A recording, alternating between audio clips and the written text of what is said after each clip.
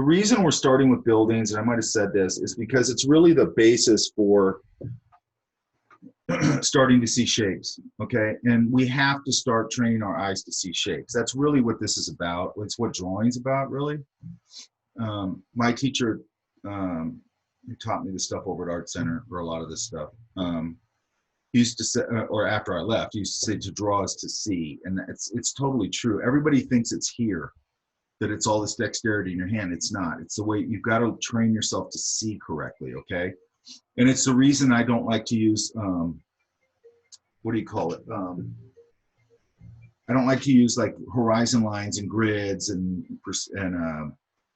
vanishing points and all that stuff when you're on location, because I'm trying to help you train your eyes to see spatial relationships. Does that make sense? So, and we'll start talking about this today, because I'm going to go over these today. And hopefully I'll have time. I want to go into foliage a little bit. And then I'm going to probably want to continue maybe for one more week on this, because you've really got to get this down, okay? When we get to people, it's not really going to change a whole lot, okay? People or whatever, animals or whatever. It's not really going to change a whole lot. You're still going to be breaking these things down into bite-sized graphic shapes and things like that, and then working into them, okay? What I really want to start going over today also is line quality, and how we're going to use our line quality or our line weight to indicate shadow values and lighting, okay? It's the reason I don't like you using shading yet, okay? What happens when, you know, you see it all the time, especially like in high school and stuff, you'd see it, and I still see it, where people do a bad drawing and then they try to shade it to make it cool. And it's, you know, because then they go, oh, I want to make it look 3D or whatever. And it doesn't work, okay? It doesn't work, okay? And then also, when we get into that, I want to start showing you, okay, pick a way you're going to shade this thing or give it value. Don't do 5 different techniques in it, because you see that all the time, okay? Where you start off with, I don't know, tone, then they start hatching, and then they start cross hatching, and then it's just a big scribbled mess. And then they usually take something and smear the whole thing to try and make it, to smudge it, you know, and it's just like, okay, that's a mess, okay? Again, I want to get methodology. We have to learn methodology, okay? Your methodology will evolve and stuff, and I always say this, and I'll probably say it over and over again. I'm not showing you the way, I'm showing you a way, and I'm showing you a way that's basically based in fundamentals of really classical drawing and stuff like that. It's just in a more modern context, okay? And you'll add to this and subtract it and come up with your own way of doing things. My only thing is that I just want to make sure that your grounding is in good solid fundamentals and you have a good foundation, okay? Because if you don't have that, you're just, I know it's a cliche, but you're building a house on a crappy foundation. It's not going to work, okay? And then we have a methodology also. Hopefully, I'm always interested in putting a methodology around whatever you're doing, because I'm assuming X amount of you want to do this professionally. And if you want to do it professionally, you have to have a consistent methodology. One thing I always thought about when I was in college was, I go, I've got to be consistent. I can't be doing this thing that I'm doing right now where I do 5 crappy paintings and I do 1 good one, then I do 4 bad ones and I do kind of a good, you know, inconsistent. You can't do that. Like when you're working, you've got to deliver on time and really great. You know what I mean? And nobody cares how much time you have. You know, you can't go into a presentation and go, well, I only had 2 hours. They're going to go, I don't care. He had 2 hours and look at his, you know, it just doesn't matter. Okay. And by the way, that's all doable. Like in my head, when I thought about that before I was doing it, I always thought, like, how the hell these guys do that? Like they go in every day. It's just got to be a terrible pressure every day. And you just get used to it and you get good at it, you know? Okay. So let me start to go through these. I'm trying to get my Bluetooth back on. Hang on. And I'll go back in here in this folder and pull ones that I don't think I have. Let's see if this is working. No.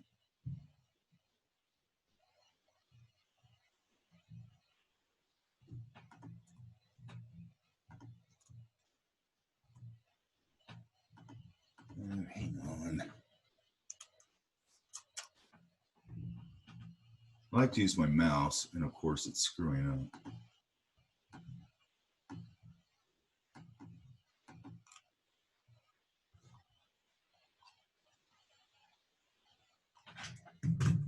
All right, I'll see where it goes. Okay.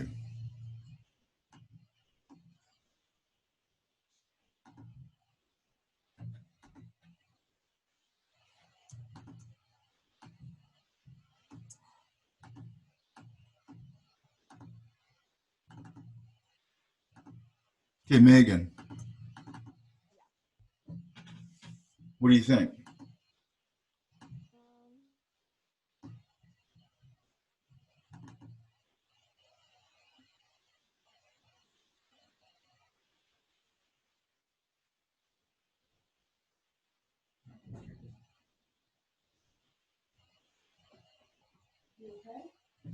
Yeah, why?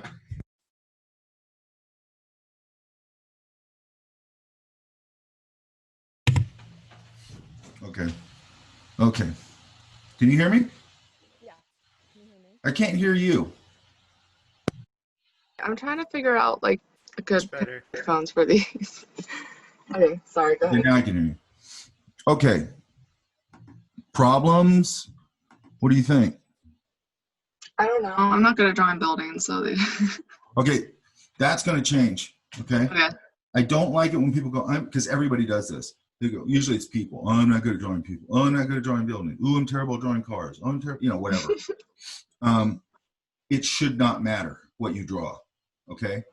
And that's exactly my point. I want to get you where you see, okay, when I think I know I said this in another class, but whenever I go draw something, whenever I go paint something, especially painting, all I'm seeing is a big abstraction in front of me. I'm not seeing whatever it is. Okay. Does that make sense? Yeah. And especially with painting, because painting, you're literally just putting a shape down or whatever, right? So I just look and I see an abstraction. I go, boom, there's a mark there. There's a mark there. I'm going to get this big brush and knock in that big shape of the tree. I'm going to take that. And it's like putting a puzzle together, right? Yeah. And it's the same thing when I'm drawing, okay? So when I'm drawing a person, it's just the same thing. It's all the same thing, okay? Like I don't like cars. Like cars don't interest me, just in general. All they are is a tool to get from point A to point B. I don't find them interesting or anything, right? I don't really like drawing them. But I go out sometimes in parking lots and I just draw cars, but it's really not that different again. Again, a car, it's a series of shapes, right? Yeah. Or if I go to something, I went to the Women's March, I don't know, a couple of years ago, wherever it was, just to go draw it, right? And, there's City Hall, there's downtown LA, there's 10,000 people, there's like all this stuff. I don't even look at it and go, oh God, there's a lot of people. I just see a bunch of shapes and I go, how do I edit down these shapes? You know what I mean?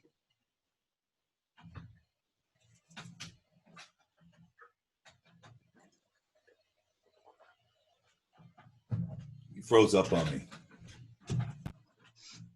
You're good. Okay, did you catch that? Damn it.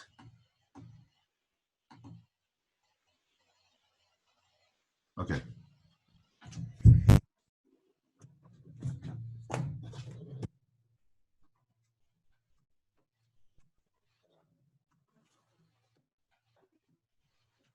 So let's look at these. Can you guys hear me?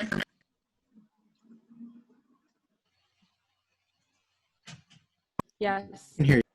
Yeah. It's really weird because you guys are like stopping, and then I don't know if I'm stopped or it's such. You've been cutting out in and out a little bit here and there. So Yeah, do you want us to tell you when you cut out? Yeah, you see it? Yeah. I'm Okay. start going over these.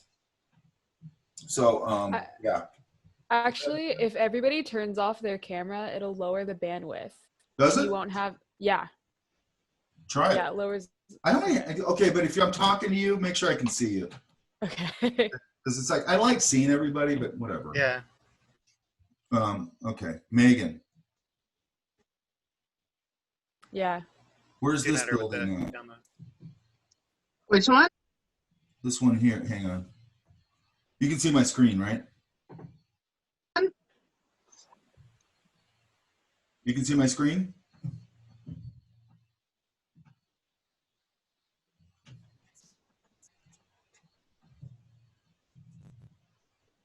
Yeah, like a house in Orange, Old Town Orange. Okay. So we're sort of, okay, so like this, what's that? A bush. It's not. It's random mark making, correct? Yeah. From here on out, I'm going to beat you guys to death about this. Do not put a mark down unless it describes something. Okay? Got it. And I'll start talking to you about shrubbery today, or foliage, okay? So really here, like I was saying last week, you can just sort of indicate it, you know, that there was a shrub here or whatever, and because I'm going to show you that today. Oh, wait, I got to do one more thing before I start.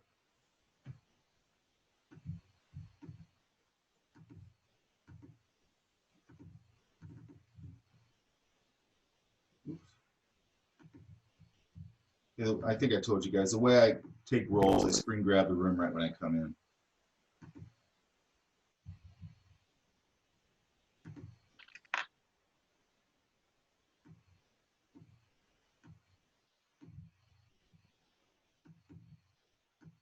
And I might, for time's sake, I might start picking some of these to go over that I feel like are speaking to most of the class. So I don't have to go through all of them because I've got 28 people in here, so I'm assuming I have quite a few to look at.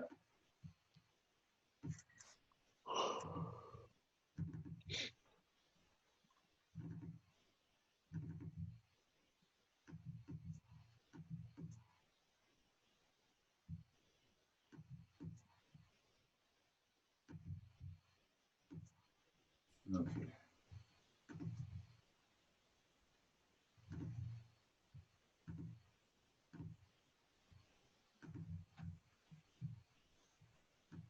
Okay, so I got that. Okay. Okay. So what we want to do here is start to define this a little better. Mm-hmm. So, okay, so let's go through this.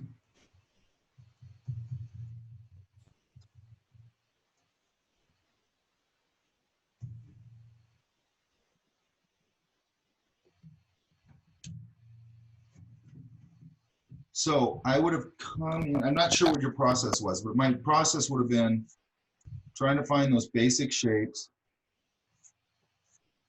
I don't care, I want to draw through the form and stuff. I'm not worried about that. I'm keeping it nice and light and loose, okay? Mm-hmm. And then, basically what I would say, yours is a little wider.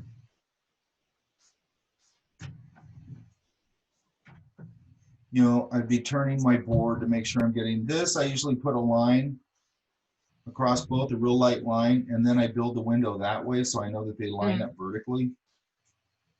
That makes sense? Yeah. And then if it comes down here, you know, if there's windows down here that also line up, I do the same thing. You know, okay, so then what I'm really concerned with, just like we said before, is I want to put in my really basic shapes here, okay? And then we've got this little, I love this little porch.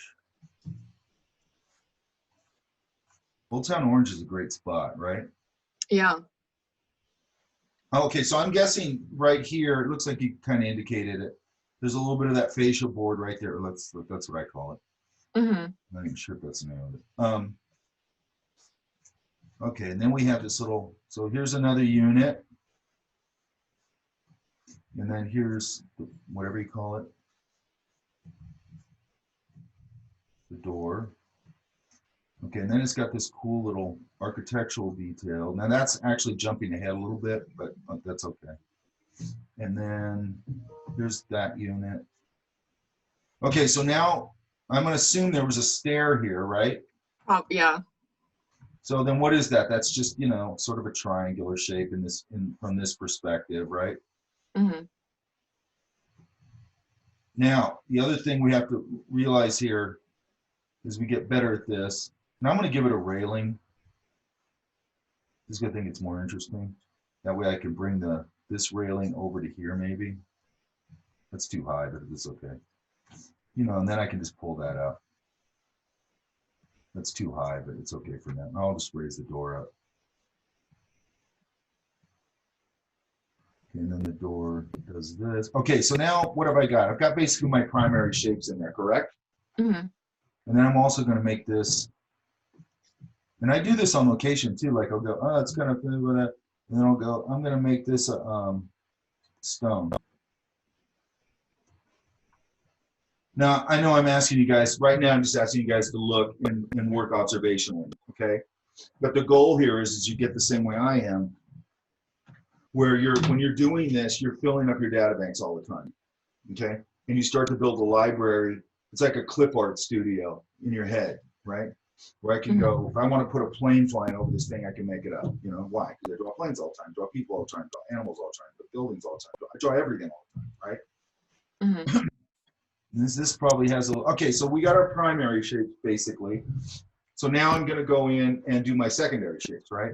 And also I'm gonna pull this off a little more because I want a little more overhang. I'm gonna put that old facial board in there. Okay, so now here, I'm just going to my next biggest shapes basically. Okay, so there's my, whatever you call it, for the window. And then I might go, there's these. I have one open more than the other. And then I might put some curtains in here, depending on what they had, you know. I want to put a little. Was this house, it was just wood, right? Mm-hmm. So, yes. Okay, so let's look at this because this is going to sort of fall into what we're talking about today a little bit. And then here, yeah, I can put my bush over there. And look, I can indicate very little here. And I can start to get a bush, okay? And it'll start to read. Does that make sense? Mm-hmm. And then I'm gonna go, you know, you don't have to put all this stuff in, but, oh, and then there's something here. That's cool, I like that. Okay, so then I'm gonna go, that's kind of the stuff that's there. I'll put a doorknob here. I'm going to add a window right here. Well, let's put this in first. Maybe another little thing there. And I'm going to, I know I'm going a little further, but just because it's hard for me not to, because I just look at things that I feel like I want to put in. So like I could put like a little square here and then go.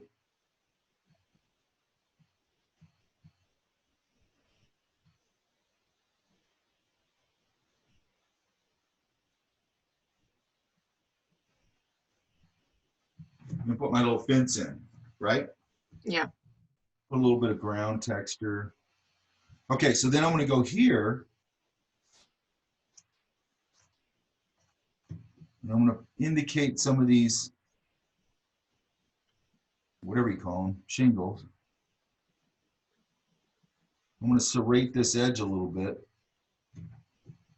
because they overlap. Now, why am I serrating the edge a little bit? For texture? To break the silhouette. Right. That way it starts getting me out of everything looking like hard geometry. Does that make sense? So I might overemphasize it a little bit. You know, and then here, this is a separate thing. So we're going to go through a thing. These are really good to work on, by the way. Now I want to give it a little trimming. And then maybe I'll repeat the stone idea up here.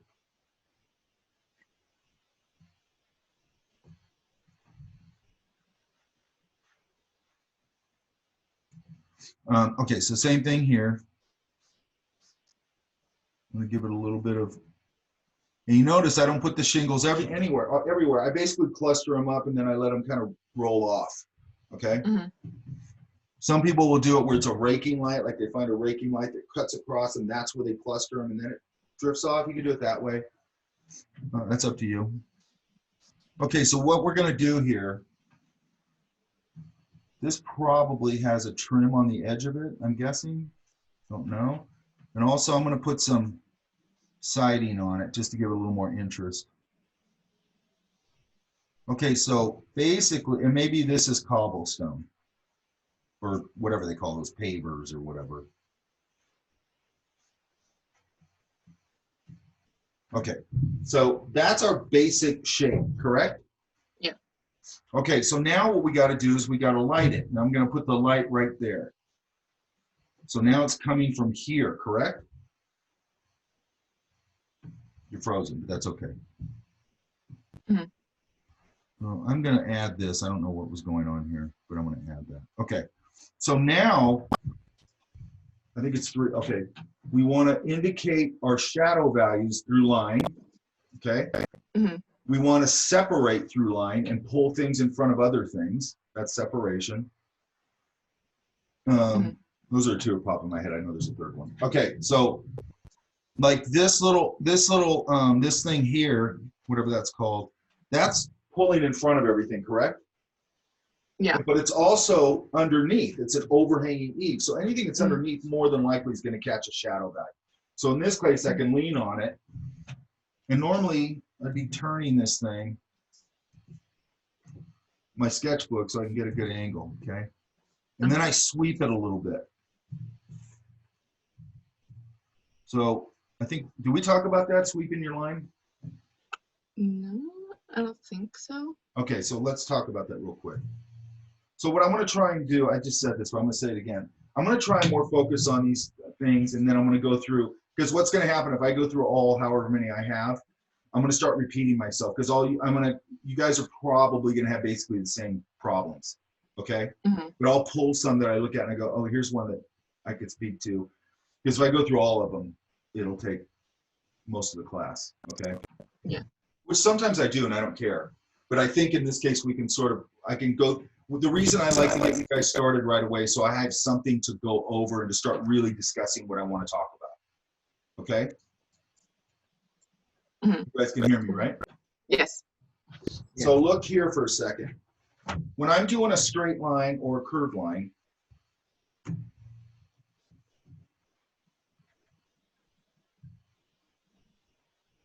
let's switch to,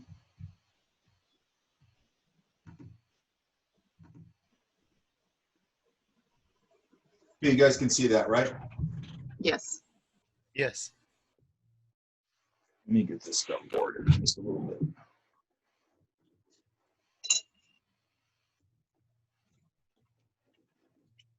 I'm going to move my camera. I don't want it that far up. Hang on.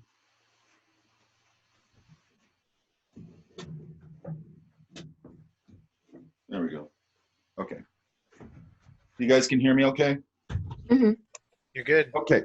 When I'm doing something like what we just looked at, which is that overhang, you guys can see that okay, right?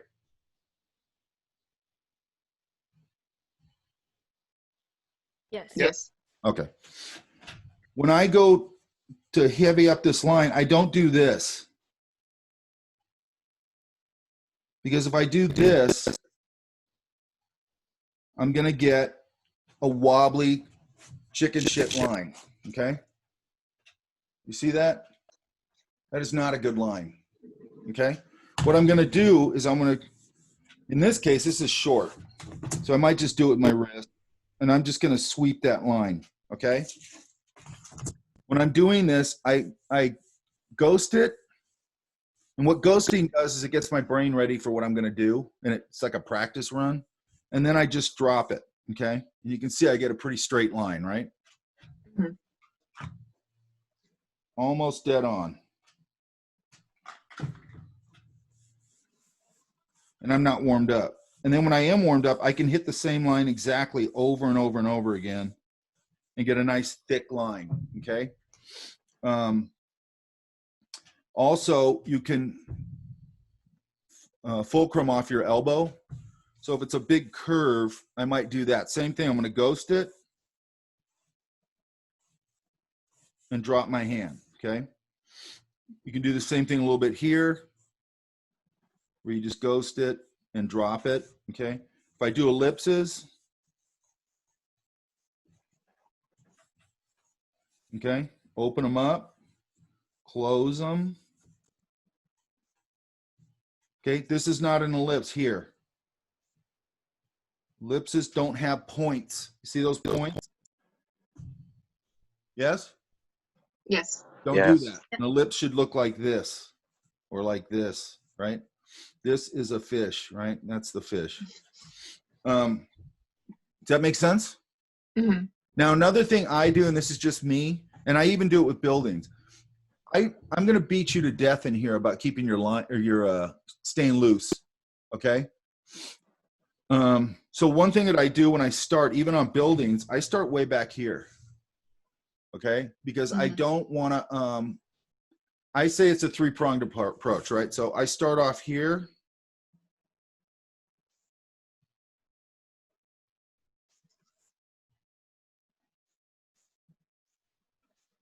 Nice and loose, right? Mm-hmm. Then when I start going, okay, I like this, but I need to, now I'm here. And this is just the way I do it, right? Now I'm here, which means almost no control, a little bit of control, right? So then I can come in here and start going, okay, I'm going to, and by the way, I'm also making a lot of, when we get to value, I'm making a lot of my heavy lines with the side of the pencil, like that, okay? This is a super versatile tool, man, okay? You can paint with this, it's awesome, okay? You know, and I'm just going to place everything.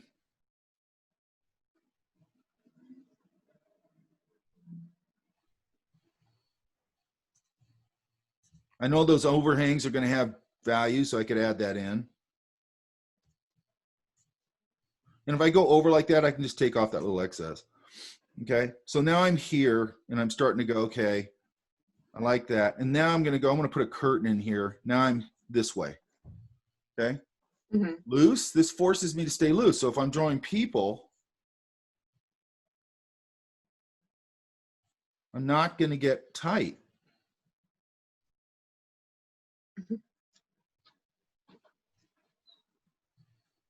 And look, I go all over the places. I love doing this, where I just start finding my line. And this is always really light. I'm doing it a little heavier because, you know, I want you guys to be able to see what I'm doing. I keep this really super loose. And I'm finding all my shapes. If I'm doing it, even if I'm doing it from life, I got to find those shapes, right? So we got a lot of stuff I want to talk about today about spatial relationships and all that kind of thing. But and then I'm going to go here and start to get in some of my finer stuff. And then when I want to go in and do like eyelashes and eyebrows and stuff and start to punch my line, then I go to this. Okay.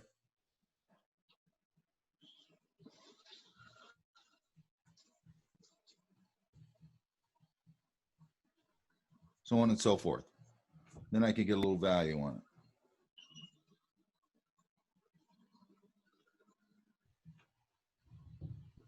I always put a little value on the nose, rub it out, clean up the edge, give him a little shine on his nose. Okay? Does that make sense? Yeah. It's hard for me. I don't mind correcting on the computer, but I don't like, you have to understand this stuff from a, hang on.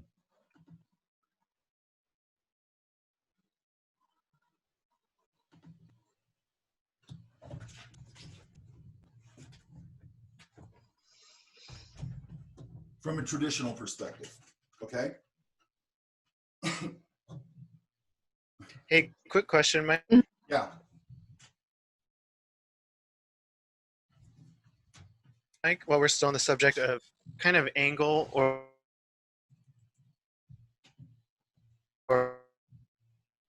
elevation of your on my notepad, I had trouble keeping it stay. Seemed to work better. But with my desk or something like that, do you have any thoughts or anything on that, like to get those nice elbow-based, arm-based strokes? On Is there a location? particular angle or? Yeah, I mean both, kind of whatever your thoughts are on that. A lot of times if I'm on location, I don't have the room or something, I'm not in a comfortable position, which is 90% of the time if I'm on location, I just kind of ghost it. I don't necessarily anchor it anywhere, I just ghost it. You know, I just sit there and go, okay, I do the same thing. I just don't have that, I don't have that fulcrum anymore, but I just do the same approach where I just kind of go sweep it and then drop it. Got it. Got it. And the thing is like, and I don't know, I'm probably weird this way. I like, I have no, care about how weird I look when I'm in public. I don't care if I'm sitting on a dirty sidewalk in Los Angeles. I don't care. I don't care if I'm sitting in a dirty sidewalk in Los Angeles with a bunch of winos. If I'm getting the best location from that viewpoint, I'm going to do it. I don't care. Okay. And I don't care how uncomfortable I am. I don't know. It's just, it feels more adventurous to me when I'm kind of out there just doing that kind of thing. I just love doing it. And what I love about going to LA, I was just talking to somebody about this. When you go to LA, well, not just LA, but someplace like that, you just become part of the fabric of the city. So I'm usually sitting in some little corner in some dirty wherever, and I've got my crap all around me, and I'm sitting there. Nobody wants to talk to me because they think I'm a crazy person. Okay, they don't know what I'm doing, and it's great because I don't want them to bother me. But they don't even want to make eye contact with me because they're afraid if they make eye contact with me, I'm going to start going, "Don't you get it? The aliens come and see here. Look, here's my schematics for you know." That's what they think I'm going to do. You know, and I want them to think that because then they leave me alone. Okay, so look, so now we've hit that to pull it forward. Okay. Now these are underneath, right? This side is away from the light, correct? Yeah. These, I can just start, as a rule of thumb, I can start just by going to hit all these. Now I have to make sure that all the lines are, and here's the thing with it, you're showing value, okay? So the line weight has to all come up relative to each other. So if I leave it too light and then I really heavy up the darks, that's not gonna work, they're not gonna connect. So there's gotta be a certain level. What I usually do here is I go through here after I get this initial pass done, and I go, you know, I start punching the whole thing just to bring it up to a certain level because this is my light value that I popped in here. So now I got to bring everything up to just a level where I can see it a little better. And I'm going to start hitting things that are underneath, things that are away from the light.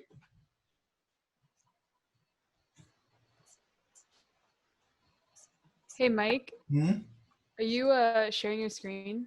Oh, apparently not. I can I mean, I can see it.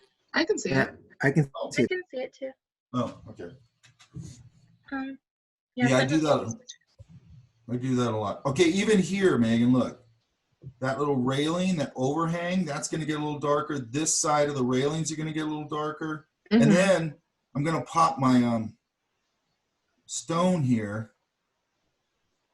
by using, you know, a little bit of line weight that's away from the light, right? And it'll start to give it form, okay? And then I can hit a few spots here and put a little bit of texture on these rocks a little bit. Put a little bit of grass, oh, that's too big. Put a little grass down here at the bottom of the fence. Hit these. This is in the back, so I'm gonna kind of leave that alone. Okay, so now I'm sort of bringing it up to a certain level of readability. Now as things come forward, I can hit them a little harder because they're coming forward, right? Yeah. And then I'm going to go here. And here I'm going to do the little serrated edge. I'm going to do it a little harder, but that's okay. See how that looks a little more interesting if I break it up? Yeah. Just from a design perspective. Mm-hmm. And what am I doing? I'm overemphasizing. Here I'm overemphasizing it. Because it just starts to make things look more interesting.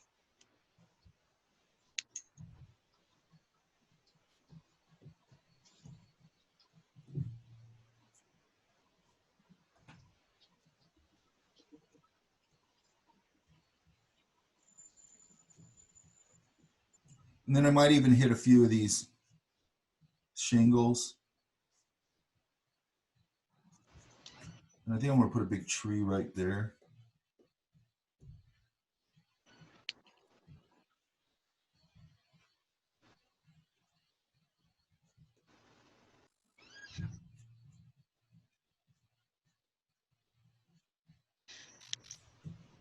Okay, and then maybe something back here. And then I go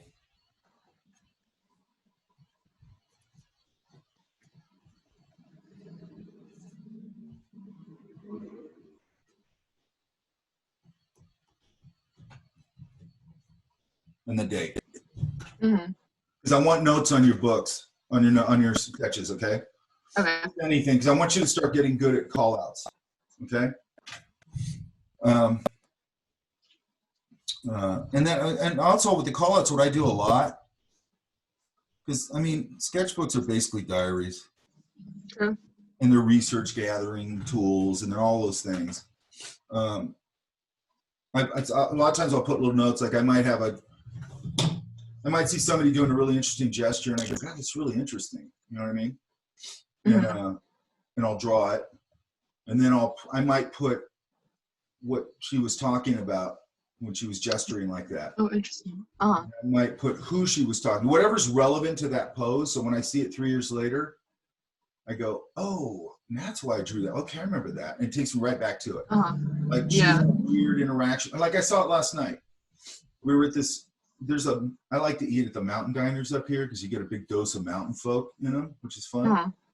And there was these two girls there, and I couldn't figure out their relationship. So I just sat there all dinner trying to figure out what their relationship was. Because one of them, they clearly didn't know each other that well, Mhm. right? But one of them seemed really desperate to impress the other one, who didn't look like an impressive person. Okay, so it'd be one thing if they looked like some kind of impressive person, but they didn't, right? They looked like both of them, right? And she was just way too demonstrative, like, oh yeah, I love that, just like that, So I'm watching all this, just going, what is the relationship here? You know what I mean? I don't know if this is her new boss, maybe, Yeah. I couldn't figure it out. And then my girlfriend, I go, I can't figure out these two over here. I've been watching for like half hour.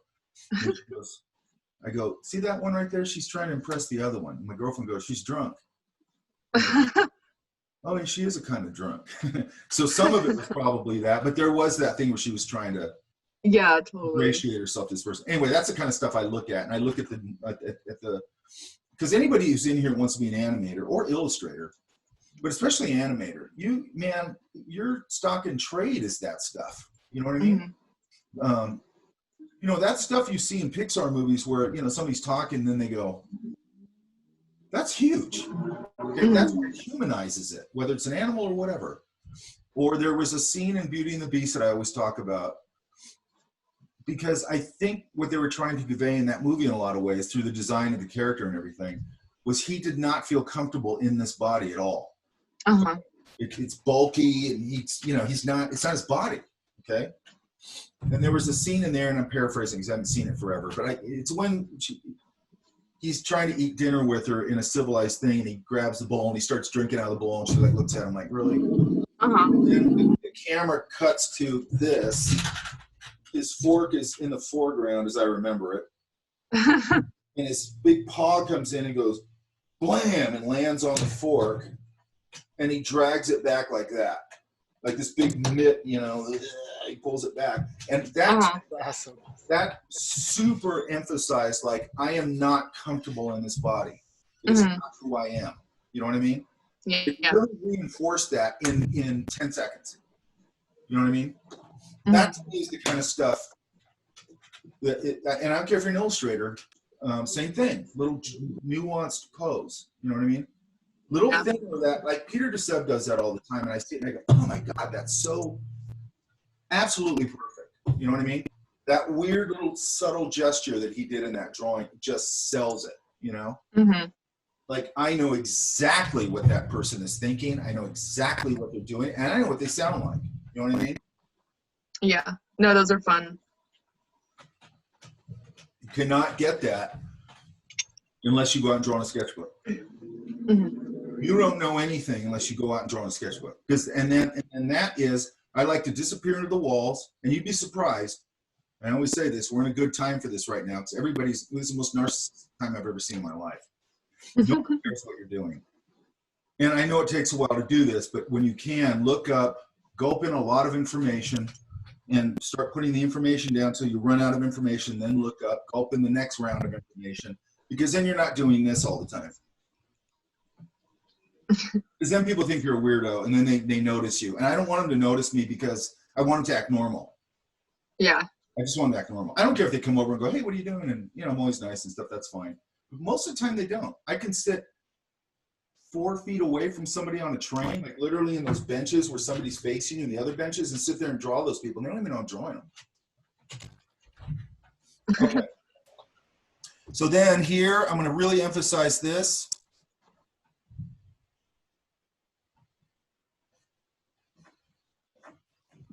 So that's where I would start like really punching line.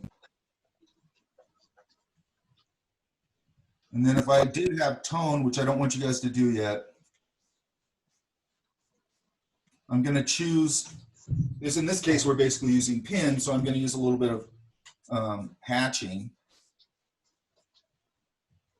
Start to get that stuff a little bit, just enough dimension. Because why? The tree is not the star, correct? Mm-hmm. Yeah.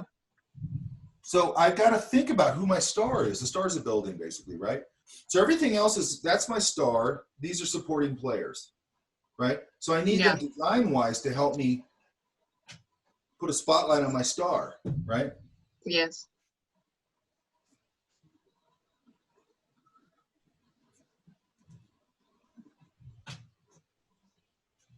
Sketching makes me happy, by the way. Okay. You know, and then I think you put, looks like you put a rain gutter right here, which I love that kind of stuff. I don't know if that was Another fun. It was?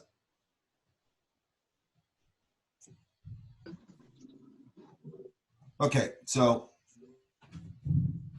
you know, and then I might indicate a little grass here.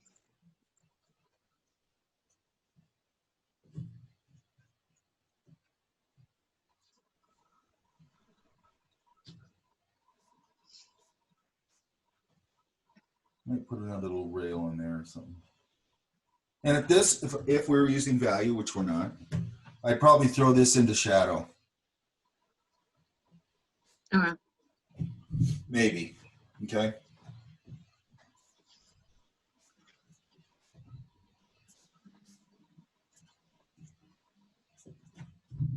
Does that all make sense? Yes. Mm-hmm. Okay, but what I want you to see there is how we built that just out of really simple shapes methodically. And all you got to remember is big to small. Yeah. And when you go on to location, which sucks that we can't go do that, and maybe I can arrange it, I don't know. But Secretly. what I love about doing that is that you go there and you're overwhelmed. Did you get overwhelmed doing this? A little bit.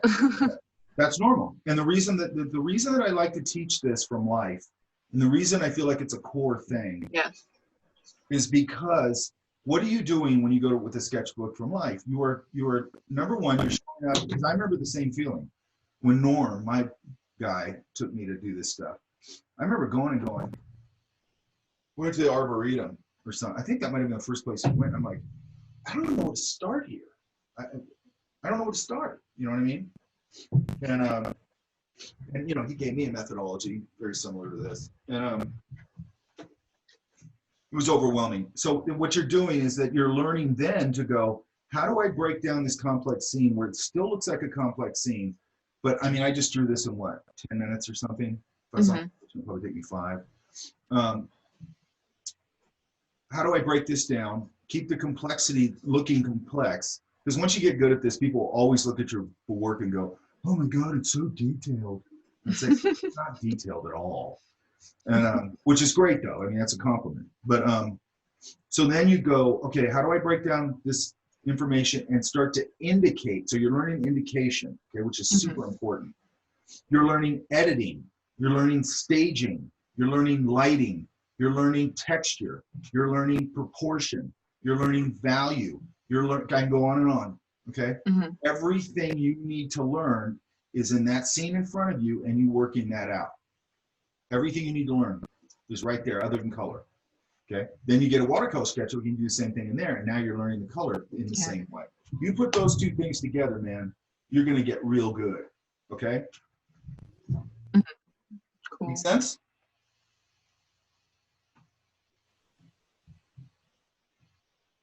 Yes.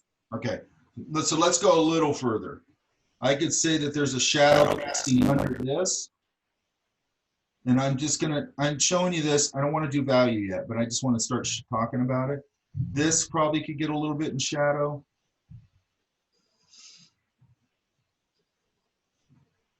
This could cast a little shadow. The whole porch back here could actually, it could come in this way maybe if I want to make it more interesting.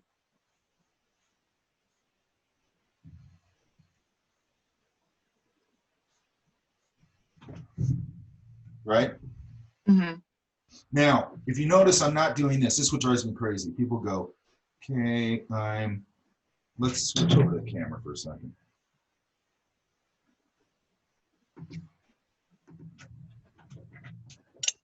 They do this. They go, I'm shading this house. Okay, that doesn't work. Okay, now I'm gonna hatch it. Now I'm gonna cross hatch it, even though I don't need to cross hatch it. Wait, and now I'm doing this. Okay, and then oh wait, none of that's working. So now I'm gonna smear it all. That's what everybody does. Okay, if you're doing a shading thing, what I would say is, for now, when we start getting into shading, I want you to learn to do this. Just a very clean.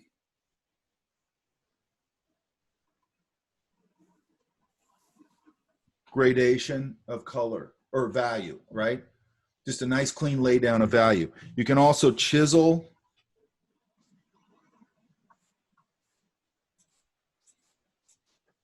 You can use the side of your pencil. Okay. Mm-hmm. If you're using pen, you can do a hatching thing. Okay. 90% of the time that's enough. A lot of times I'll have it follow the form like that. And those are just basic ways of doing it, okay? Uh-huh. Don't do this. That just looks a mess, and it doesn't say anything, okay?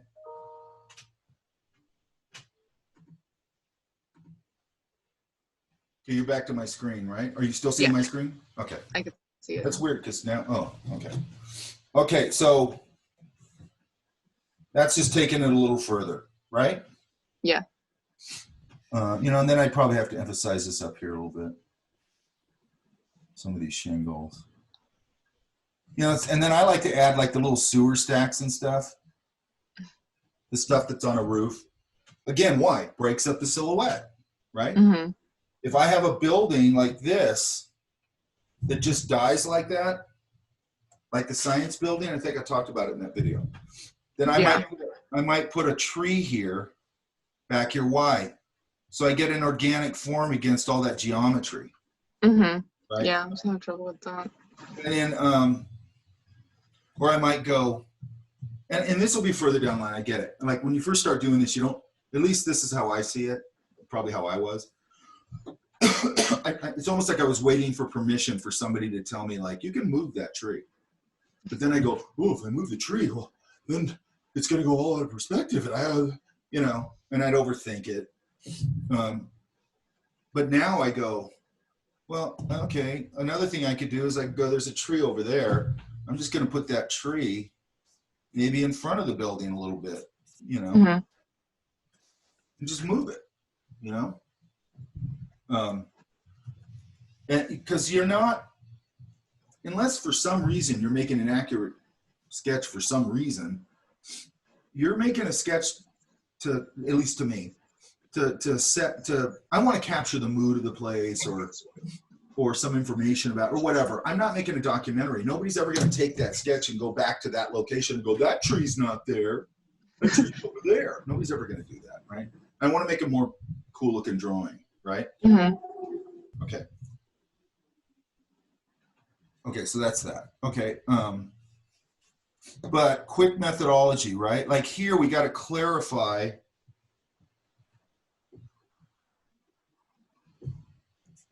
That's weird. Hang on. Of course, the only time anything ever goes wrong with my computer is when I'm in a class. Oh, here it is. This one.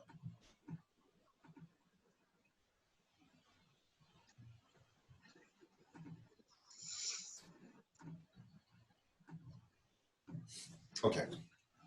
Clarify. So here, we need to clarify that. Right now, it's kind of a jumble of shapes, correct? Mm-hmm. Yeah. So if you would have came in here right away, and I know I'm stylizing a little bit, but whatever. I don't mind stylizing a little bit because eventually what I want you guys to be able to do is take this and then create things with it. Okay, that's really the point, you know. Anyway, so we could, you know, if you come in and you just clarify these right off. And here's another thing: once you put down a shape, okay, and this is key, then you know where every other shape goes. Okay. Yeah. So like this building that's behind this one, correct? Mm-hmm. Once I put this shape down, then all I have to do is go, oh, it meets this building right about there, right about at that point. And then I go, and then it comes down about that far down from this point. And now I've got a frame of reference. Okay. When I'm drawing people, I do the same thing. So I'm drawing filthy human. I usually put, you know, if they're sitting or standing or side view or wherever they are, I will put sort of their head shape in, right? And I'm not always this methodical with how I'm drawing. It's how I think in my head. I'm overemphasizing my shapes when I'm drawing with you guys, okay? So I'm not always drawing all these circles and all that kind of stuff. I'm just kind of looking and throwing out, you know, it becomes more natural in your own. Like I don't teach it the way I do it because I do a lot of just spatial relationships, okay? So I might put this guy's head in and then drop his hand down here and then come back up and start building the arm. That's not a smart way to teach you guys. You should actually put down the big shapes first. And I usually do, okay? So, but anyway, if I'm drawing a person, you know, once I get the head shape in, one of the main things I look for is where's the collar in relation to the ear? Okay? So I go, how far is that collar from the ear? If they're sitting down, it'll actually rise up quite a bit. And it might be way up here. But I look for this, and you'll find your own landmarks. I look for that landmark, okay? Then the next landmark, if they're, you know, I'm talking about cafe sketching, so these are clothed people, okay? Then the next one I look for is the seam, because every garment has a seam on the shoulder, okay? So then I go, where's that seam? And you'll be surprised how low it is. Like you would think it would be like here, and it'll be way down here. So now I got another landmark, right?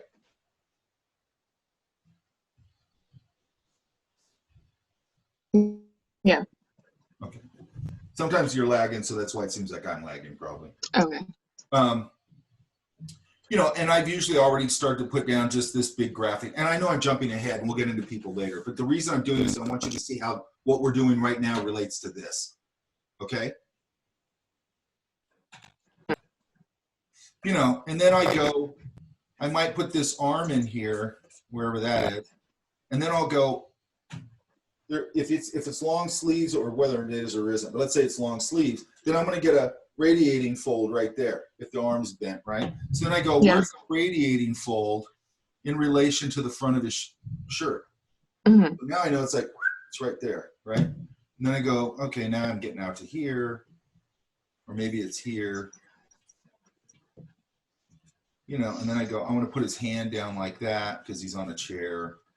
You know, and then on whether it's buildings or people or whatever, you know, and then I readjust. And I go, that's too far down. And I start going in and making all my adjustments, you know, just as to big landmarks, that's it. And then I can go in and start to add the next layer of information, right? Yeah. So it's the same thing, you know, and if I'm working, like if it's outside, I'm not going to probably put his eye information in there. I'm just going to, if you go out on a dark or a sunny day and you're reasonably far away from somebody, like 30 feet or something, you're basically seeing the eye socket shadow. You're not really seeing a lot of information in there, right? Yeah? Yes.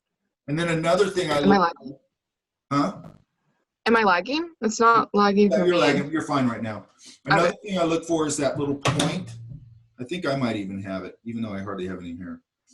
Like that little point right there. Do you know what I'm talking about? Uh-huh. I look for that and I go, where's that in relation to the eye? And I go, okay, it's right there. So now I know where that is. And then I look, how far is the ear to the back of the head? Oh, there's a little more cranium there. Mm-hmm. That's a big one. People miss that all the time. They do these really squashed heads. You know, and then I can start to build hair.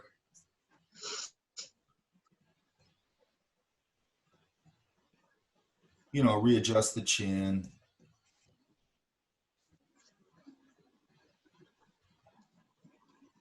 Like a man, you know, and I just start building it, okay? And I usually do it obviously a lot looser than that, okay?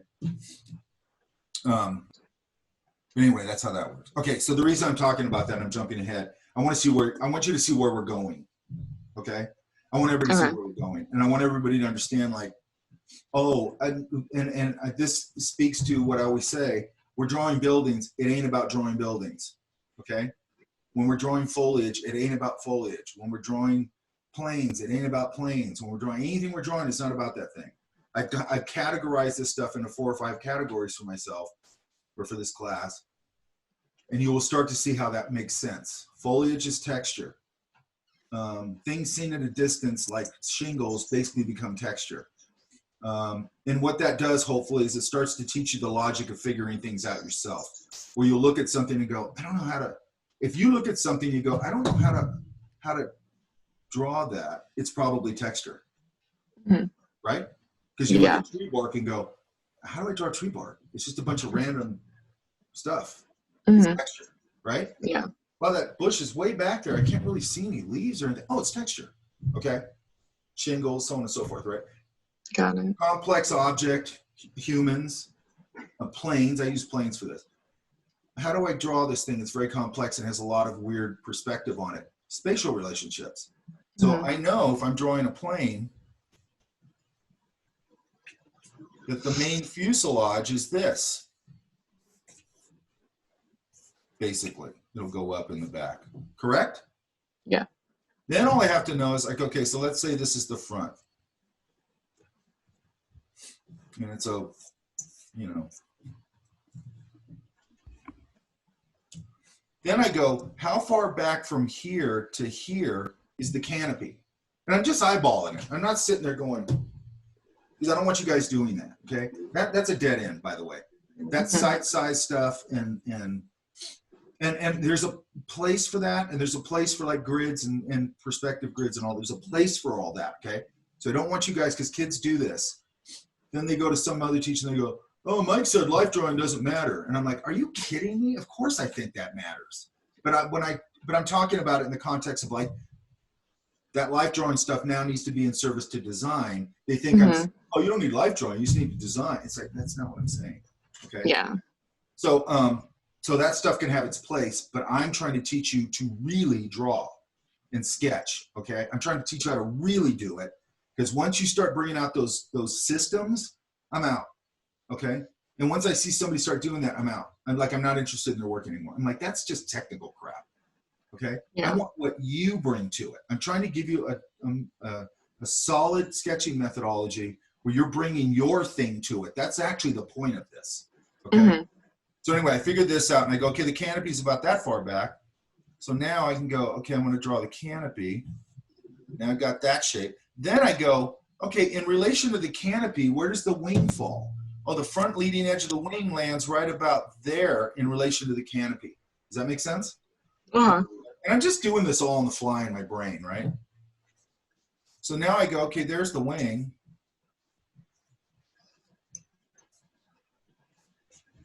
There's my wing. Same thing. Where does the wheel assembly land? Oh, the wheel assembly's out about there in relation to the canopy. So there's my wheel assembly. I can start to block that in. Right? Same thing back here. Then then I go, how far is it from here to where the fin, from here to wherever here, to where the fin starts to go up? And I go, oh, it's about here. And all this stuff I just ghost. Because I'm gonna have to go back in and readjust, because it's always a readjustment thing. So I'm just ghosting. Okay, don't erase it. I just ghost it. Because then if I go this comes back a little further, or it comes in a little further, I can just ghost it back in. And then when I go and heavy up my lines, that's the one I'll heavy up. Okay. You know, once I get all this stuff in, And then I can go, okay, there's some cut lines here and here. There's a little thing here. The other one's back here. Then I can come in here and go, I'm going to put in a big shadow. Why am I putting in the shadow? To ground it, correct? Mm-hmm. And then there's a bunch of ways I can do the shadow. Do I want it to follow, you know, sort of a perspective-y, ground plane-y kind of thing? Do I just put a big black shape there? And then I come in and I do the same, you know, maybe there's something here. Maybe this thing has props.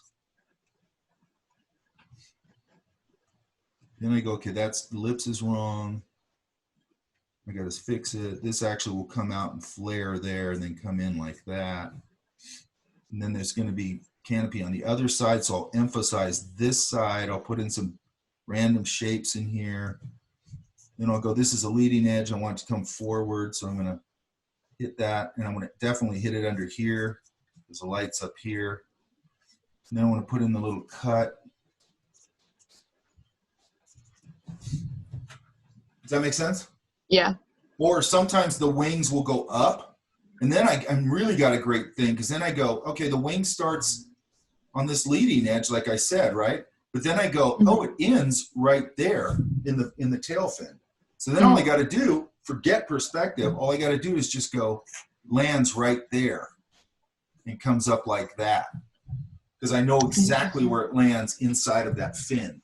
Those are spatial relationships, okay? Mm-hmm. And we want to start using those now. As soon as you put a shape down, now you can go, I know exactly where that is. And then what you'll do is you'll put 2 or 3 shapes down. You go, oh, that roof actually needs to come out a little bit. You need to go in and ghost those in. And you're just readjusting, bang, there it is. Now you start going in and hitting your line. And then you're out, right? Got it, yeah. I always say primary shape, secondary shape, tertiary shape, your smallest shapes, you're out. That's it, okay? Your smallest shapes are your detail. And throw that word out of your vocabulary because detail is bull. It doesn't exist, okay? It's that, I always say, it's that kid in The Matrix that's bending the spoon. And he's like, how do you do that? And he goes, well, there is no spoon. There is no. Okay, here's the science building. Uh-huh.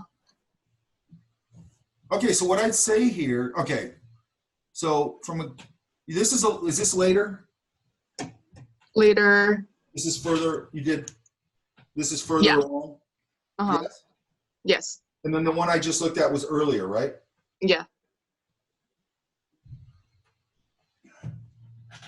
This looks a little more coherent. You notice that? Mm-hmm. Okay, but what I would say is okay, so here's another thing. It looks to me like, and maybe not, I can't tell. But you want to draw through this whole form when you make these lines. Okay. And that's why they're light and loose, right? And don't erase them. They'll just disappear. As long as you don't hit them too hard, okay? Mm-hmm. And then you have this. And then I would have put in this whole shape right here. Okay. And just got that done, right? Because I want the big shapes. Big, okay? By the way, when you go to almost any scene, you can usually break it down to 2 to 7 shapes probably, right? Almost any scene. Got it. This is gonna sound weird, but do you have any tips on how to draw like straighter lines? That's too weird. I'm not going to answer that. The way I feel like I get wonky lines and then like it looks just like lopsided. the way I just said, where you start sweeping them, Okay. and make sure you're turning your sketchbook where you're at a really good angle. Never try to do a line where you're like, you know, it's some weird angle. Don't do that. Turn your, you know, whether it's digital or in this class, it's all traditional. Mm-hmm. Board. And same thing, especially with ellipses. Okay. And the thing I do with ellipses, what do I do with my, hang on.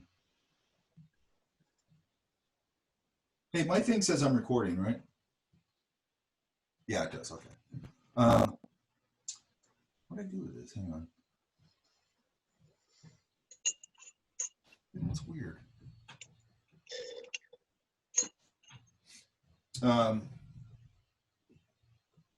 Like if and by the way, to the shape, I know I bounce around a little bit, but I'm actually just reinforcing my shape idea. Okay. And I don't want you guys to go, oh, now we're talking about people. I'm not, but I do like to give you guys what's on the horizon. Okay, like whenever I was in a class, like Petrushka's class or whatever, you go, here's what we're going to do week 8 or whatever, and I go, oh my God, I can't wait to do that. You know what I mean? Why is this? My mouse went dead. I don't know why. Hang on. Oh, that's why. Okay. There. A car is the same thing here. Okay. Except what's a car for the most part, even now, even though they're much more modern and sleeker looking, it's basically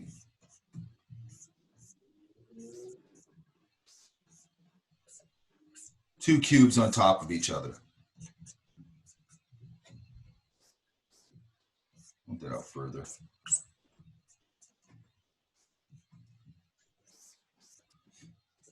that make sense? Yeah. You know, because then I just pull this forward. You know, this nowadays they do more like that. Pull this.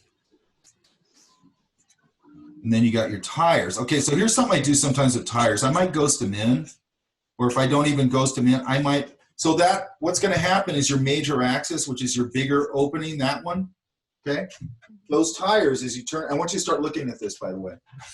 Those tires, as you turn that in perspective, will lean towards the vanishing point. Okay, so start looking at it when you're looking at a car in 3/4 view. Look for that little tilt. Okay, so I know that when I'm going to put in this, whatever you call it, this, hang on. This is what happens to me. I get hung up on drawing it and I want to draw it some more. But anyway, I know I'm going to turn this thing, okay? So when I turn it, sometimes what I do is I go really lightly, a little axis line like that. Because what does that do? It goes, when I turn this, then I go, oh, my ellipse has to line up on that axis. When you turn it, it's easy to forget which way it's going. Does that make sense? Then I know they're lining up on that axis. And I'm turning it because in order for me to get a nice swept ellipse like that, doesn't work that good to try and do it like that. It works good to do it like that. So I'm going to turn my board so I'm doing it like that as opposed to trying to go, because I'm out of control when I do that, okay? Yeah.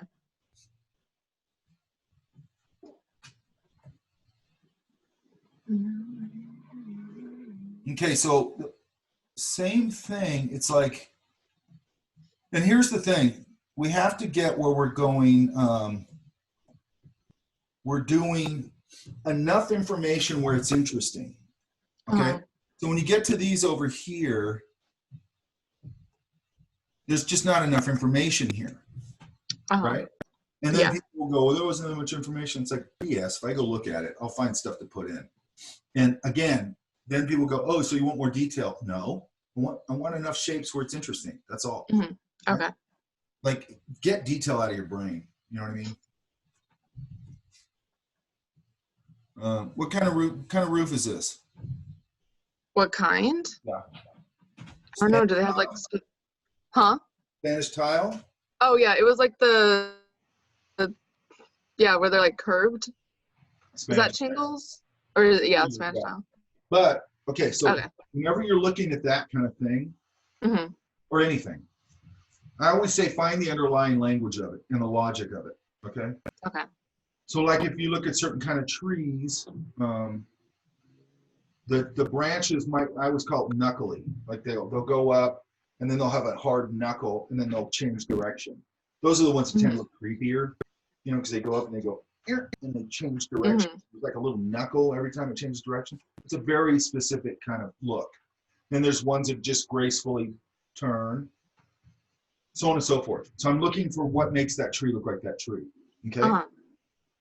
Again, it's not the star of my drawing usually, but I do want to vary it, and that's one way I can vary it. Okay, so the look of the branches in the trunk, you know, I can use that, and then I can use one that's more elegantly curved, and I get different shapes, so it doesn't look like I'm just repeating things. Okay. Yeah. And when I'm looking at a Spanish tile roof, they do the first thing I look at is they go in rows. Like that, correct?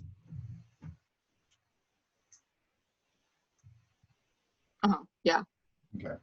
And then I go, what is it? It's half a tube. Okay. So they're doing this.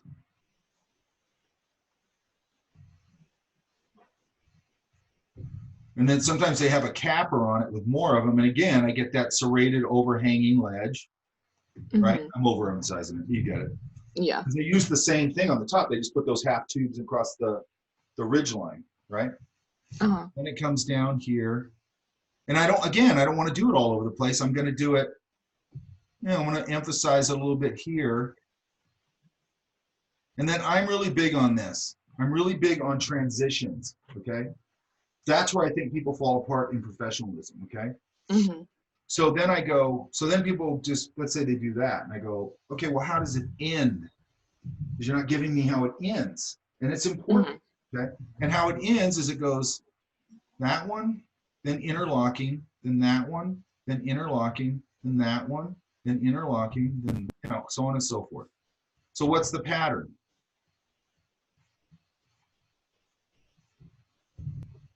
Right?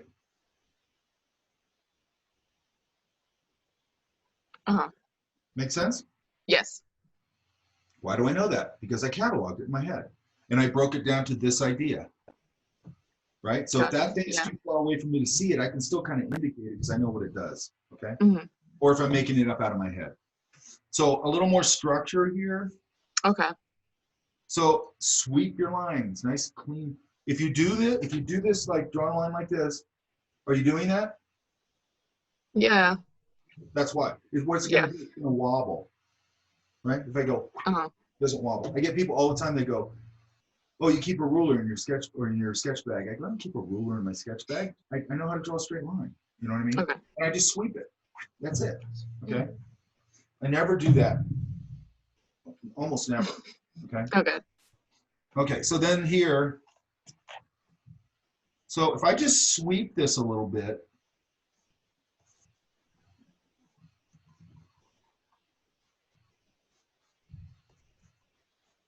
and the reason I like to get you guys going so I can work over your work is because I can show you how, this is the other thing I want you to know. I'm going over your stuff, I make it look better. I'm not doing hardly anything. Are you noticing that? Yeah. I'm really not doing much of anything. It's experience and knowing what to do. Okay, that's it, okay? And a lot of drawing. And I can't emphasize this enough, and I don't expect everybody to get as weird about it as I do. Draw all the time, okay? I love drawing, I love painting, okay? I don't do it to practice. I do it, if the byproduct is I practice, but I don't do it to practice. I don't go, I want to go practice my drawing today. I just go out and draw. Or the DMV, I draw. Or I'm sitting down for 5 minutes, I draw. Or I'm eating breakfast, I draw. I draw all the time. Or I go, well, that's cool. Or I'm going to drive down to LA and go to Felipe's and draw because I want to hang out. Or I'm going to go wander the streets downtown LA and draw. You know what I mean? It's all fun to me. I don't have the fundamental need for socialization, so that helps for me. Okay, so anyway, I put this stuff in. So all I'm doing really, and then these I probably might make a little bigger, not that big, to emphasize them a little more. And maybe, see, now we got a random mark right there. What does that mark indicate? Where's the mark? Right here.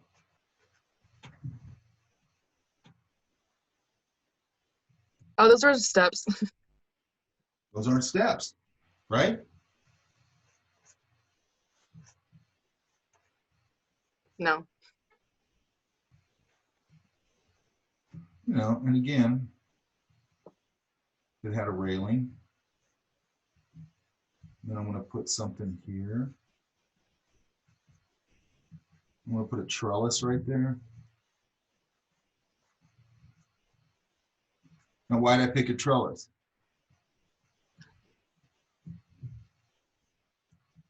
Megan. To break up the silhouette?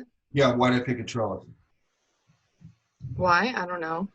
Because my girlfriend's restaurant has a trellis under the thing, it's cataloged. Yeah, I mhm. get that. So I go, I pull that out. Hmm. Now again, here it is. Look. So I will put these. So what does that do? I got to get that perspective kind of right. Hmm. And they're going to do basically that. And then I'm just going to go and then do my little in thing, so on and so forth. I'd probably put something up here if they have anything. What was this building?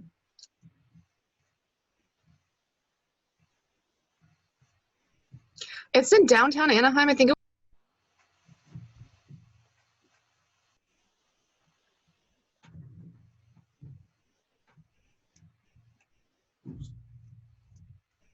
Totally cut out on me. it cut out. Yeah. It's in downtown Anaheim. I think it's a library. Oh, okay. Okay, I had a feeling, for some reason I thought it was a post office, I don't know why. But then I go, oh, well, if it's an official building, I might be able to get away with, you know, they might have an antenna up there. They might have a little something. They might have an air conditioning unit up here. And just something like that. It just breaks up the top, makes it a little more interesting. Back in the old days, you could go, hey, you could put a TV antenna up there. Nobody does that anymore. Those things were ugly, but I kind of missed the way they broke up the roof lines. Yeah. Boy, were they a pain in the ass, those things. Your dad would be out there in the rain, like trying to point it in the right direction or whatever. Okay, so all that makes sense, correct? Yeah. Okay, that's good. Okay, so less like this. Here we got random Yes. again, right? Hmm. What is that tree? Is it a cypress tree?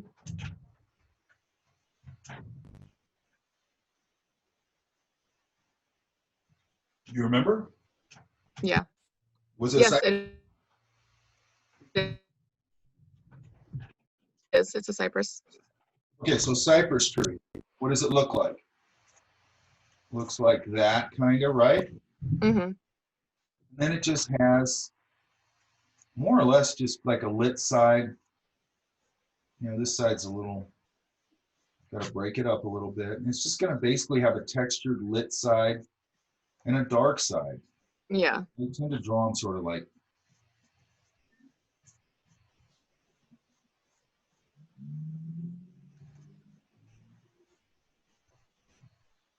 that. Hmm. And I just use the texture also as my value. Okay, those are design things. Okay, so if you can lock them together, that it works pretty nice. Okay. Okay.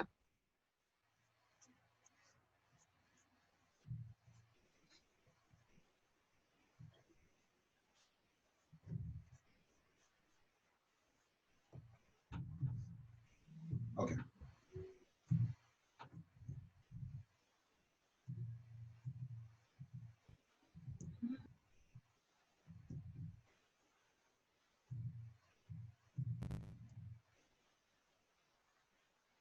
And then we'll get a little more into stylizing them later on.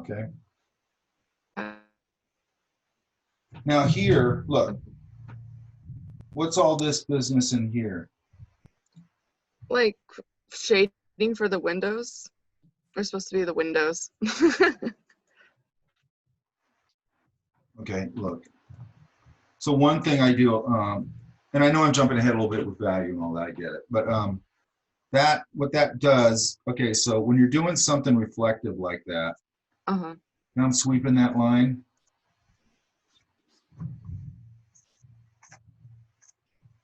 What I usually do, so there's the front of the library, correct? Yeah. So what I can do is I know that there's going to be, and I can do this with the side of my pencil, okay? So let's look at it that way. Okay. I'm going to be jumping back and forth because some things I really do think I need to show you with pen or pencil. I can show you basic things here, but hang on.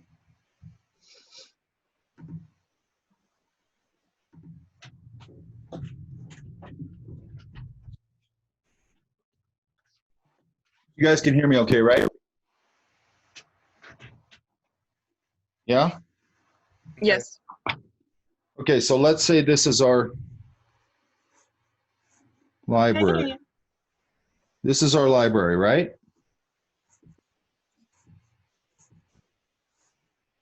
Should I sweep that line, Megan? Yeah.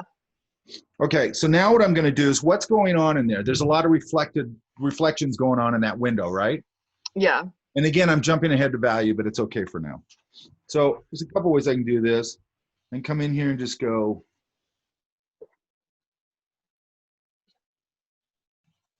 And I'm going to vary it here and there. Leave some light values. It'd be based on what I'm seeing.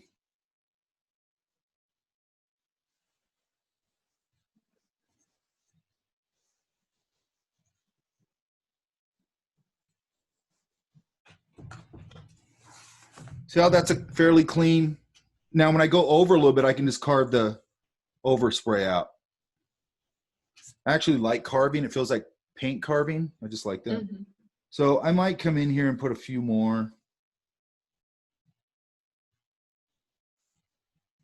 Because what I'm going to do now is I'm going to go put my stuff over this, which was the mullion system, which is this.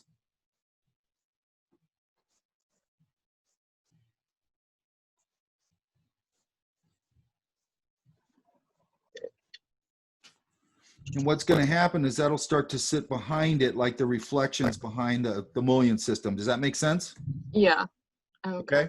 That's how you do a reflection, especially when you have something over it, right? You can use that thing that's over it to make it look more reflective. Does that make sense? Yeah. But you want to knock in the reflection basically because what's a reflection? There's some logic to it, but it's also you're sort of reading it, in this case, is sort of random shapes, right? Mm-hmm. Yeah. And then at this mullion system, now I might go a little darker on it.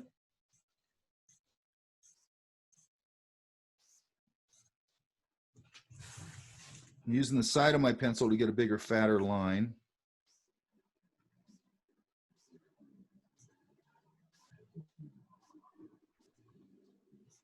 Okay. And then, then you put it actually comes out like that, goes like that. And I'd start adding this, and then there's a window here. And again, I'd put the windows like that. Then there is another one down here. So I just goes to line this way, goes to line this way. Put my other window. Start building my building. Okay.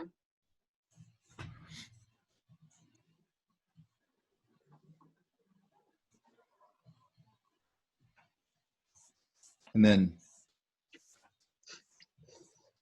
so on and so forth. Yeah? Yeah. Okay, now another thing, if I was doing this and the mullion system was white, I might have put all this in there. And I can push that and turn it into a little blade, and I could come in here and draw the mullion system in with my eraser. Okay, can you see that? Yeah. And then, so let's go this way.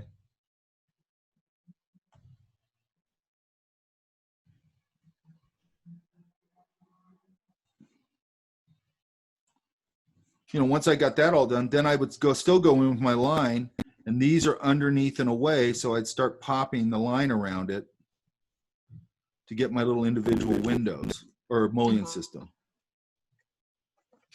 Does that make sense? Yeah. Okay. Gotcha. So that's the value, by the way, of putting it with pencil. So you can put down all this value, and then you can draw back into it and pull out lights and things, right? Yeah. But you can even do it, people do that with, I don't know, highlights on people or whatever. They don't usually think of it as an architectural thing they can do. See. Okay. So now we're back to my thing again, right? Yeah. Okay, so what I'm getting at is this in here feels a lot like random mark making to me. Okay. And that's pretty, and I get it. You're looking at, you've seen all those reflections. You haven't done that before. It's like, how do I approach it? Okay. Yeah. Approach it by a big wash of shapes in there. Kind of look at it and go, it's real dark over there. A couple of light values in there. A couple of, okay. Okay. Then I just work over it and it looks like a reflection. Okay. Got it. And we'll do a lot of things like that with water and stuff too. Okay. Okay, cool. I don't know why my stupid mouse won't work. Hang on. Can you guys see me or just my screen? I can see you. So you can see me and the screen? I can see. Or are you just seeing my screen? Just to kind of click around and look at what we want to Okay. Let's see if my- do. So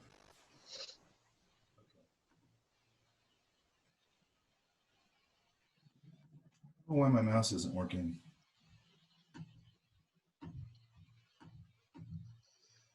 Other than Murphy's Law. Okay. Anyway, screw it. I got this futuristic touchpad on here. Okay. Okay, you guys. So we've been talking about that. Questions?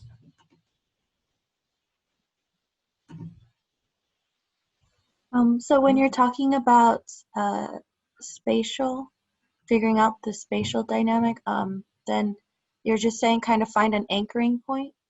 Well, basically, whatever I put down first, I start to measure off of. Okay. So, like I said, if I put the head down, I know the ear lands about midway between the back and the front of the head, so I'm okay there. So there, boom, I got a landmark. Now, ear, where's the collar? Now I got the collar, where's the seam? Now I got the seam, where's the bottom of the, and on and on and on. Point being, and you don't have to be super methodical like that about it, but you just kind of, and then I do this all the time where I double check myself. So I might have somebody sitting like this, like they're sitting like this, right? And then I draw them and I go, hey, it looks pretty good, right? And then I look at it and I go, oh, wait, this distance from here to this shirt, the front of his shirt, is actually right here. I've got it way out here, okay? His watch is right there in relation to the front of the shirt. Does that make sense? Yeah, when I was doing the buildings, I kept finding myself having the spatial problems and perspective as well. And so I was like, oh, okay, wait, and I'm like, oh, I don't have enough room for this. So Yeah. now I have to like change things around. Okay. It's as if I got fixated on one point and then I didn't leave space for the other stuff. Okay, there's also the rule of I meant to do that with this stuff, okay?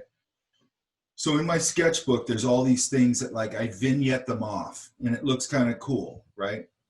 Okay. And then, so like I have some jazz musicians I was sketching while they were playing. And like I'll start drawing them, here's the guy, and I'm going, yeah, cool, here's the sax. And I was kind of in my head going, oh, I'm going to draw, I like he's dressed cool and stuff. I want to get that, But then I end up going, oh, man, I'm going to run off the page, right? So then I start tricking all this stuff out. And then I have my lines ghosted in here. And I let's say I'll trick out his face and the saxophone. And then all this stuff I'll just let trail off. And it looks cool. It actually usually looks cooler. But that's an I meant to do that moment. It's like, I didn't mean to do that. I saved it. Does that make sense? Yeah. And also, when you're doing buildings or scenes, what people tend to do is they go in and they go, okay, I'm drawing the whatever. I have to draw everything. And it's like, no, you don't. Like, why don't you emphasize, man, the door for that thing is really cool with a big gateway and just do exactly what I said. You kind of start there and then you let it sort of vignette off, right? Yeah. Now, if you are going to get everything, then I go, okay, what's my biggest shape? And in the case of the science building at school, then I can go, if I draw, get something on my pen, hang on.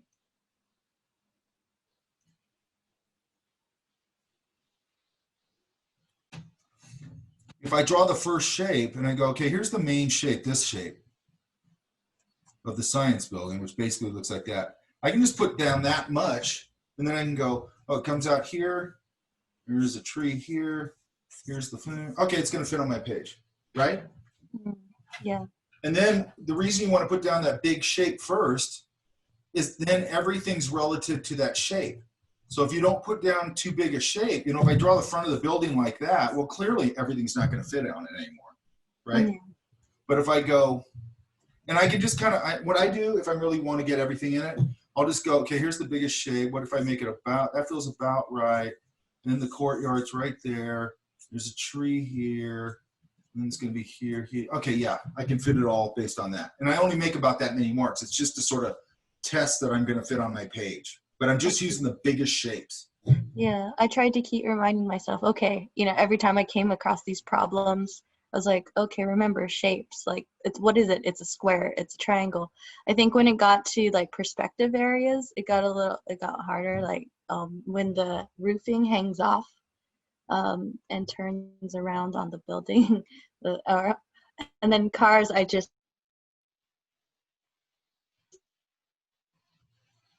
Can you hear me right now? totally screwed up there. So I can't. Well, cars we'll get to. On the idea. Yeah, are you able to hear me? Go ahead.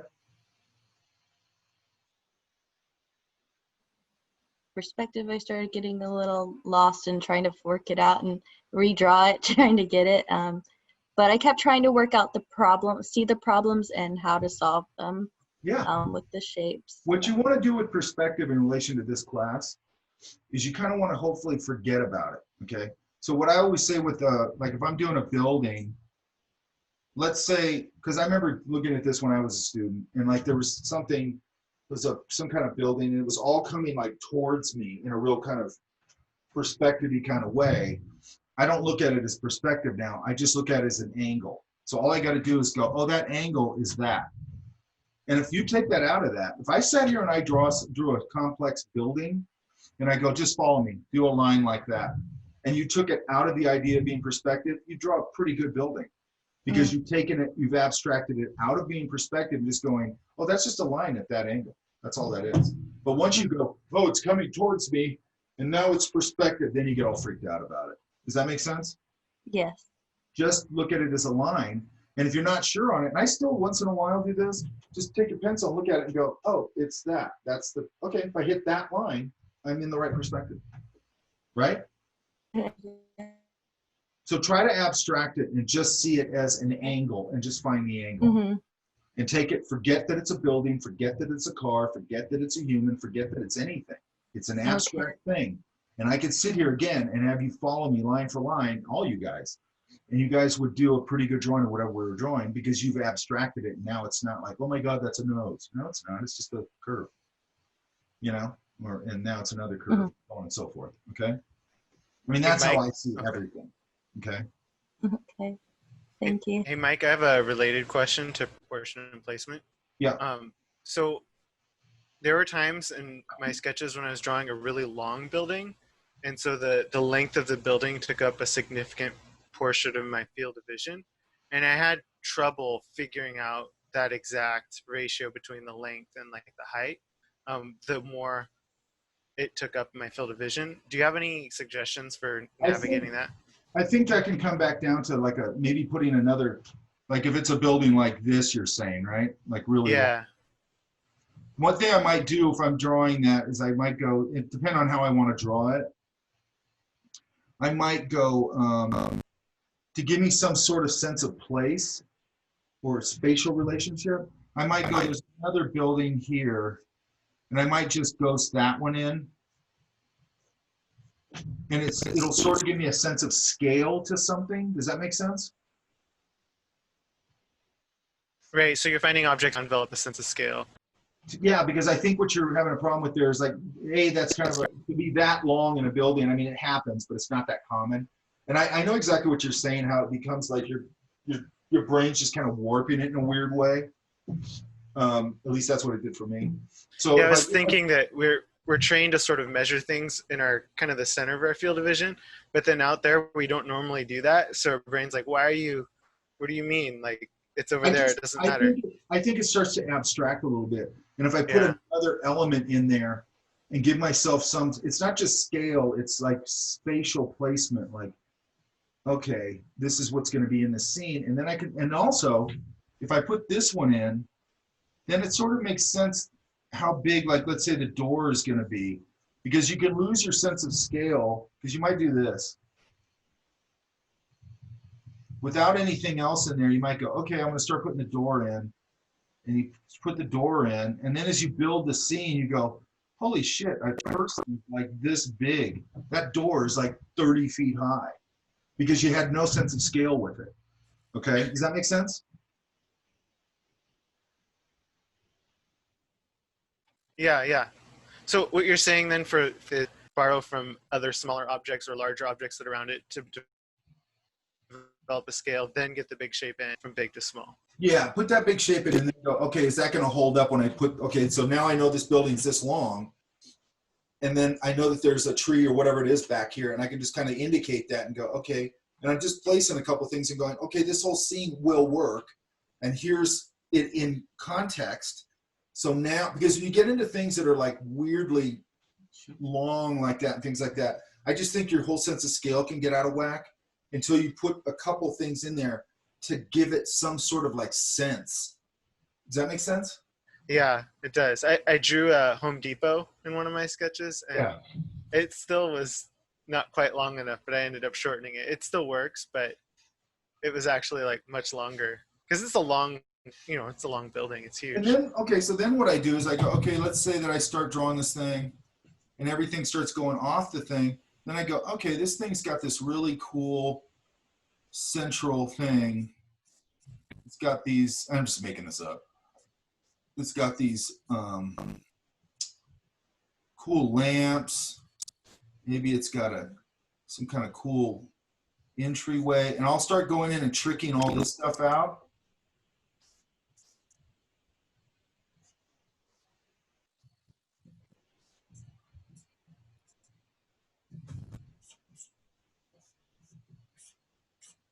Yeah.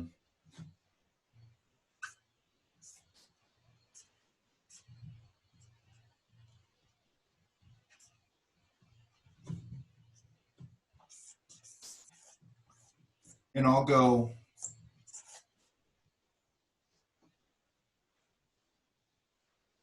I'll put a bench in here, all this stuff, right? And then I'll just let this stuff, maybe I'll put a tree here. I'm basically doing the science building again. Yeah, it looks And then I'll let all this stuff going out this way left unfinished. I'll totally trick out this whole area. Let this all start to drift off. And now I got a nice vignetted thing that vignettes off. And I'd argue that that looks cooler. Because I'm always going to err on the side of like, I don't want to do an architectural rendering. They're boring. You know what I mean? And there's a point where people start, it's like when you see people doing basic drawing and they're using a ruler and doing the perspective drawings. Now, when you learn that, you're like, wow, that's cool, right? But when you look at the drawings, you're like, God, they're so dead because it's just a ruler, Every line's the same. There's no artistry about it because you're learning an idea. You're not learning it's not an arty thing. But now we can start to go, I'm going to really trick all this out. We were at the zoo one time, and this drives me crazy, by the way, but because I hate zoos, but I like to draw at zoos, but I hate zoos, but because it's just cruel, okay? But anyway, there's a rhinoceros, and he has this area, and he's walking around the area, okay? Now, by the way, he's doing that because he's used to traveling 40 miles every day eating or whatever, and you got him in this little area, which is cruel. But anyway, so anyways, walking around in circles, and every time he would hit right here, like the side view of his head,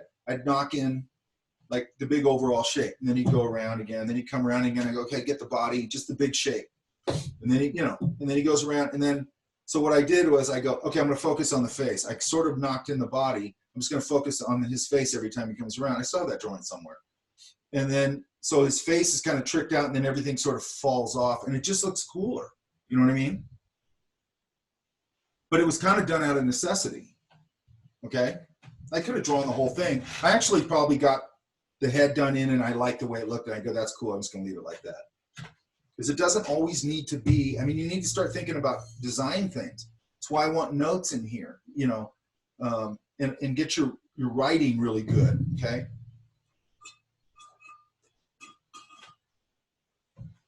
Hey, Mike, Yeah. Can we get a demo on that art center like writing thing? Yeah, I could do that. I've had people ask me that before, so maybe I'll just do it. It's not That'd be really an really art center cool. thing, by the way. It's an architectural draftsmanship style, really. Oh, okay. And I learned it, and because Phil was goofing on me on this one time, and because he was writing like I write, kind of, and goofing on it. And I go, "That's an art center thing, dude." I go, I've been writing like that. That's been the way I write since I was 11. Okay, I figured that out Oh. when I was a kid. Smart ass. So don't think it's an art center thing, dude. And by the way, mine's more stylish than art centers is. But I believe you. it starts with architectural lettering. Look. Okay. So if you want to kind of get started on it, but you know what, I'll do a little, because I've had even people on the internet ask me to do that. It always trips me out. Like one guy goes, "Can you just do a video doing the whole alphabet?" Which I don't care. It's and I used to get that like at Imaginary and stuff like that. Everybody liked my writing, which kind of pissed me off, because then I go, "Well, what about the drawing?" You go, "Wow, your call outs look really cool." And I'm like, "What about the drawing, dude?"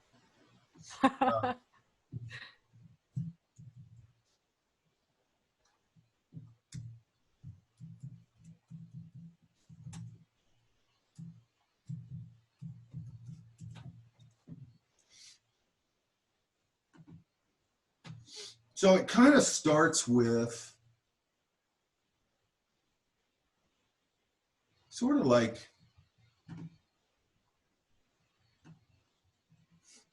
this, right? Right. Yeah. There's a book called Rapid Viz, and I saw like Yeah, I have that book. kind of writing. Oh, okay, cool. Yeah. Yeah, you'll always see it in relation to design. Okay. So this is architectural lettering. This, and kind of what happened was I figured that out when I was a kid.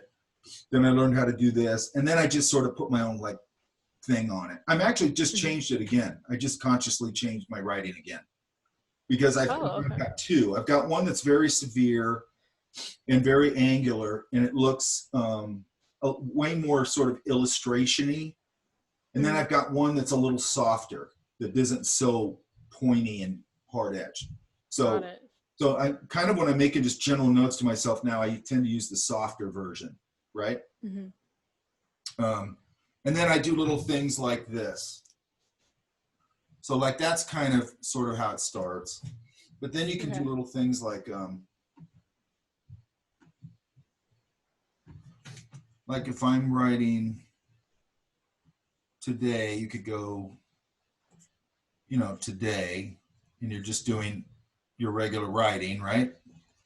Or I can go really lean on that and just drop my descenders a little more, right? Or an S, I might go, you know, a little more. Well, I write my name like that, but like the S, I might make a little more scripty, right? Right. But I wouldn't write my normal notes like that. I might go,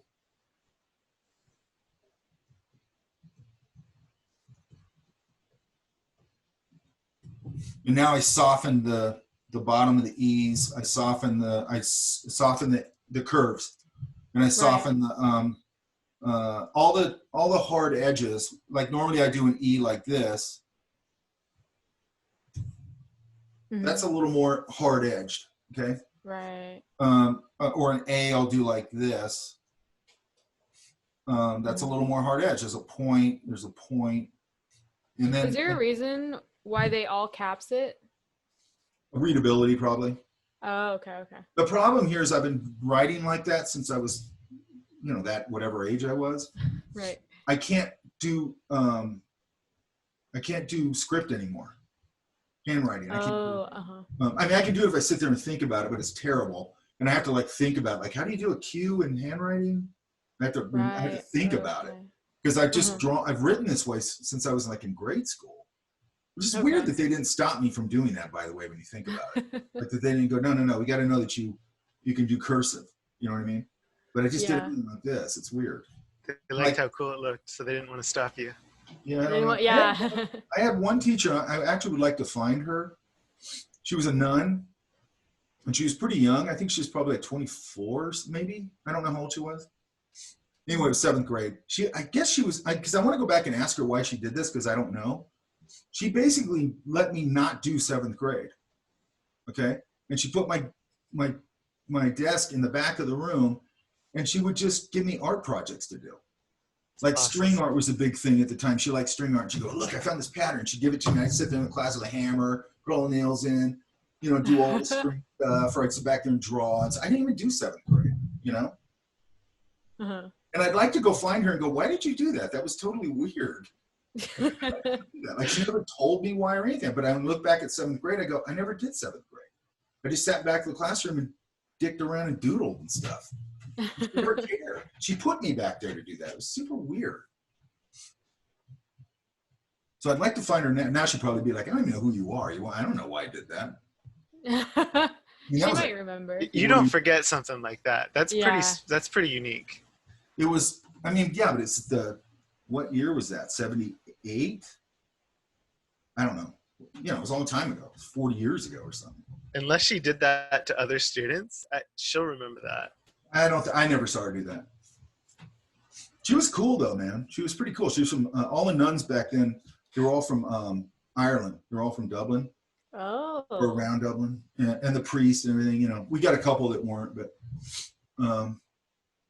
so it's just kind of interesting now. Because I went over there to my nephew, I think, and his godfather or something. So you have to do something with a confirmation or something. I can't remember. And I don't do the Catholic thing.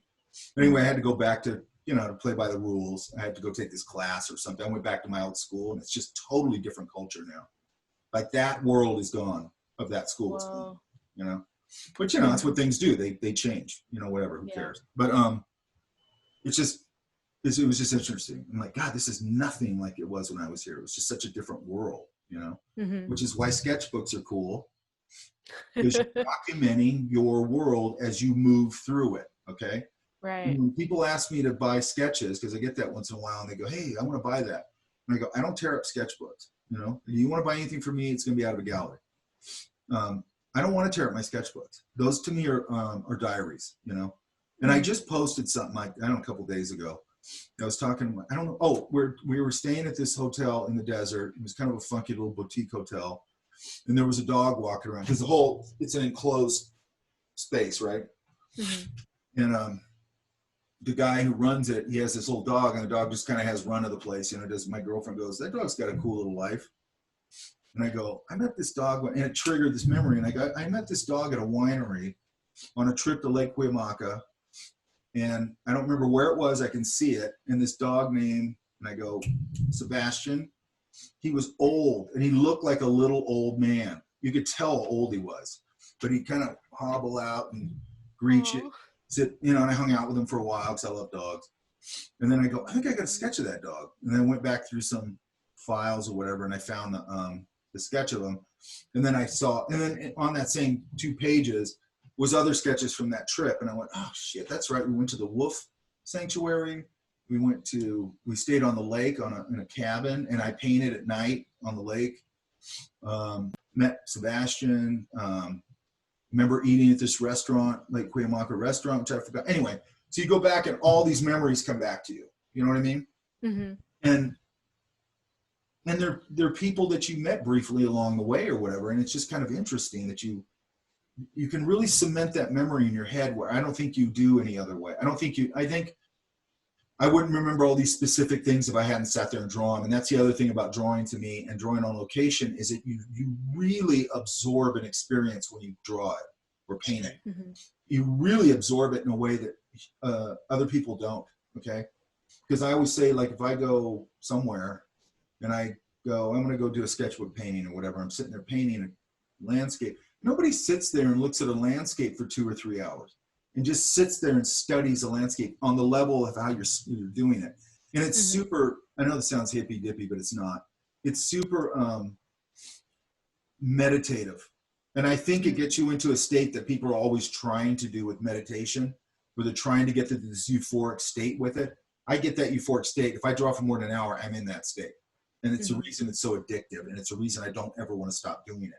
It's a reason I can be sitting there drawing 6 hours and I literally don't want to exit that zone. I just exit. I think have to. Yeah, I think Steve Houston says the same thing. He's Oh, like, does if he? you're Steve Houston, Yeah, he he's said great. like he said the exact same thing. He's like, drawing is in a lot of ways, it's like a meditation. Uh-huh. You gotta like absorb all the fundamentals so you don't have to think about it. Yes. And then when you, That's it's really cool. exactly right. And that's my point, okay? Because I've had this stupid argument, and you'll probably have this argument too with people. People will go, oh, I don't want to go to school, man, because they're gonna like, I'll just become a technician and I won't have any soul. Like, I hate it when people say that. And I always tell them the same thing. I go, you know, the only people that say that are people with no technique and people who draw like crap. That's the only people who say that. And you know what you are, dude? You don't have style. You have crappy drawing and you're lazy.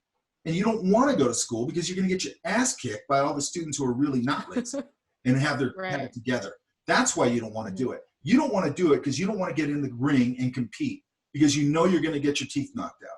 That's why you don't do it. You're chicken shit. That's why you're not doing it. I hate that argument, okay? Now, the reason you do technique is not for technique, is what you just said. The reason you do technique is to forget about technique, okay? And I always say, you know, that's the meat and potatoes. When you finally get to eat the meal, the full meals, when you're not thinking about it, you're just enjoying it, and you're just expressing what you want to express. Whether that's character design or just a beautiful place or you're in Italy or whatever, that's the good stuff. That's when you start making art. And I feel like you're not making art until you sort of get, I mean, we're always trying to get better. I don't care how old I ever get or how good I ever get. I'm never going to be as good as I want to be. No, but none of us are, okay? Da Vinci wasn't as good as he wanted to be. None of those guys were, okay? They went to the grave trying to get better, okay? And if they would tell you the same thing. They would tell you like, oh shit, I want to be that good. Like, you know what I mean? Or Richard Schmid. If you go talk to Richard Schmid, who's a modernist, okay? And you go look at his work, you go, oh my God, that's so insanely beautiful stuff, you know? If I went and talked to Richard Schmid, he'd go, oh no, I want to be that good up there. See that up there? I'm aiming for that ridge up there. And then talk to him 5 years later and he's sitting on that ridge and you go, wow, what's that feel like? What do you mean? I want to be on that ridge up there now. I want to be up there. That's the rest of your life. If you're an artist, that's the rest of your life. Because if you think you're there, you're done. Okay? And I had a kid in this class who drew like absolute crap. Okay? And we were talking about life drawing. And some of the kids go, you know, because life drawing is a lifelong pursuit. You know, you have to do it forever. Anyway, the kids were talking about it. Students were talking about it. And they, you know, they're all talking about, you know, oh yeah, I took life drawing and he goes, I took life drawing, I got that. Took 1 semester of life drawing. He draws like crap and he's got it. Like, who the hell ever says they've got it with anything to do with art? You know what I mean? Yeah. Especially life drawing. Just something that's an endless. It's endless, you know? You just never can get good enough at it, you know? And there's people who are monstrously good at it, but they're always trying to get better, you know? Yeah. Because that's an endless subject matter too, you know? Yeah, I think it was Glenn Vilppu who said like the gesture is like the hardest thing, and students think, okay, like I'm good, like I got gesture down.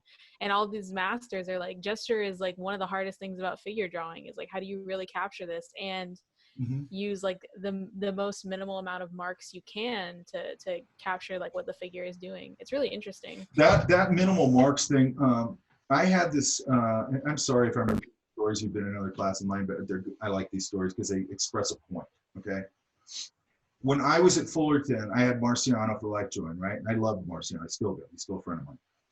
And the book we worked from, they're still out there. I think it's called the Master Draftsman series. They have like Michelangelo, all those guys, right? And it's like they're about that thick. They used to be on a rack at the art store, and it was all the different master guys, right? And he goes, we're using the Harry Carmine one. And I never heard of Harry Carmine, but I went through the thing and I found the rack and I go, oh, it's in this, you know, the guy goes, it's in that rack right there. So I go and I go, oh, there's Michelangelo, there's this guy, and here's Harry Carmine. So I go, oh, he's one of these old master guys from like, who knows when, you know? So anyway, we used that book as our textbook or whatever. Then I, you know, flash forward a couple of years, I'm at Art Center, I get my classes for the next term, right? And I have composition and painting, I think it was. and it says, and this instructor says H. Carming, right? So I turn to somebody in line and I go, who's H. Carming? And they go, Harry Carming. And I go, Harry Carming? Like it was literally like some Michelangelo walking out of the passage going, this guy's alive? Like I thought this guy was somebody who's been dead for 300 years. And then it scared the crap out of me. He's like, oh my God, this guy's in this master draftsman series. He's probably super old school hard ass. You know what I mean? But I'm like, okay, cool, you know? And then, so the beauty of it was, because he's kind of a legend, the beauty of it was I got to, because he, you know, he was around Art Center all the time. And like we always had all these workshops and stuff for drawing. And I'd go in and just stand behind him and watch him draw. Like getting to watch a master do that is awesome, okay? And one of the things I came away with, I'm like, he hardly makes any marks. You know, they'll just put like a little tick mark for the bottom of the nose and stuff like that. And it really had a big effect on me. And also, he was not a hard ass at all. He was just super funny, totally inappropriate. And I don't mean in a bad way, by today's standard. You know, just a joke. He found out I was half Irish at some point. So every time I walked in, he never, I bet you he still does, well, probably my name now anyway, but he would always go, oh, I'm an Irish friend. That's all he ever called me. And then he'd go, okay, two drunk Irishmen walk into a bar. And he always drunk Irish guy jokes, you know what I mean? Which were funny, they were funny. But yeah, it's just funny now you couldn't do that. But he was a super nice guy, right? And he taught me also things about composition. Because I remember that's the one thing, and I'm like, composition, man. And then I took his class and he started showing me stuff where I was like, I had no idea that that's what they were doing. Because he would tear apart like a master painting and go, look, there's this flow, you know, just tear it all apart from a compositional point of view. And I was like, I had no idea that was going on. Like, I had no idea people took composition at this level. It really, you know, he was a great teacher, you know, he's still around. I think he's in the 90s or something. Whoa. But he had a bunch of great stories. He used to do work for the Saudi royal family, like in the 70s. And just weird stories, you know what I mean? He said like one time because I don't know if you've ever seen those royal portraits, are real big. So anyway, I guess he was there when they took the thing off the plane, they put it on, and I think they dropped the cover off of it or something, and everybody at the airport hit the tarmac, you know, and like bowed to it or whatever. He said it was a total trip, you know? That's crazy. I just love those guys. They have all those great old stories, you know? Okay, so let's look at, so yeah, you should focus on your writing a little bit, okay? It's also important because I think it makes your drawings look cool, like when you present them. But they also have to be clear, okay?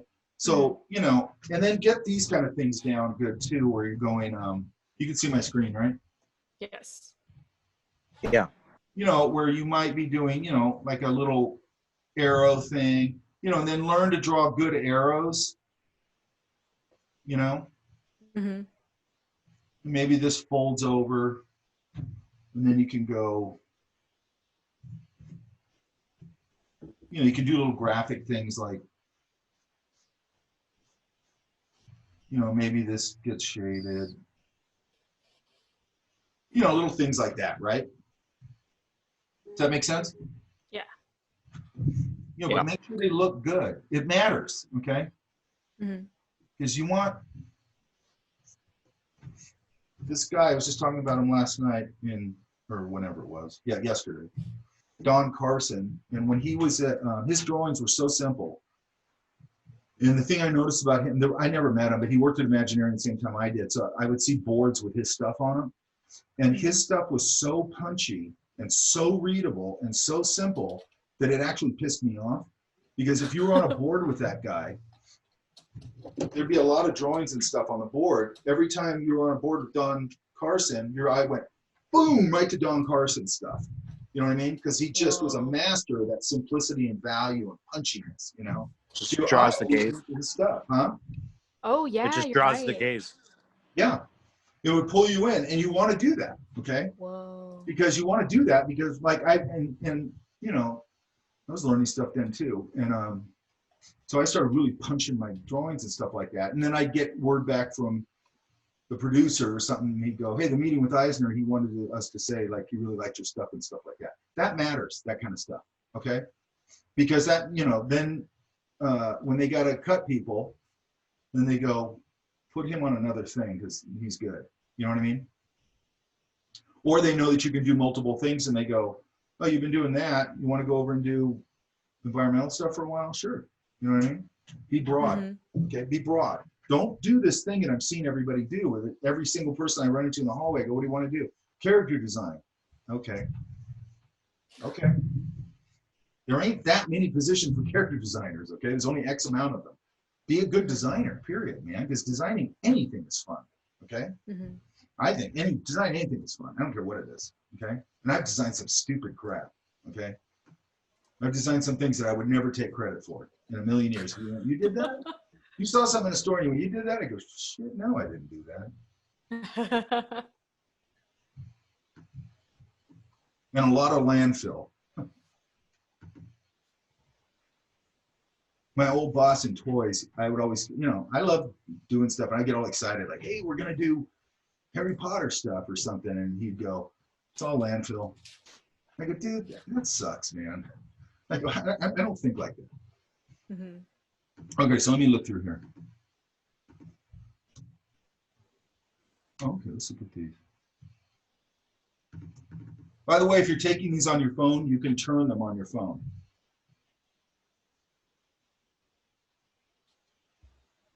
Also in Photoshop, I'll show you guys maybe next week, or maybe I'll just put a video of it up. You guys know you can do an action, right? So you can just keep an action. And so if it's like this, where your phone always takes it like that, you could just hit the action, it'll do it for you. Hit the action, it'll do it for you. Hit the action, it'll do it for you. Hit the action, it'll just do it. And you could also color correct, do all the stuff. And then if they're all like in the same, like let's say it's always on this type of paper, and it has to be turned, and you want a little more value or whatever, you just create an action out of that, and it'll just go bing, and it'll change all the lighting, do everything for you. All you gotta just apply it. Does that make sense? It's super easy. You literally just go to the actions palette, hit record, I think, do whatever you're gonna do, hit stop, and it just records all those things. That's all you gotta do, okay?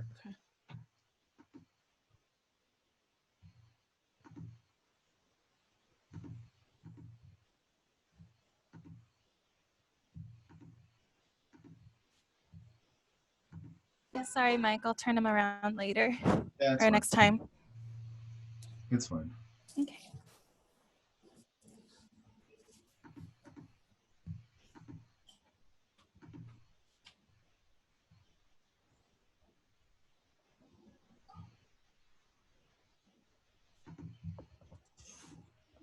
Actually, I should create an action for this.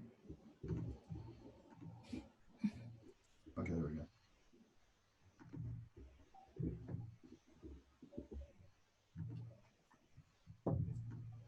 Hang on.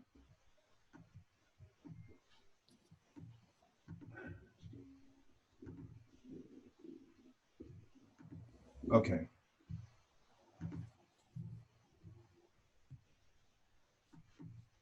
It has to ask me on every one of them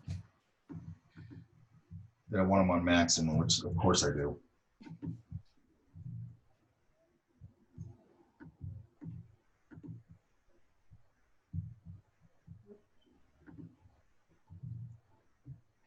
Ugh.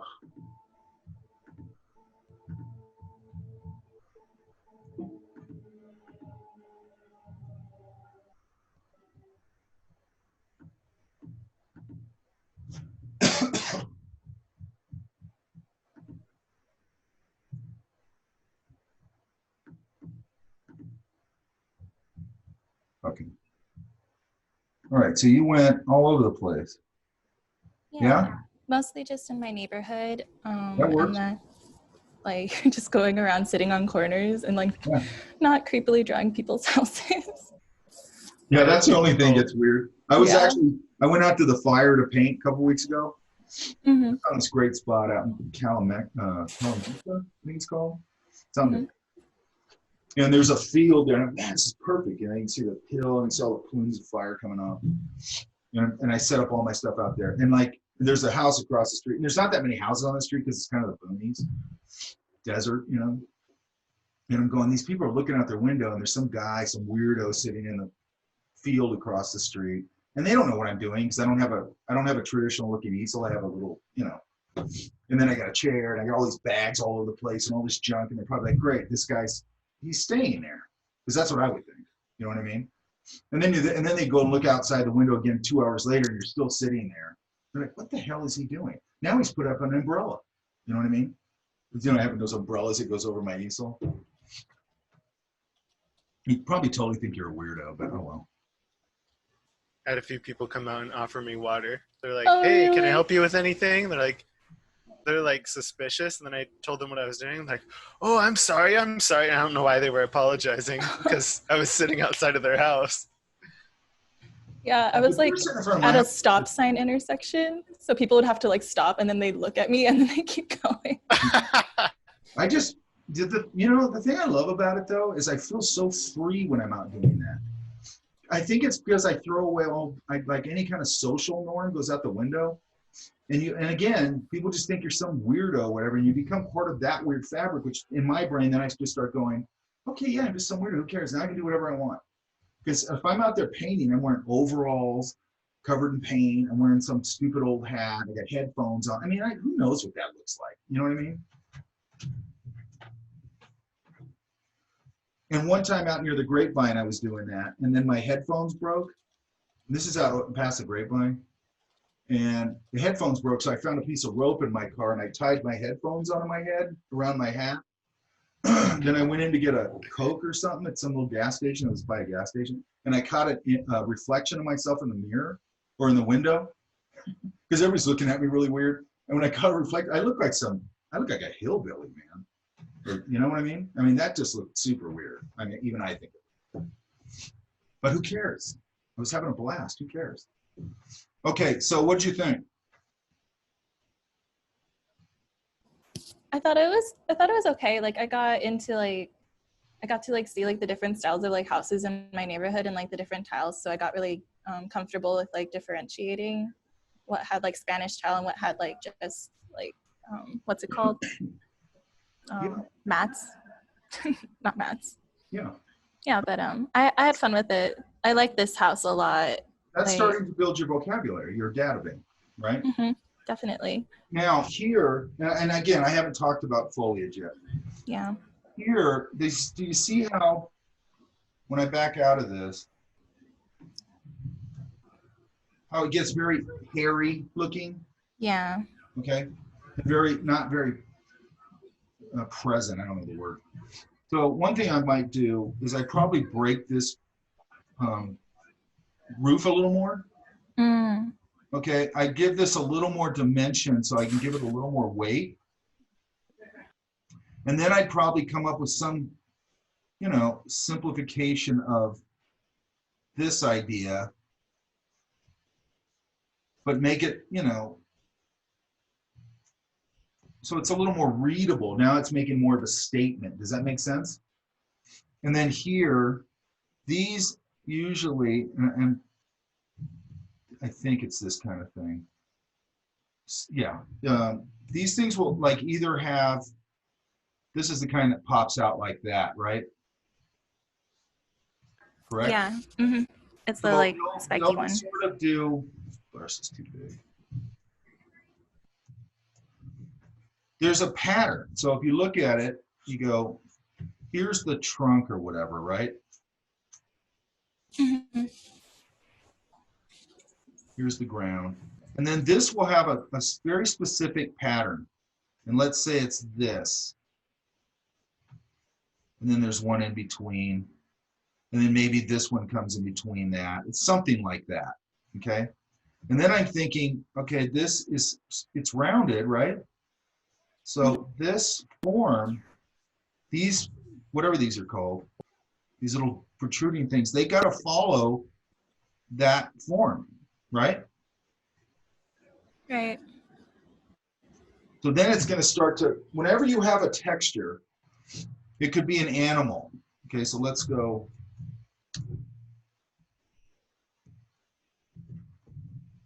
I screwed up, hang on. I'm supposed to put another layer on here, hang on. To blame Megan. Sorry. You should be. Making me look a fool up here. Oh well. Because I don't do that on my own. Okay. So let's say it's an animal, you're going to have the same idea. So, you know, oops. I've got a horse shape here, or let's just, it's not going to be a horse, but whatever, something like this. And then I've got this torso, this trunk. Okay.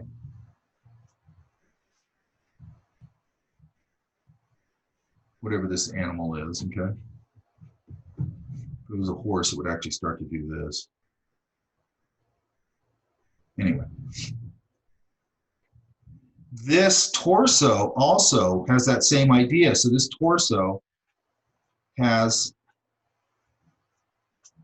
sort of this kind of thing. Does that make sense?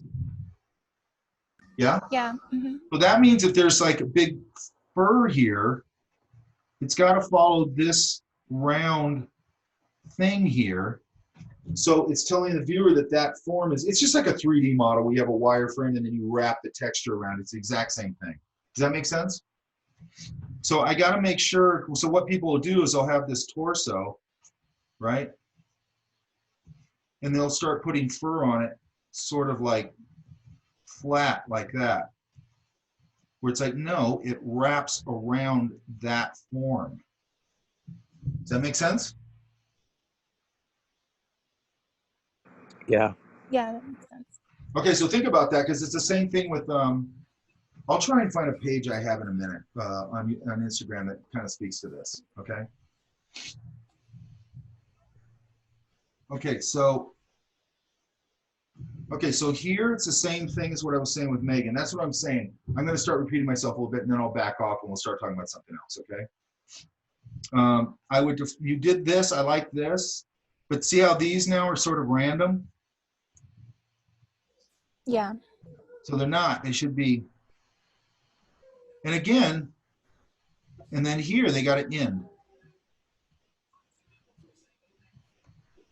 Really big on transition, you guys, okay? So what people do, I always use this, like they have a building, it's in Paris, and there's a sign, and the sign goes, and that's their sign. And it's like, that doesn't work like that, okay? Usually there's going to be, and you don't have to put in all the detail, I'm not saying that. You have to make it believable that it transitions, okay? So that means that, here there might be a little plate, and there's probably like a little bit of, decorative stuff going on. And then this sign might be hanging here, and there's a little chain. And that's how that works, okay? If you don't give me that information, it's childish. Does that make sense? Okay? And again, I say this all the time. When I was looking at portfolios, I would see drawings of scenes and things like that people had in their portfolio, and I go, you don't ever draw from life, do you? And they'd always go, how do you know that? And I go, look at your drawings. I go, your poses aren't good. They're stiff and weird. They have people talking like this, like gesturing like this. It's like, nobody looks like that. They're doing this. Or they're like, yeah, man, you got to get that casual weird thing, not this weird pose. I'm talking to you like this, It's like, nobody does that, okay? It looks very weird. And then you put like 5 of those people in a scene where they're all like in weird overposed things, and then none of the transitions work. It just all looks super half-assed. And like, it's weird to me because, and it's something I'm always going to talk about a lot. Part of our job, I think, in this program is to get you into more sophisticated thinking, which means looking at things outside of what you normally look at. If you guys like entertainment design, and by the way, that's fine, don't just be looking at entertainment design. That's the worst thing you can do because you're not going to bring anything to the table. All you're going to bring to the table is like, I draw superheroes. And they're going to be like, yeah, you and every other fanboy across the planet, dude. We ain't looking for fanboys. We're looking for designers, okay? We don't approach this from fanboyism. We create a world and we design to that world and we design to it like it's real, okay? That's how we do it. They don't just sit around and go, draw a superhero. They don't do that. It's not how design works. It doesn't work like that. I don't care what you're working on, okay? I worked on toys, all sounds fun. Well, guess what? Half of the job is designing that thing to be manufactured, okay? There's all the realities of whatever you're designing to. If you're designing for like movies, then that's got to get handed off to the model department. And guess what? If you give a drawing to the model department to model, and your stuff isn't really ready to be modeled, it doesn't work, that guy is going to be oh so happy to go tell the art director that dude sucks, and you're the plug in the pipeline. And they're going to go, good, get rid of him. I need somebody who, you know. So your job is always to hand off something to and think about the next person's job. What do they have to do, and what do I have to do so they can get my work and do their work without having to worry about what I did? Does that make sense? That makes you valuable. Okay. When I had people on my team and I could count on them, when I go, I need this Thursday at 10, and Thursday at 10, I go, hey, Dwight, where is that? And he went, right here. That was the greatest thing in the world. When you knew you could trust people to get things done, okay? And that's the guy I'm gonna fight to keep on my team. Okay, so you understand this part of it, right? This Spanish tile thing? Yes. Okay. And then, I mean, you gotta get started on a lot of these. That's a good one. Now, again, I think you could benefit from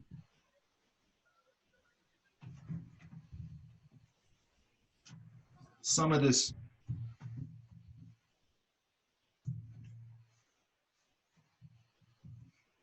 You know, I mean, your lines are pretty nice, actually. But I might come in here and start to kind of tighten up a few things. The trick here, you guys, is going to be, I'm just going in. I do this all the time on my work. I just throw it in like I showed you guys way back here. And then I'll go back in and just go, okay, I like all those lines. I'll sweep over them and make them, if it's mechanical, I'll make them nice and clean and mechanical looking, right? Hard surface looking. Then here, what kind of chimney was this? It was brick.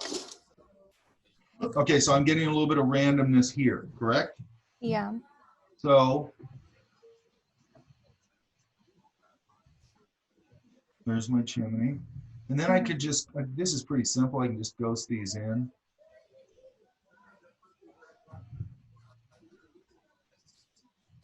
I don't need to overdo these, but what I do a lot, and then it's gonna, I'm gonna put a cap on it, even though you're still in there. Okay, I'll put yours down.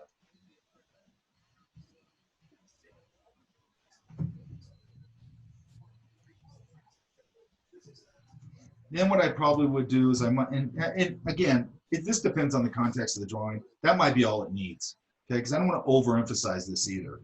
Yeah. But I might come in here and just kind of hit it, because the light's up here. I might kind of hit under the bricks. I might even put a little of that.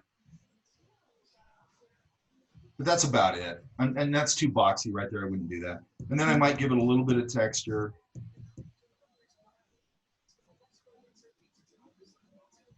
Just little stuff like that. And then here, I always do this.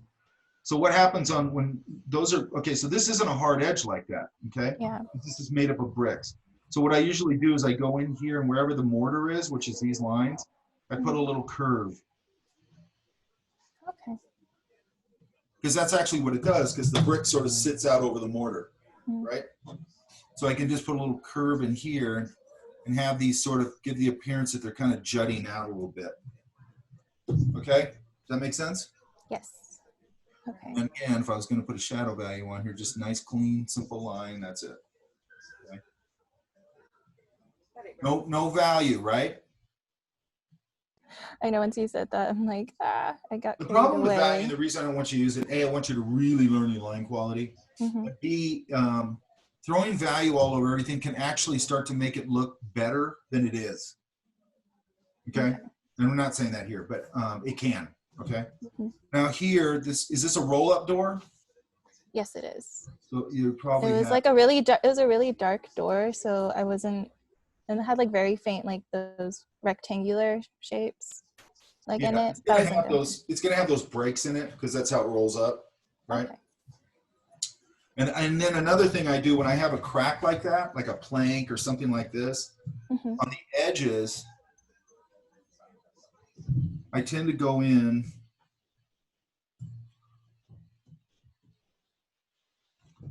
and where it comes out of the dark, I give it a little hit. And it just makes it look a little more dimensional. You see what I mean? Yeah. Okay. And I do the same thing like if it's a, let's say a fence or something. It's a whatever you call that, plank fence. I'll do the same thing at the top and the bottom is I'll kind of pull the dark up a little bit. And it just sort of starts to give it a little more dimension. It's crazy. The littlest thing just makes so much of a difference. I know it is. But it's the stuff that, and what I'm trying to get to, again, is I'm hoping that by doing this sort of thing, I mean, it gives you a heads up on that, but it also, I'm hoping that you start noticing those little things for yourself and you start going, wow, when I add that little thing in there, boy, it really makes it sing. You know what I mean? Really starts to look more pro. Like this, even though if I said the light is coming from here, this leading edge right here, I could say it's catching light, so it wouldn't get a very dark value. But I'd probably, because it's in front of that doorway, I'd probably darken that. Because see how it pushes the doorway back? Okay, so I can make little exceptions to my lighting rules. They can make exceptions to any rule, okay? And then, okay, so what does this texture represent? It was like a, not like a tile, shingles, yeah. There's shingles on the roof. Shingles don't look like that, correct?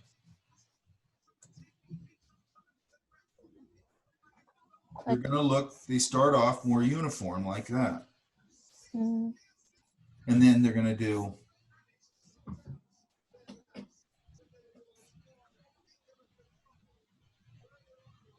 and again, I can here and there, I can kind of emphasize a few of them.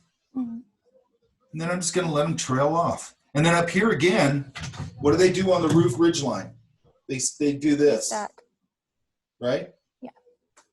So that means I have an excuse, again, to do my little serrated top. I'm emphasizing it, obviously, but that's okay.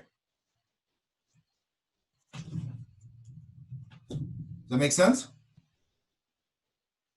Yeah, that makes sense. You know, and then I might put a tree back here just to break up, because I got this hard edge right here. I might put something organic back here to start that off. Does that make sense? Okay, these are good though. I mean, you got a solid grasp of like, your proportions are pretty good.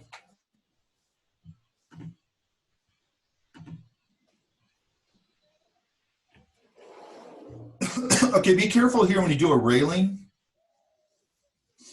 Okay. Even if I'm kind of far away from it, I'm gonna do it the other way, this way.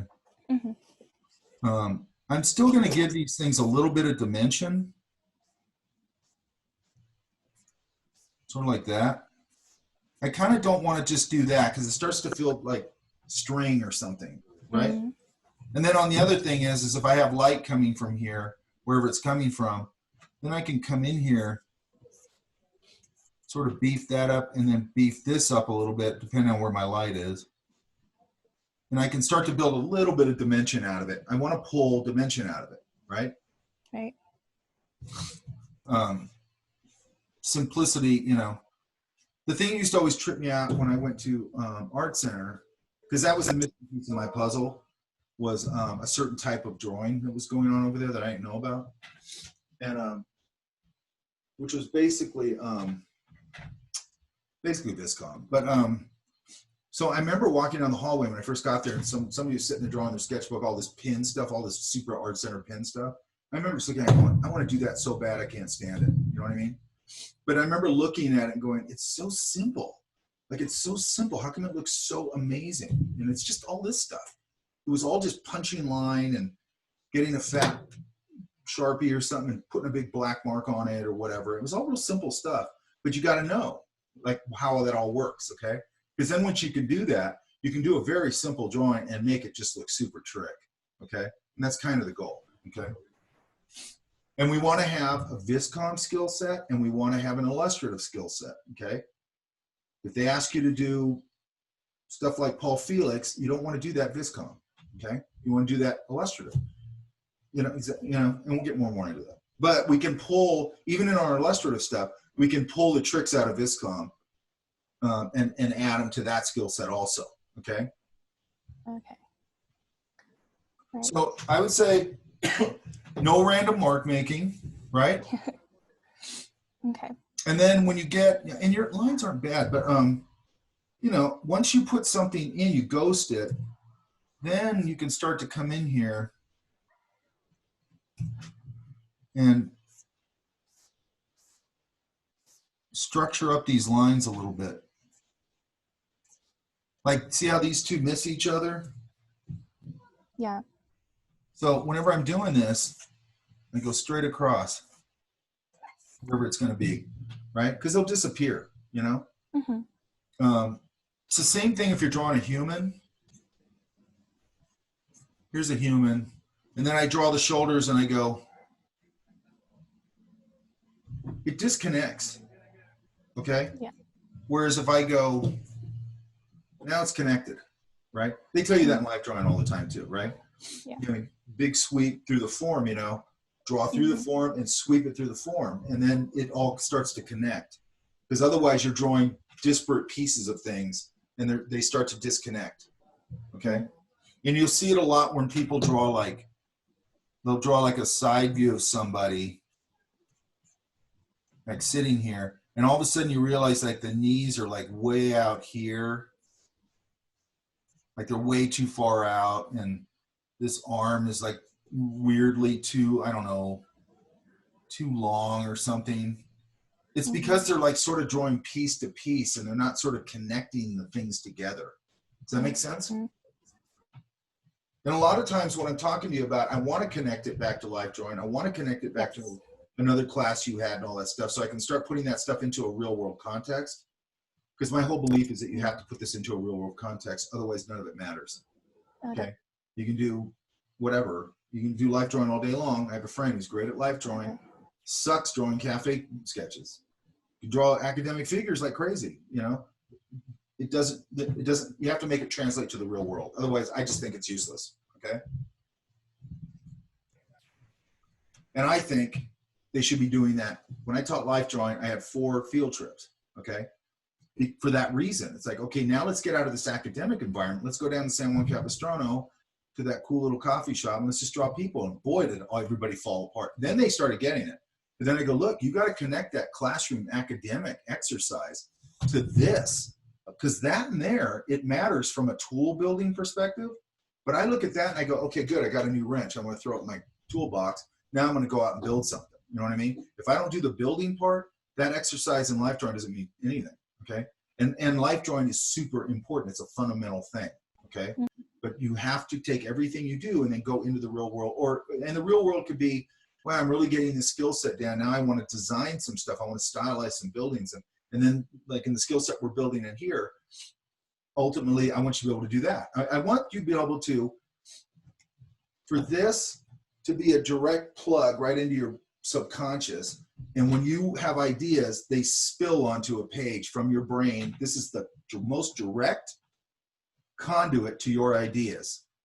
You know what I mean? Drawing is the most direct conduit to your ideas, okay? And you want them to just spill on a page, where it's not, it's fairly effortless, okay? Ideally, that's what you want for it to happen, okay? Because we want to put this in service to design and that kind of thing.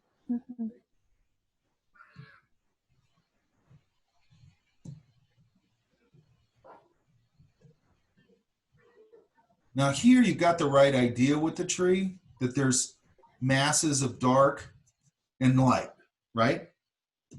Right. I'll talk about that in a little bit. Are you guys going to want to take a break at noon? Sure. Yeah. Okay. We'll do like a half hour. Is that good? Sure. Yeah.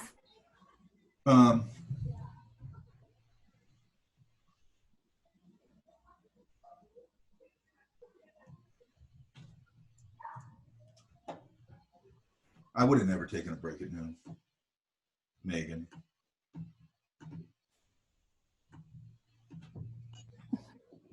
Okay. And the other thing, you guys, it's a fun exercise as you start getting better at this kind of thing, because these are like, this is like in your neighborhood, right? Mm-hmm. So like typical suburban houses, right? Sometimes it's fun to go out and try and make them into cool things, right? So like if you look at, because they're not, you know, you might get a, The Incredibles is probably a good example of this, where they go, yeah, they're family superheroes, but now they're all living in boring suburbia, right? Now they made it look cool, but, you know, because they went sort of mid-century and all that. But like what happens if they go, okay, now you're working on Incredibles 3, and we've abandoned that whole idea. Now they're in suburban Cerritos, right? Which to me looks pretty boring, okay? Now they're living there. How are you gonna do that? How are you gonna make it look interesting? How is their environment gonna look super cool like it did in the other ones? You gotta do that, okay? And it's not always gonna be something fantastic, okay? And I think those challenges are fun. I like the challenges that are more pure design. I feel like that's more of a pure design thing. If you give me mid-century modern, it ain't that hard for me to make that look cool. It already looks cool. You know what I mean? But if you give me, one of the girls in my class, I don't think she's in this class. We're doing a 2-point perspective thing. I think it's that project. And I go, just pick an architectural style. But she picked the desert. And more importantly, she started drawing all those old signs that are out there, and I think diners and things like that, just super desert stuff. And I'm like, that is super cool. Like nobody ever takes that approach to it. You know what I mean? Mike, I'm in here. Is that you? Okay. Yeah. And I thought that was super cool to take that approach to it. You know, it's like, wow, nobody ever does that. They always go for like, I'm going to do a post-apocalyptic world. It's always that, by the way. It's always that. And, or, you know, it's planet something, you know, and I go, oh, okay, like, okay, I guess that's fine. Not very interesting to me. But doing the desert thing, I think was, that speaks to me to more of a point of view. Yeah. And the drawings were cool and, you know, all that kind of stuff. Thank you. And I laser beam into that kind of stuff because I go, okay, that's thinking like a designer to me. The other stuff to me starts to think of, and you got to push yourself out of your comfort zone. All of us do. I do it all the time. Okay. You got to push yourself out of your comfort zone. Okay. And you got to go expose yourself to things you don't normally see. Okay. And one of the things I always tell my classes, when we can finally go out in the world again, whenever that's going to be. So I don't know, 2035, maybe you guys can go do this. Go to MoCA. Okay. Just drop into MoCA. It's a museum of contemporary art. And open your mind up, and don't just go, oh, this is all abstraction, man. I don't care about that. No, go in and find the good stuff, because there'll be bad stuff, because there always is anywhere you go. I used to go to MoCA. I didn't check what was showing. I didn't do anything. I just showed up, and half the time I got my mind blown. Okay, learned about Rothko, Klein, Rauschenberg. I mean, all kinds of people. You know, installation stuff, all this amazing stuff. And it shifts my brain into somewhere else. And I bring that stuff to the table as a designer because my thinking is more sophisticated and what I'm consuming culturally is more sophisticated. Does that make sense? A good Taco Bell meal is awesome. A good Taco Bell meal is not awesome all the time. Okay. It's going to do horrible things to you. Okay. But hey, man, going out and have a junk food meal is great. But you don't want to just live on junk food, okay?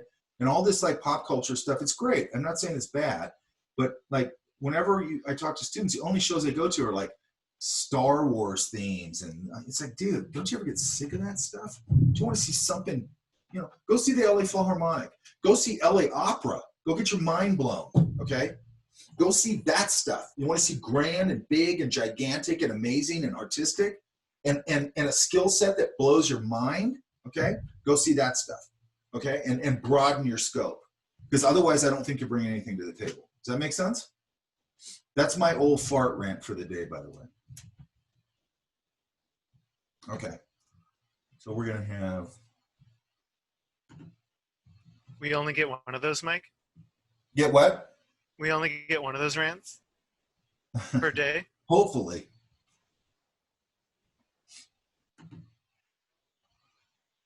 I'm not a person who laments the past, though. That I don't. I don't do that.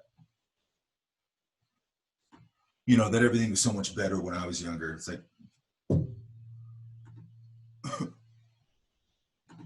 like I love all the technology. I mean, look at right now. We'd all be screwed. We'd all be stuck in the mud right now if it wasn't for this, for Zoom and all this stuff. If this was pre-digital age, the schools would be dead in the water. That'd be it. Nobody'd be getting an education. You know, on and on and on, right? Nobody could be getting work done. I mean, the world, you think it's shut down right now? Think of it pre-digital, okay? And pre-digital, by the way, isn't that long ago. It's 2 decades ago, basically, okay? Because I know everybody go, oh, Apple came out with this in 86. It's like, nobody knew that, and nobody had one, okay? Nobody had a computer in their house in 1986, unless you were a computer nerd who, like, built circuit boards and all that kind of stuff. You know, those kind of guys. And I never even met a guy like that, I don't think, okay? Not in the 70s or 80s or whatever. Okay, let me see if I can pull one more.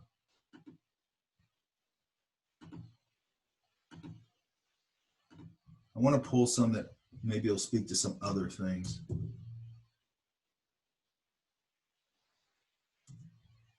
Let's see what, hey Taylor, do I have yours? Yeah, mine should be in the folder. Oh, okay. It has like my name, and then it's like 1 out of 10, 2 out of 10, stuff like that. Hang on. I'm gonna take a break real quick. Okay,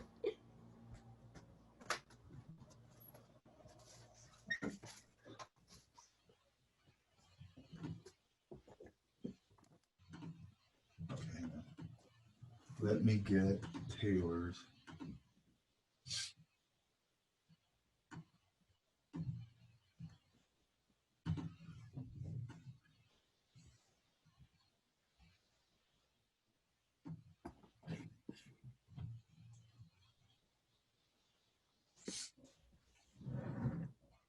Look at this guy, by the way.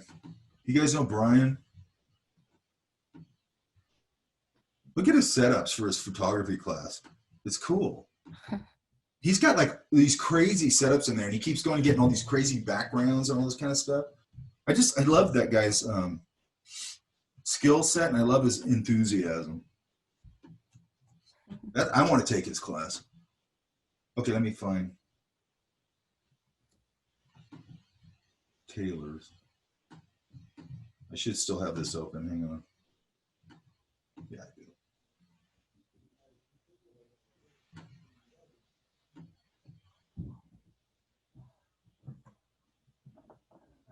Here she is.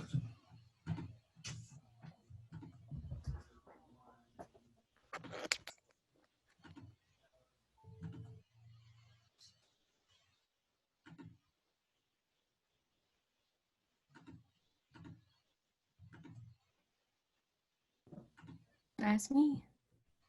Hmm? That's mine. Yeah. This is the one time where I'm glad it's opening them as I download them. Usually I hate that.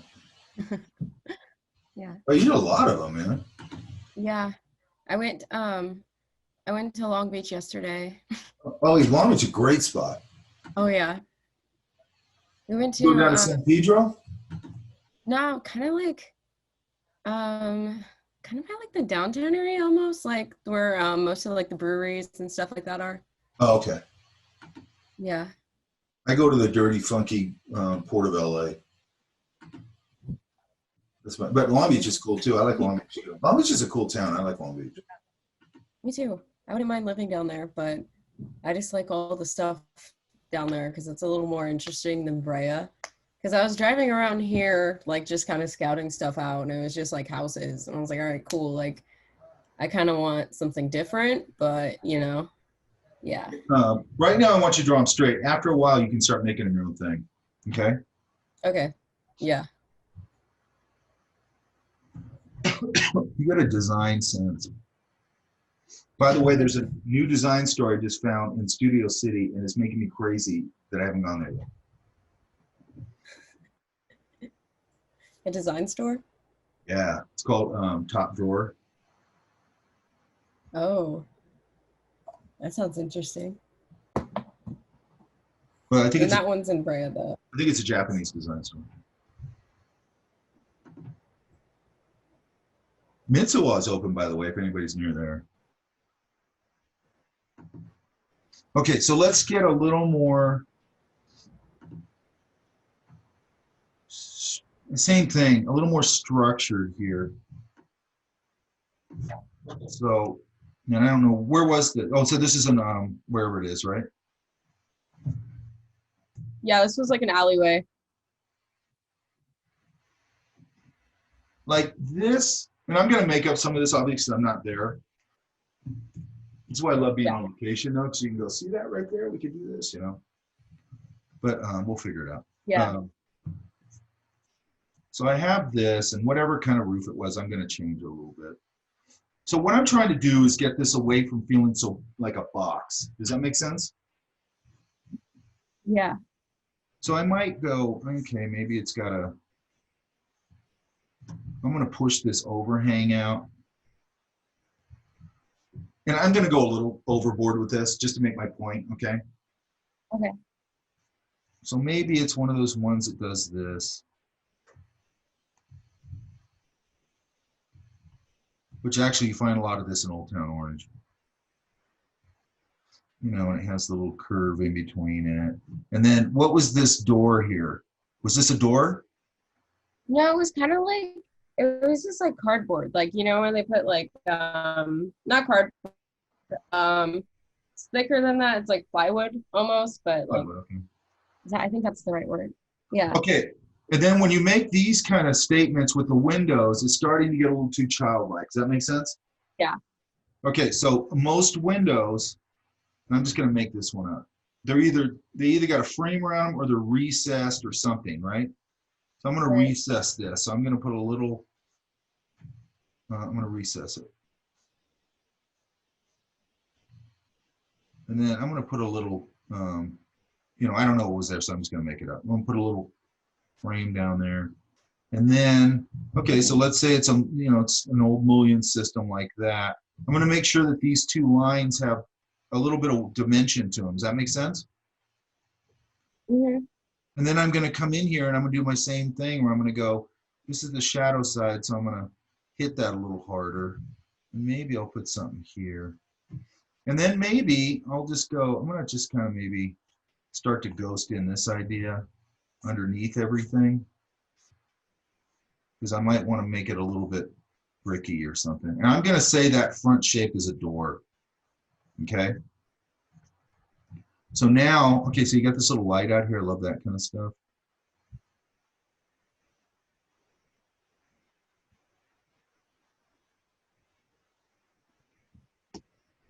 And I'm going to continue this.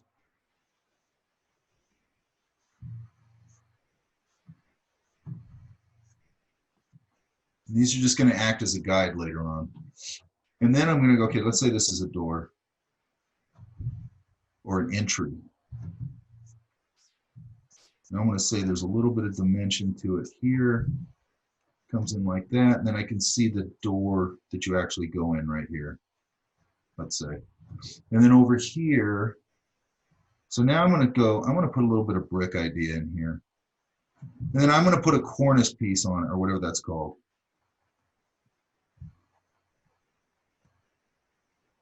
This little corner thing. And I can go, I'm basically drawing a building from Old Town Orange, by the way, because I usually take the class there. And go to smoke, go to smoke with a Q and get barbecue. The thing that sucks that we're missing out on is most of the places we go to as field trips are designed so I get to eat. So they're places with good food, right? Yeah, yeah. That's the thing I miss out of this. Well, plus like the fish market's a blast, man. You know what I mean? They got mariachi bands, you got beers everywhere. You can't drink beers, but it's just fun. Like I miss the hell out of that, man. I love going on field trips. With this class, I love it. Yeah. No, yeah, I was super bummed when I found out this is a field trip class, like Yeah, well. with all like the stuff. Yeah, but you know, you make it your own field As soon trip. as this Yeah. thing's over, we'll just start doing some more. Yeah. I'll just do a bunch with everybody. So anybody who didn't get to do it, we're going to go do it. And then I might put something up. You have like something up here. I might put the indication of like, again, some sort of, might be just roof stuff. Just to break that up. Yeah. And then maybe I'm going to put, just because you said alleyway, I'm going to put, you know, maybe a roll-up door in here. And again, this little part over here would have some dimension. Probably a little thing. I want to put a little light coming out, one of those lights that hangs like that. Yeah. You put something here, which I like. And then, okay, so now again, let's punch a few lines here. And then, again, because you said it's an alley, I can make another box.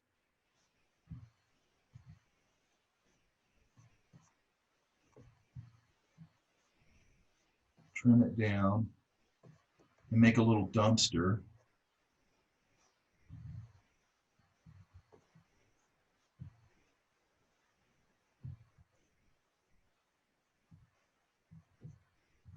Because it's an alley. And then this fence, I'm going to go, again, I want to have some dimension on that, okay? So I'm going to go, I'm going to give these little pieces a little more dimension. Mhm. And I drew that stuff back there on purpose because I want this in front of it. And I don't want to try and draw it in between these things and all that silliness, okay? You know, and then I can put my little thing on here, okay? And then, you know, if there's pieces that run, whatever, you know, and I'd find the gate part of it, and I'd probably include the gate in it. Yeah. You know, and maybe there's a street marking thing there, and then maybe it actually comes out like that, where I see the sidewalk. And look, by the way, contour lines, okay? Sometimes life or your situation hands you these things, and you need to take advantage of them, okay? So this is a curve, right? Sidewalks have cracks in them. It's a manufacturing thing, right? So they expand, they can breathe, so they don't crack, right? But what's good about it, I might have to fix my perspective, is I can put the crack in the sidewalk and carry it down over the thing. So what does that tell the viewer? With me doing no work, it tells the viewer, boom, and it drops down, and then it goes on to the next surface. Does that make sense? Yes. So like on planes, they have manufacturing cut lines in them, right? You take advantage of those because that cut line, like if it goes on the front leading edge of a wing like this is a wing for a plane, right? Yeah. Well, this front leading curve is a soft curve. It's actually hard to speak to, okay? It's not hard, but you know, it's trickier, right? Because it's a rolled curve, right? But they're going to have cut lines on this. So if I put the cut line in there, it tells the viewer it cuts over, and I can put some rivets in there. That did my work for me. It's showing that the thing goes around like that. It's a contour line, okay? Whenever you see those, like you'll see them in nature too. You'll see them with trees and all that kind of stuff. Take advantage of them because they're showing the dimensionality and the surface contour of what you're doing without you having to do a lot of work. Does that make sense? Yeah. And then if I'm doing this, then I'm probably going to go, I'm going to put the traffic light here. Why am I want to put that in there? Because it's a foreground element, okay? And I can put me standing here on the corner with my sketchbook. Rope headphones. Huh? Put your rope headphones on. Oh yeah. No, that was a one-time thing. That was out of necessity. I was actually proud of my resourcefulness though. Okay. Does that make sense, Taylor? Yes, it does. Okay, so we want to get not like this right here is starting to be a random shape, Yeah. okay? No random shapes. Every mark describes something, okay? Yeah. Every mark has a design purpose, okay? And then, you know, again here, this might, you know, you could keep going and put something. I could put like a hint of another trash can there. By the way, you used to be able to live in Long Beach super cheap. Long Beach used to be all run down. Oh yeah.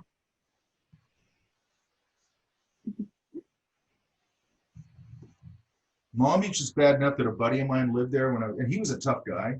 Yeah. He got mugged for groceries on his way home from the grocery store. He had his groceries, and they kicked the crap out of him and took his groceries. That's what Long Beach used to be like. Now they, Yeah. I think there's still parts of it like that. I'm not sure. I don't go there that much anymore. Anyway, so then I could put something here. So maybe I put something right here in the foreground, you know, whatever that is. Okay. And then I've got my little scene or whatever. And then you know what else I put in here? Like maybe back here, I'd probably put a telephone pole. And then I can go and put some lines. And maybe the lines come right into the and off the page. And I might put one way back here. And also way back here, I might just put this little silhouette. Of like a palm tree. Because as they go into the back, they'll just silhouette back there. And they're just nice little silhouettes back there. And you don't see anything but sort of the silhouette. You don't really, you know, once they go back, they're just a nice element. But what I like about putting a, remember when this is an urban area, not that it even really matters because they have telephone poles everywhere, but it can kind of speak that a little bit. But what I like most about putting in a telephone pole is a couple things I can do with it. Sometimes, and it's actually a lot, they'll be slightly off. Have you guys ever noticed that? Mm-hmm. They lean a little bit. So like this one's leaning a little bit. So it gets me off of my hard verticals. So something's off, which is nice just from a shape perspective. But what I really like is I can put this big curve in here. So now I get a big curve in there against all that hard geometry. So you guys have heard straights against flats and all that, correct? Mm-hmm. So you always see it in relation to character design.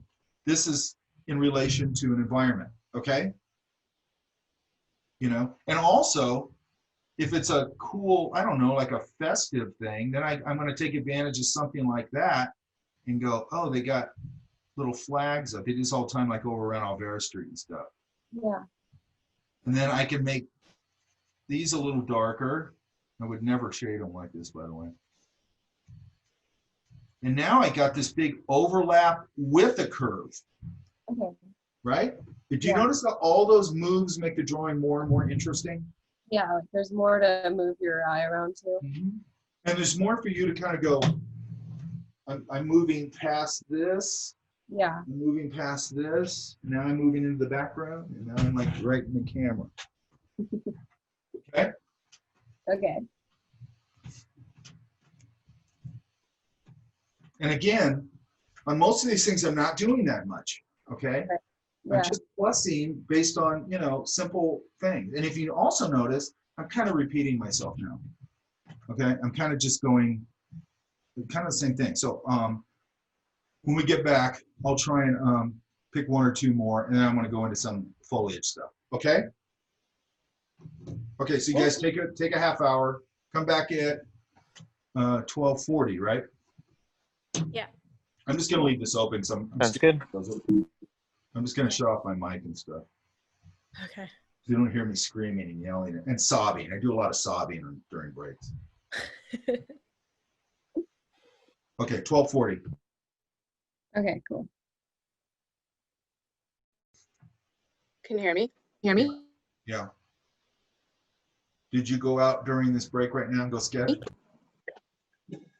No. I took a nap. Should I? Yeah. That's what I thought. I thought everybody went out and sketching. Oh, I didn't, but next time. I mean, yes, I did. See, that should have been the answer. I was sketching so much. Sketching so much. Oh God, I was sketching. Sketching in your sleep. Yeah. I had sketched so much, actually. I woke up in the middle of the night or whatever, but my brain was like thinking about houses and building. My goodness. That's my brain. I got my girlfriend calls it monkey brain. You know, and I'll go, ah, I never can stop thinking about this, that, and the other. She goes, you got monkey brain. You know, she's going, yeah, all the time. And I never stop thinking about this stuff ever. Where's Ebony at? Here. Okay, good. So these are a good example of, okay, are these later? These later? This page? But I You froze a little bit. kind of wish I did all that. Say that again. Sorry. Hear me? Too detailed. Yeah. Now I You can. said to keep it loose. Yeah, I want to get them a little looser. But these are later, right? These here? No, those are the first ones I did. Wow, really? Yeah. I hate it when I'm.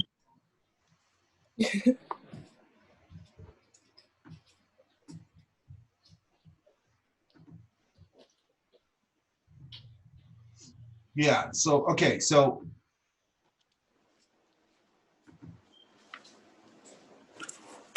You're not using a ruler, right? Like here? No. No.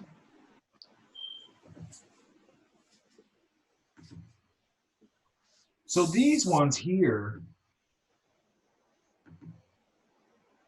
really just need the secondary and tertiary passes over them. Okay, it looks like you see proportion pretty well. And then things like here, again, that's probably got a frame or a recess or something to it, these windows. Mm-hmm. And that starts coming down to secondary shape, tertiary shapes, all that, right? So we just always think of that three. I always think of threes. Everything's threes. Light, dark, mid-tone, big, or primary, secondary, tertiary shapes. Everything just goes in threes for some reason, at least in my brain. But so always keep that in mind, like big shape, then go to your next small shape, then go to your next small shape, small shapes you're out, right? Mm-hmm. What's your major? Animation.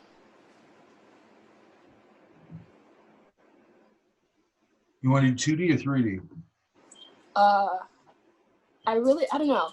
I really like 2D because that's what I grew up watching, but I also really like 3D too.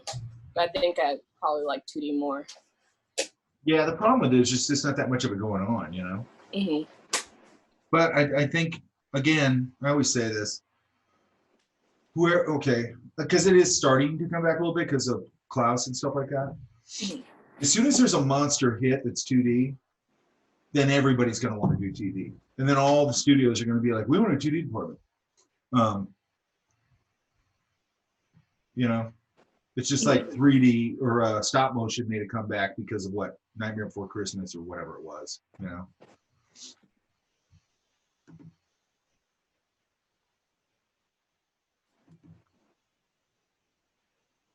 Like these, I feel like have more of the secondary and tertiary shapes in them, okay?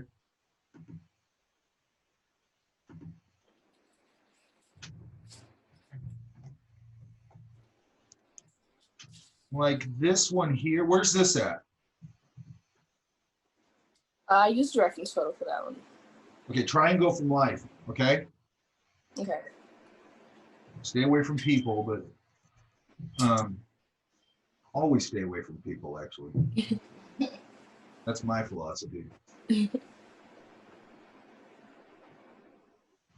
I've been training for this COVID thing my whole life. And now it's like, now I have a reason to stay away from you other humans. It doesn't make me look weird anymore.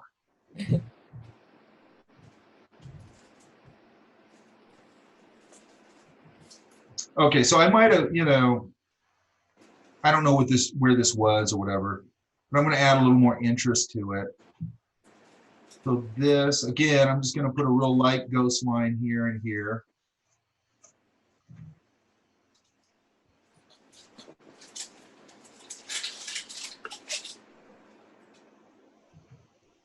Lock that in. And again, there's going to be more going on in this here. There's going to be, you know, whatever it is, an interior shape, maybe some sort of, oh, you have an awning. What kind of awning was that? Was it like a fabric awning? Yeah. Okay. So I might bow it, but you know, if I want to stay accurate, I know sometimes they're pretty tight. And then was there any pattern or anything on it? No, it's just solid color.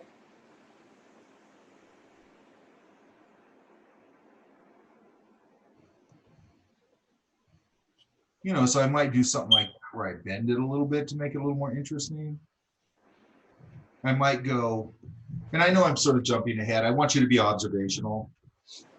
You know, I might go, maybe it's one of those ones that has the little thing like that, just to make it a little more interesting. I might go, I'm going to do it like that. Now, if it totally screws up what the place looks like, I'm not going to do that. But might do this. You know, might show a little bit of that. Okay. And then here, where'd it go? There it is. Like there, I'm assuming, I didn't leave much room for this, that it's sort of something like this. So I might make this whole shape right here. And then just put a line. And then I'm going to go in and emphasize the thickness of that a little bit, away from the light, just like always. And that'll start to individualize the little windows. Does that make sense? Yeah. So then I'm getting something other than just, you know, a line doing that. Right? Mm-hmm. I want to have a little bit of dimension, and then, you know, here's the window, because that's really how it's working usually, sort of like that. So sometimes you just want to start with a whole shape and carve the shape out. And then you can go, okay, here's my under part, so I can come in here and, you know, and then dimensionalize it, if that's a word. I don't know if that's a word.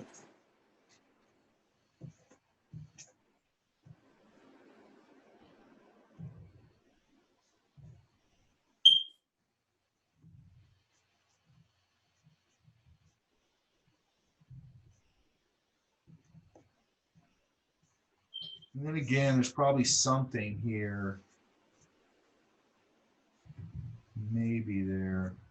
And then what's left? Okay, this. And then this. I've got my perspective a little too extreme, but that's okay. You know, and then I'm just going to look at this and go, how does this work? Are they just glass frame doors? You know, what kind of handles do they have on the door? You know, is there a window frame in here and maybe in here? You know, and then if I want to plus it up, maybe I would go put a flower box here.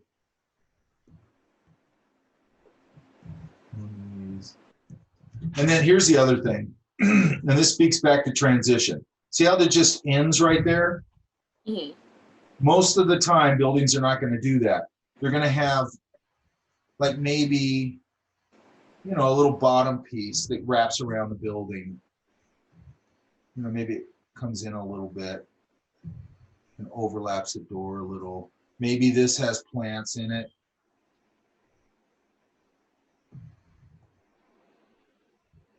Maybe it's brick. And you see how that helps it? It just sort of anchors it and finishes it, right? Yeah. And then, so we're straight on view, you know, and then maybe the side. And again, we can use our little surface line, contour line thing, and have that drop down and have that drop down. Okay. Have this drop down. Hang on, I got to screen cap the room. Hang on. I'm missing someone. I want to get them. Okay, and in a minute, I'm going to talk about foliage here, you guys.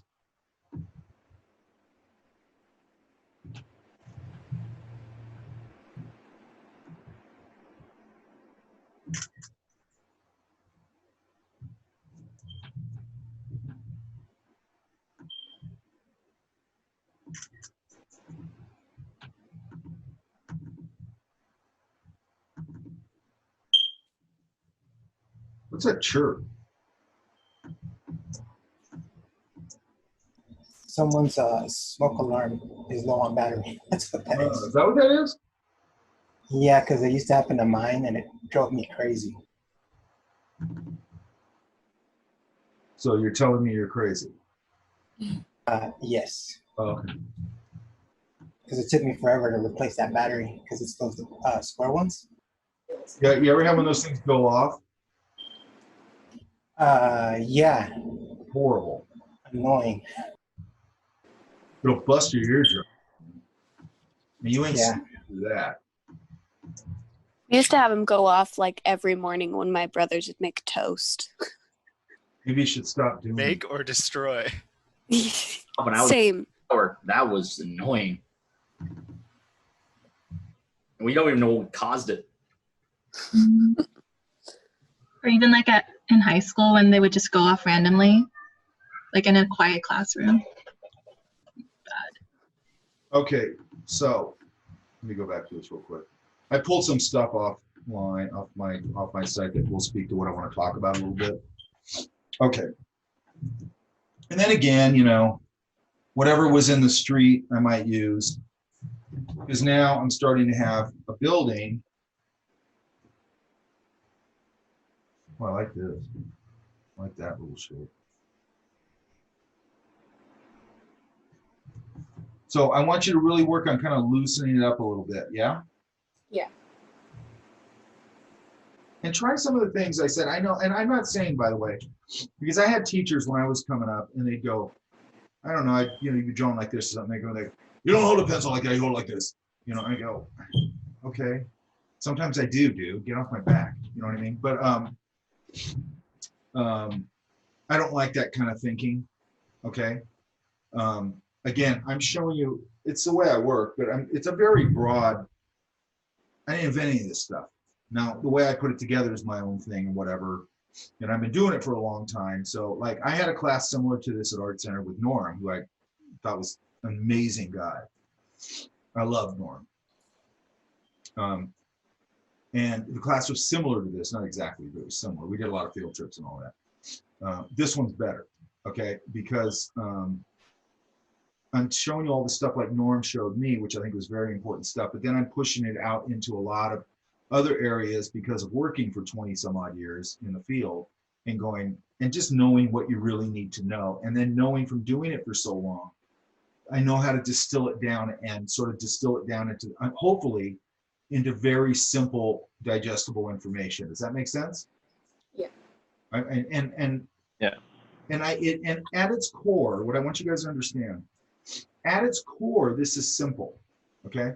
But I had a snotty girlfriend years ago who was a designer too.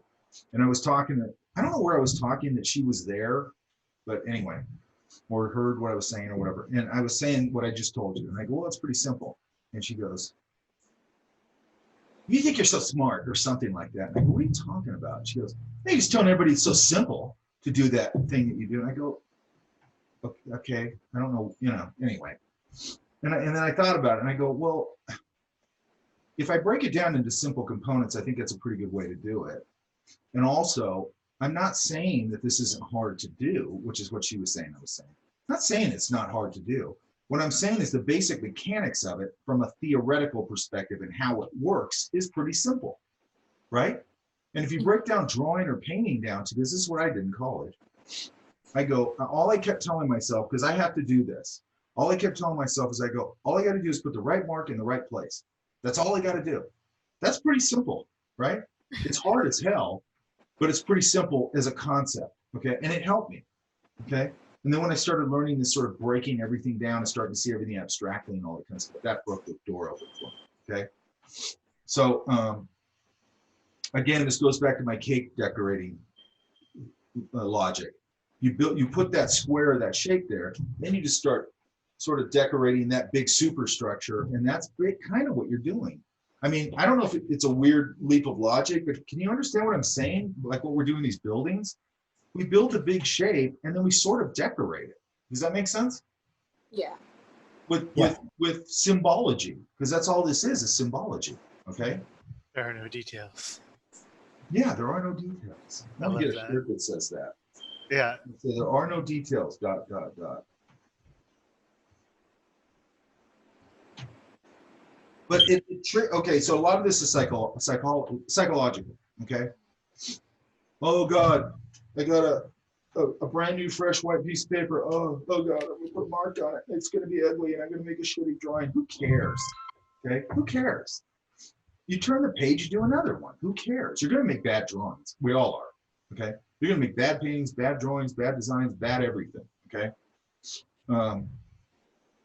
That's why you can just turn the page. That's the beauty of it. You didn't spend a lot of money on it. You hopefully didn't spend too much time on it. Make another one. Okay. It's that repetition. And you've got to break the ice and start moving forward. There's a famous teacher at Cal Arts, and I always forget his name, and I always forget the number. But I love what he said. He'd come into class first day, and I don't know what the number was, but he'd go, you all have 300,000 bad drawings in you. Let's get rid of them. And I love that thinking, because you're like, yeah, you got to hack through that forest with your machete. You just keep hacking through that damn forest, and it's sweaty, and it's hot, and it sucks, and getting through that, all of a sudden, the lost city of gold standing in front of you, right? And that's your first plateau. And then all of a sudden you go, okay, I'm getting this. That's your first plateau. That's your first victory. You guys have already had victories, obviously. Then another one, then another. And then the victory becomes addictive. At least to me it did, It just, and it still is, If I have a great day drawing or whatever, and I feel like maybe I hit some new plateau or something, man, I'm stoked for like a week. You know what I mean? So again, like wallow in that for a day or two and then move on. Okay. Okay. So Ebony, does that make sense? Yeah. Okay. And when we get to, we're going to start talking about organics and stuff. And I want you to experiment. What I was going to say is, experiment with that thing I was doing way back here. Okay. And then going to here and then going to here. Okay. And the thing that bothers me, I probably already said this, thing that bothers me about this, I never hear hardly anybody talk about the handling of their art tools. Okay. I don't remember anybody. The only thing I remember is what I just said. Some teachers would go, you draw like this. It's my way or the highway, or you draw like this. And this is my way, and all that stuff. Well, I'm going like, hey, try it. I'm not saying it's going to work out for you, but I do know this is a good exercise to keep yourself loose. Get way back here, barely kiss the page, and just like start finding those lines.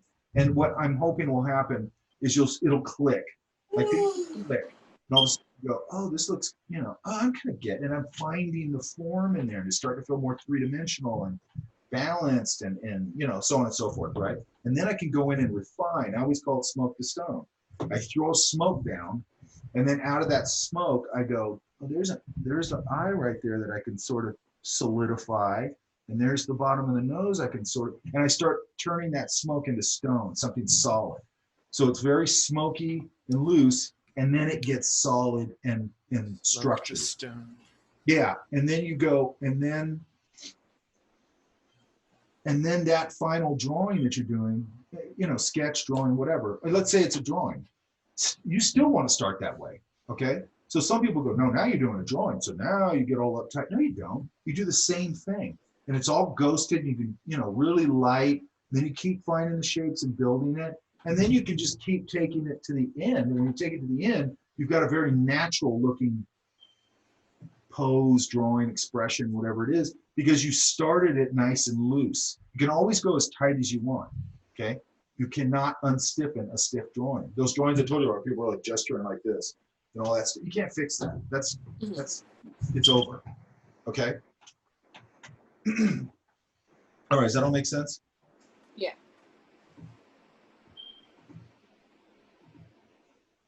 Okay. Well, maybe I'll look at one more. All right, wait. So all this stuff we've been talking about, does anybody have any questions about it? Nope. Mike, I have a question. Go ahead. Oh, how do you know when it's time to walk away from a sketch? That's the hard part. That's the hard part. I think some of that's just experience. I think some of that is, you can ask yourself, your last name's Alba. You're not related to Tony Alba, are you? Not that I know of. You know who he is? Skateboarder, right? I love that guy in the 70s. But anyway, I think you have to kind of look at it and go, is this saying everything it needs to say? Is this conveying enough information? Does it, I mean, I know this is a little bit, again, experiential. It's like, do I need to add anything to this? Because I feel like as I'm working through the drawing, so, okay, so now we're talking about a methodology, which is 1, 2, 3, and then 4 for your small shapes, okay? So we're going big shape, secondary shape, primary shape, small shape. Now I stand back and look at it and go, and there's gonna be things I wanna throw in. Like I'm gonna go in and go, ooh, I'm gonna hit that little line right there. And look at it and go, oh, that could separate a little more. And I'll just do those little tweaks. But if you sort of follow that methodology, and it's methodology, by the way, it's foundational, it's fundamental, it is not a system, okay? None of this is a system. It's shape building, which is like, again, I didn't invent this. Then I dance around it a little bit and tweak it, and it's usually done. Does that make sense? Yes.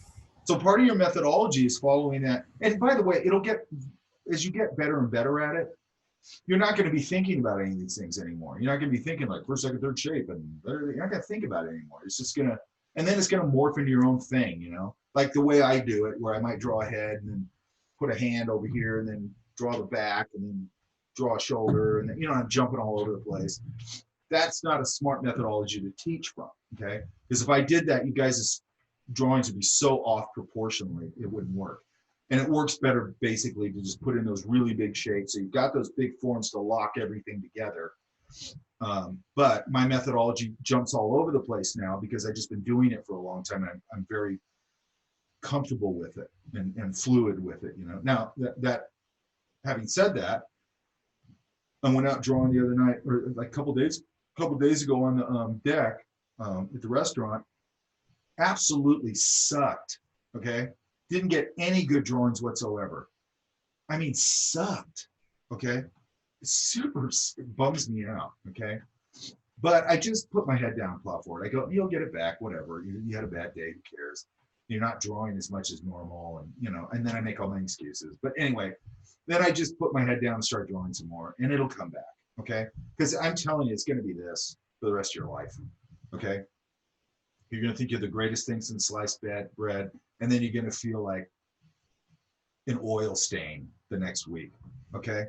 That's how it works, okay? And then you'll be back up. And then what I always say is when you're on the bottom and you feel like an oil stain, go, I'm gonna be up there again in a week or 2 or 3 weeks or whatever. I'll be back up there, and then I'll be an oil stain again, okay? For the rest of your life, okay? Question about that. Earlier you were talking about consistency, and like in the professional field, you're going to want to be consistent. So how does that relate with this up and down? Like how do you navigate that? I always say it's different when you have a gun to your head, okay? And once it becomes a real job, you have a gun to your head. You know, there's somebody right here going, I got to have that thing by 9 o'clock tomorrow morning, dude. Rain or shine, you got to get that done. And boy, do you lock into consistency because it's like going, okay, I'm casually drawing people on the deck. I can casually suck. It doesn't really matter. You know what I mean? But once I got that gun in my head and there's a paycheck involved and it's a real job and I don't want to look like an idiot, I'll get it done. You know what I mean? And it might not be as great as, I might not be totally on, but I'll get it done and it'll look good. You know what I mean? I might have a lot of problems with it, but they're probably going to be like, yeah, it's fine. That's how this notice it. That's how this assignment was for me, but maybe more like an airsoft gun than like a real gun, because it's not like my job's relying on it. But it was nice to have that pressure pushed me in places that I was very uncomfortable. It was not outside of my comfort zone. The time pressure, that was great. I really benefited from that. Okay, the thing in here that I want to do is, and I probably said this already, I want to give you a lot of room to fail. Okay, I don't want to go, if you, and I've had classes like this, probably everybody has, where somebody kind of shows you something and then they go, okay, do it. And then they come in and crit you, and it's like everybody in here is like, they haven't had a class like this because I'm the only one who teaches this class, okay? And it's totally different. So I know they haven't had a class like this. And my philosophy on this is different than, well, me and Frank agree on this, but My philosophy is different than a lot of people's philosophy. Okay, number one, I'm not totally locked in entertainment design. I'm not a fanboy of anything.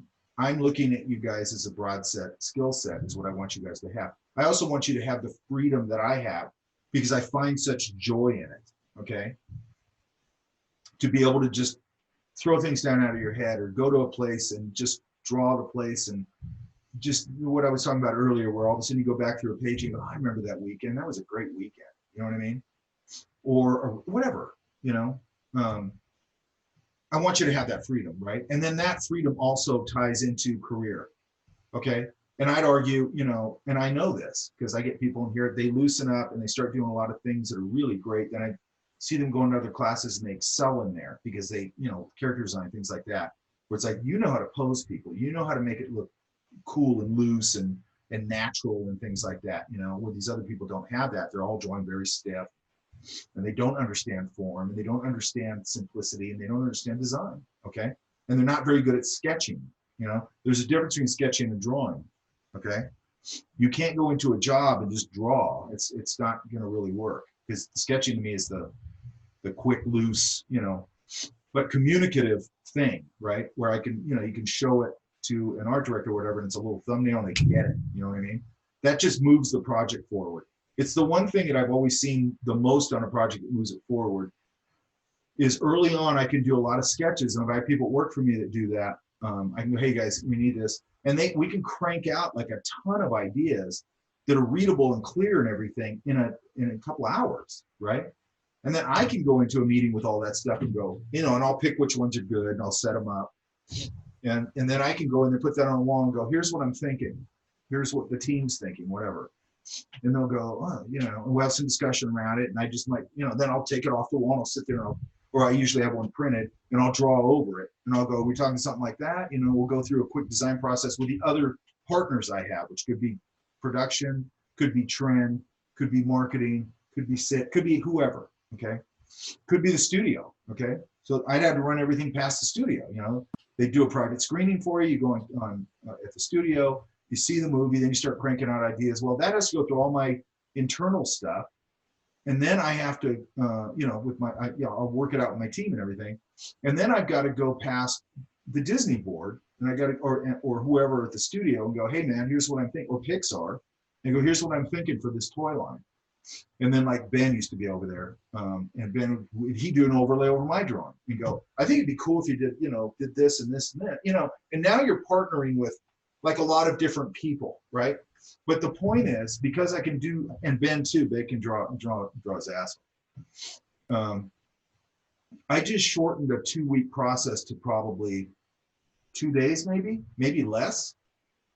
Now what did I do? I built time for me to polish and shape that product, because now instead of that usual 2-week time frame that everybody eats up doing what I just did, I've got, you know, a big chunk of that 2-week thing to polish and to shape, okay? Because I used all those quick sketching skills and ideation skills and leveraged Ben's skills too. And I got that all done very quickly, and now I have time, okay? And then people will come back to you and go, because we used to have a cross-functional meeting where all the directors would be there.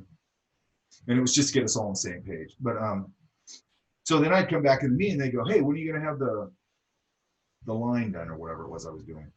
And I go, that line's not due until September 30th.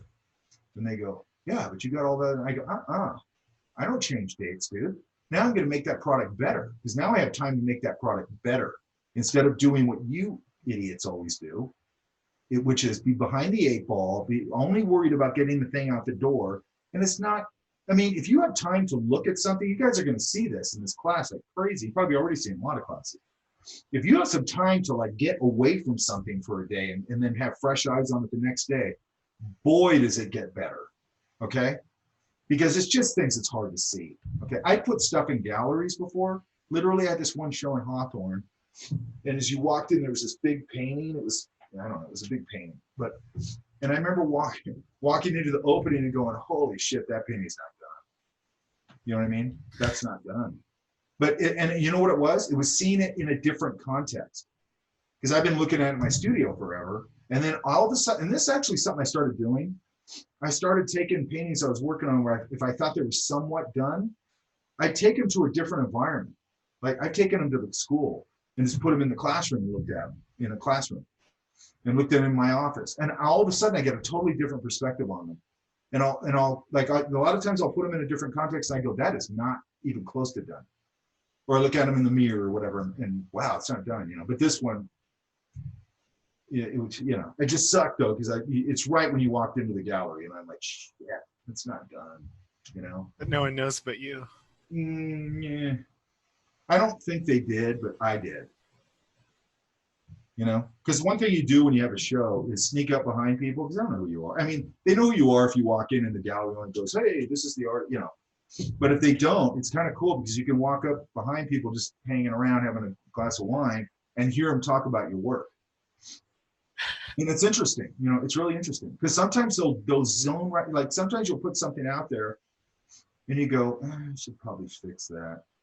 And then you go, and then you talk yourself out of it and you go, no, it's fine, it's fine. And then you overhear two people and they go, oh, that part right there looks really weird. And it's the part you should have fixed. And you're like, damn it. Like, just don't ever do that, okay? Or they might, you know, they might have a negative comment about it, but if you're open-minded, you listen to it and you go, that's a valid comment. You know what I mean? Yeah, they're right. That's right. Try and think of it as not being your work. And then some people are just, and some people say really nice things, and then some people are just saying mean things because they just are snotty people or what, you know. And you got to be able to tear that all apart, you know, and get alligator skin right now. Okay, start doing that right now because this business is all about being critiqued.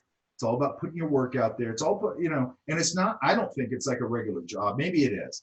But you're kind of putting a little bit of, I don't care if it's a product or whatever, you're putting a little bit of your heart and soul on it, you know? And then when somebody pisses all over it, it doesn't feel very good.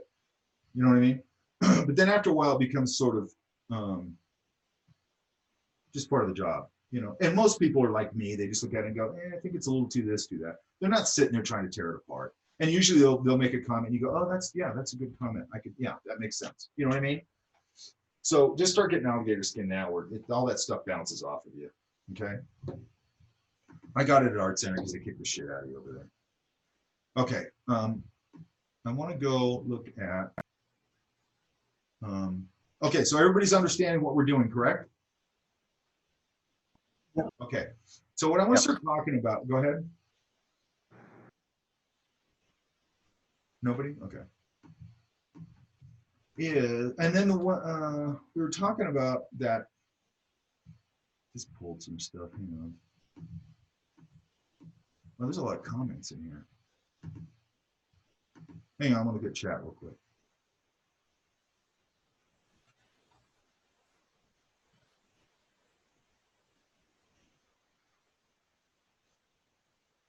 Old Town Orange has restaurants open, whoever's asking that. They're out in the street, but it's cool. Okay, that's good to know because I want to find a place to sit. I had to self-quarantine because I was exposed to somebody who had COVID, and so now I'm free and I want to go sit somewhere nice.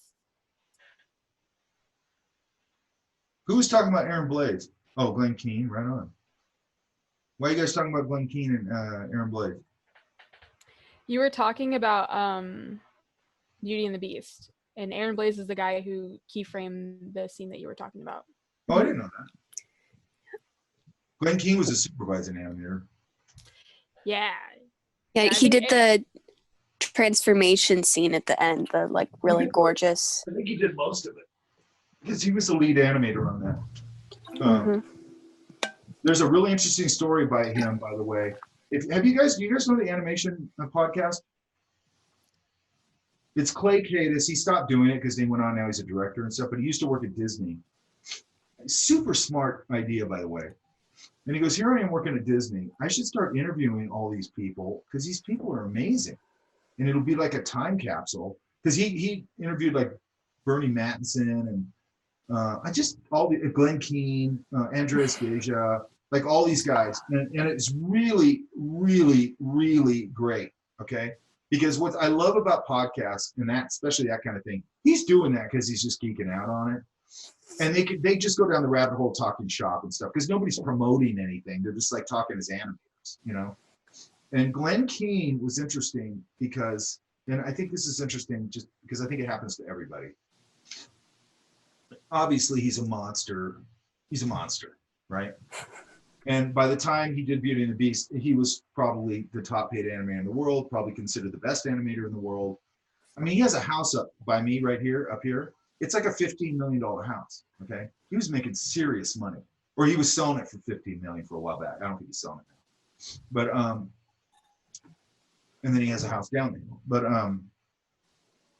when I went to arts, or when I went to Imagineering, I didn't know what imposter syndrome is, but I had a big dose of it when I first got there. And the first day I was there, I was working on whatever they asked me to work on. I was looking around, all my heroes are around there. I mean, there's Tim Delaney's office, there's Diana Ray Vaughan's office. Oh my God, at lunch, there's John Hange. Walking through the hallway and my boss goes, oh, here's Marty Sklar. Hey, Marty, this is Mike. And I'm like, holy shit, that's Marty Sklar, you know? And then I'm just sitting there going, what am I doing here? Like, what am I doing here? Like, I don't belong here. Like, and then I go, oh, okay, they're going to figure it out. Like, when my boss comes back and looks what I did today, he's going to fire me. Like, clearly he's going to fire me. So then I just kept working, but I go, yeah, they're going to fire me. Screw it. Who cares? Whatever. I start talking myself into like, I don't care, even though I did. Anyway, so I went on, and I was for sure he was going to fire me, you know? And anyway, so I just thought that was me. I'm like, why are you so unconfident, blah, blah, blah. Anyways, Glenn Keane was telling the story about when he was doing that transformation scene. And he got stuck on it, okay? And he couldn't figure it out. And then he went down the exact same rabbit hole. He goes, I'm not going to get this done. I'm not going to hit my deadlines. They're finally going to realize I'm a fraud. And he talks about that a lot, okay? He goes, they're finally going to realize I'm a fraud and I'm a fake and I don't really know what I'm doing. And then he went further, you know, because he had a bigger life than I did when it happened to me. And he goes, I'll just get a smaller house. I'll get a more reasonable car. I'll just downsize my life. I'll get to spend more time with my family. It'll be fine. You know, he went down the whole rabbit hole. Like, they're going to fire me. You know, even though he was Glenn Keane, you know what I mean? And he was already like a key guy over there. You know, they're never going to fire that guy. But he went down the same rabbit hole. And now I know what that is. It's imposter syndrome. Okay. So you go into these things and you just feel like you're not worthy of it. And I don't actually think that's a bad thing. I think it's actually, I mean, if you live in it too much, I don't think it's a good thing. But if you're just, I don't think there's anything bad with being kind of humble about what you're doing. You know what I mean? Because that means you're a perpetual student, right? So when I was like working in Imagineering on that job, all I did was go around and learn shit. All I did was go to people and go, how do you do that? Can I see your sketchbook? Is that your portfolio right there? Can I look at it? You know, and look at their portfolio and go, holy crap, how'd you do that? And people want to tell you because they're all geeks too. They're like, oh, dude, I take some chalk and then I seal it and then I do this. And then I, you know, and you're like, oh, cool. Like, you're learning all this new stuff. And then you get a compliment and you know, and then somebody big like Eisner or something goes, hey man, that guy's stuff's cool. And you're like, okay, I'm getting this, you know, and then you gain some confidence, you know. And then when you go to the next job, it starts all over again. At least for me, it does. Every job I walk into, I go, I'm not gonna be able to do this. I don't know what I'm doing, you know, whatever, okay? So if you experience that, it's normal, okay? All right, so let's look at this now, okay? So let's look at,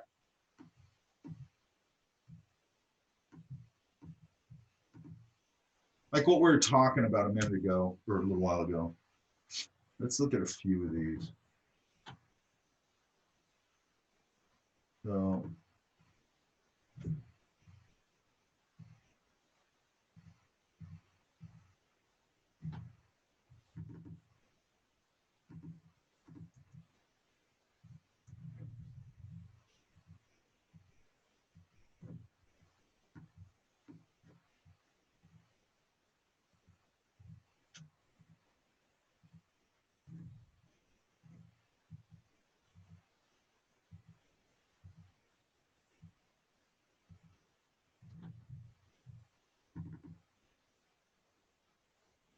okay, so we were talking about earlier, I can't remember whose work it was, about that, might have been Brianna. Yeah, it was Brianna.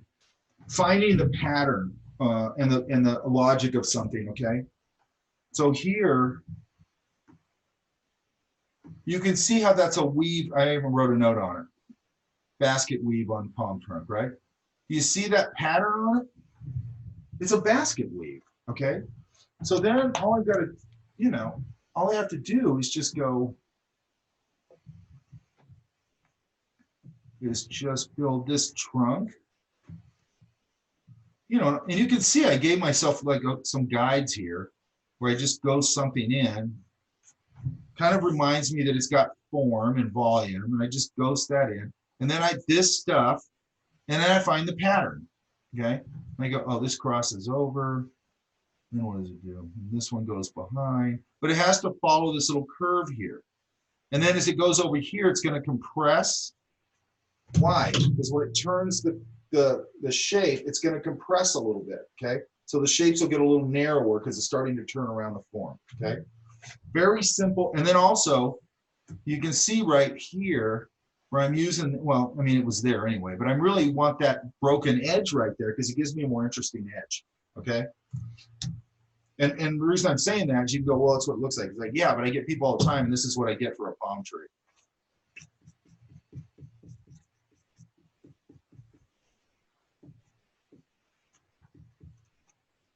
That's what I get, okay? Like just random BS, okay? Because they're not looking, okay? And this is over at the Arboretum. Okay, so here, hang on.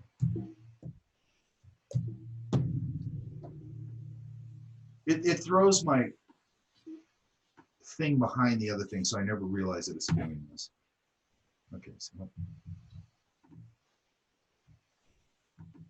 I have to answer 15 questions to get it out of here. Okay. So this looks much more complex, correct? This. Yeah, that looks great. Gosh. It's not. It's not complex. Okay. So what this is composed of, again, when you're doing anything, okay, but we're going to talk about foliage here, okay? I find the logic of it. I find the language of it, okay?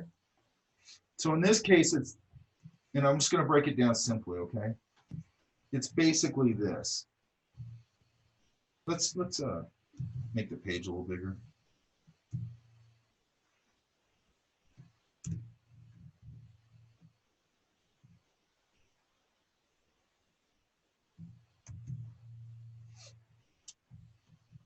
It's basically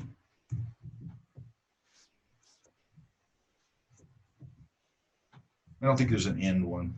It sort of comes down like that. You know, I can also think of it like sort of,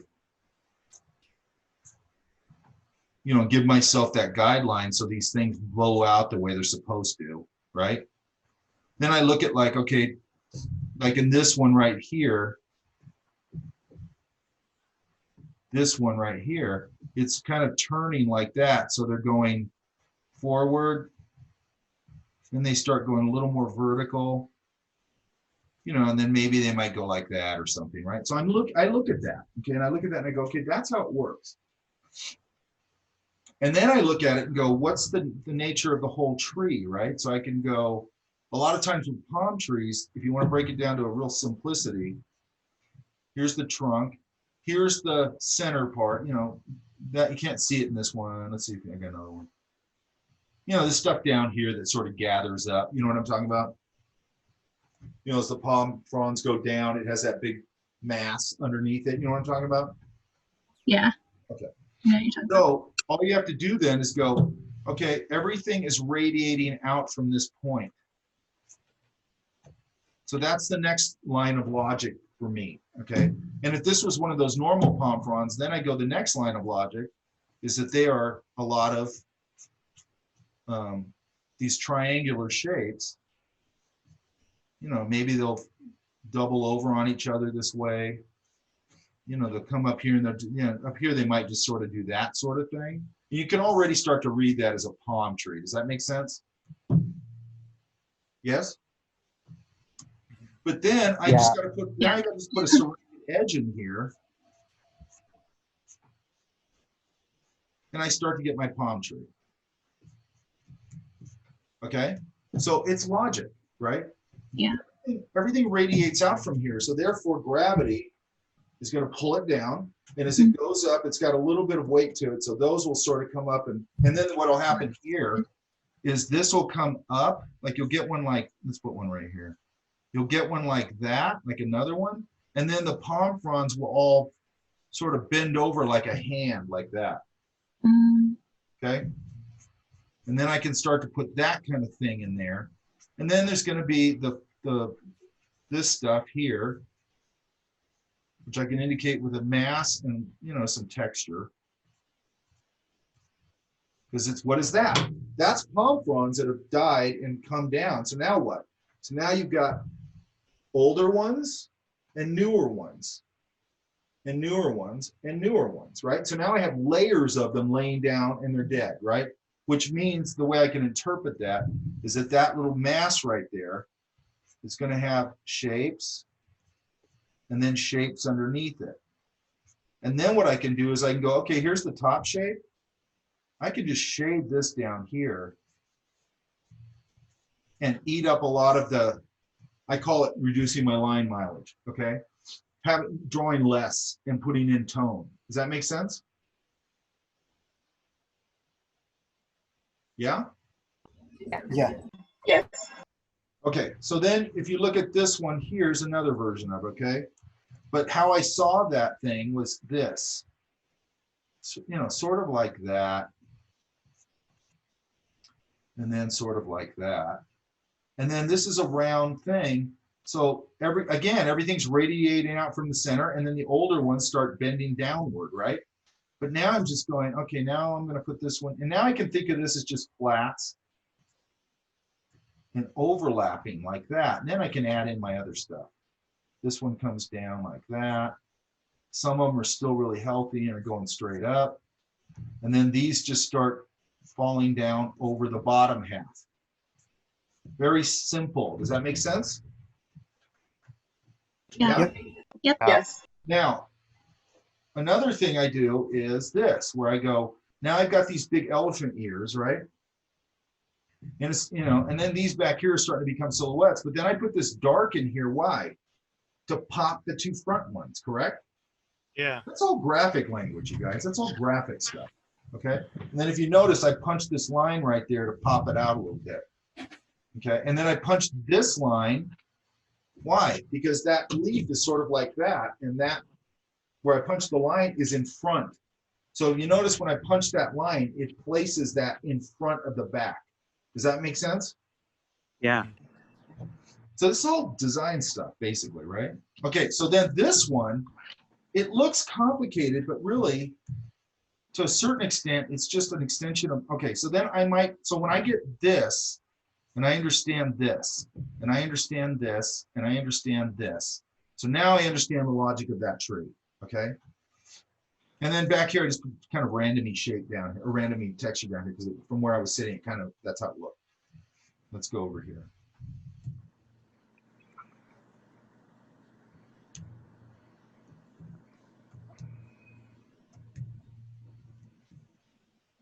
Okay. So what I'm really doing, okay, so then I can create a scribble language. And where, okay, so I would put down, oops, I would put down first the mass of this tree. Sort of like that. Then I go, okay, there's my trunk. Don't make lollipop trees where you're doing this. Okay. When you made that one in the picture, were you working in pen? Or Yeah, did that's all pen. How did you get the mass of it with pen? Because it looks like in that one, you didn't do that shape. You just kind of imagined it. No, that's over at the Arboretum.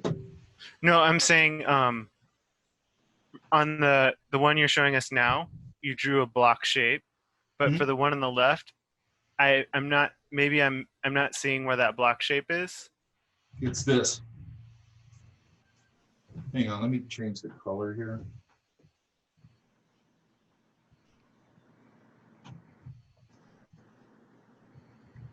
Right, I see the shape, but since you're working in pen in that one, did you just sort of skip that step, but you just had it in your head? No, I did the same thing. I put a little light line. It's all buried now because I rendered it out. It's Did just you like pencil or is it? no, I don't go in with pencil. I'm just going straight with pen. Okay, cool. Just like I'm doing. Okay. Okay. And then I go, okay, I got a couple here. I'm gonna switch back to black. I got a couple here. But what I really start looking at, if you look at this, and then I can kind of create a scribble language. Now, here's where people go wrong. I go, the scribble language is based on what I just learned about how this thing works, okay? Now, if you look at this, the bottom half of this, I took advantage of that there's basically a canopy over the dead growth, right? And I threw the whole thing into shadow, okay? I didn't just do that because that's how it looked. I did that because if you look in there, there's a lot less work in there because I just masked it all together with, that's black watercolor, okay, over pen. Because what I'm trying to do here is I'm going, okay, I have this, and okay, and here's another thing. The main place I'm going to give the viewer a lot of information is around where it breaks the silhouette. You see that? I'm giving you, look at it. In the interior, it gets pretty loose, right? But out here, I'm giving you more information. Does that make sense? Yeah. Why am I doing that? Transition. Why else? Make the visual read of the object more interesting. Silhouette? It makes it more clear. Now, if I give the viewer, and the reason I do it around the silhouette the most is because that's where that that silhouette is the clearest, right? So if it's going against a sky, that's where you're going to get the clearest view of the shape, the real shape of things as they come off, okay? If I dance that around it here and there, right? I'm giving the viewer, okay, that's what this leaf looks like. That's what type of tree this is. Now I can go into the interior because what happens on the interior? From an optics perspective, from a scene perspective. We're not focusing on it as much. It's texture. I'm not seeing individual leaves anymore. I'm seeing a bunch of texture because it's a billion leaves. So I'm taking advantage of that and giving you enough. And then your brain starts filling in a lot of it. And it actually works better than if I tried to draw every leaf. It would look like a little kid drew it, okay? If I did it, trying to draw every leaf and all that stuff, okay? Does that make sense? Yes. Okay. Yeah. Are you going to go into more detail about how you created that texture and the scribble language? Mm-hmm. I'm going to go into more detail about everything. Awesome. Thanks.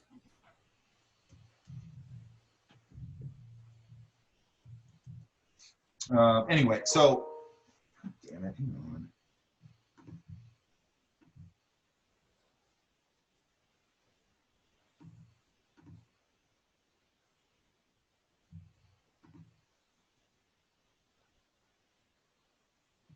Oh, okay. Somebody just sent me a cool show going on at some museum. Okay. So I can start to come in here.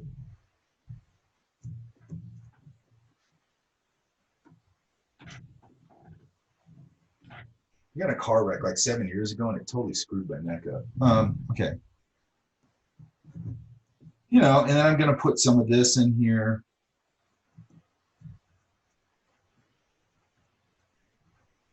I'm going to do this kind of quick. You know, there's a little bit out here.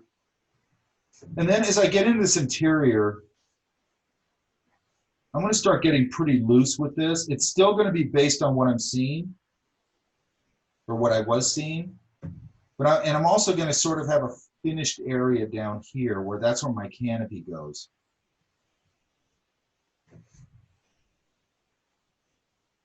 Now, I also reduced my line mileage on this. You guys, I showed you guys that little pill box I keep full of black watercolor, right? I'll show it to you. Yeah, you showed us the first day, right? I thought so. There's a little bit of space, and then there's one here that sort of folds over on itself. Anyway, so I'm going to come in here and I'm going to start just kind of shaping that out. And then when I get to here, again, I got some that are free hanging. And then I just took my watercolor and blocked all this out. I could do it this way. I could do it however. I could do it with a pencil. Really quick, when you're going back and forth with the pen and the watercolor, so you're not doing like watercolor at the end. I think I did it mostly at the end. Okay. And so, I mean, I don't always use watercolor. I might just do it like that. If I wasn't doing it like that, I would just do a hatch thing, just a nice clean hatch, right? And then also I went in here various places and I darkened. So when I got areas in between other areas, I can kind of darken it up. And I can sort of pop the leaves out that way. And it starts to make it look more voluminous than it actually is. Does that make sense? You know, then I can come in here and start going, what's my texture? There was some texture on this side. And then I'm trying to figure out nice ways to do texture that have an interesting kind of thing to them. You know, and then I have to go back in and go, okay, that's, I can see the line there, I don't like that. I want to put in some more of these hanging things.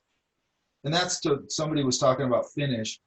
Then I sit there and I look at it and I start, once I get the whole thing sort of blocked in, then I get to dance all over it. That's my favorite part, right? But what's the point here? The point is what I start with. Just like our architecture stuff, I start with that. I look at the big shape first. Does that make sense? Okay. And then here I'm just looking right at the big shapes, okay? Let me see if I have another one.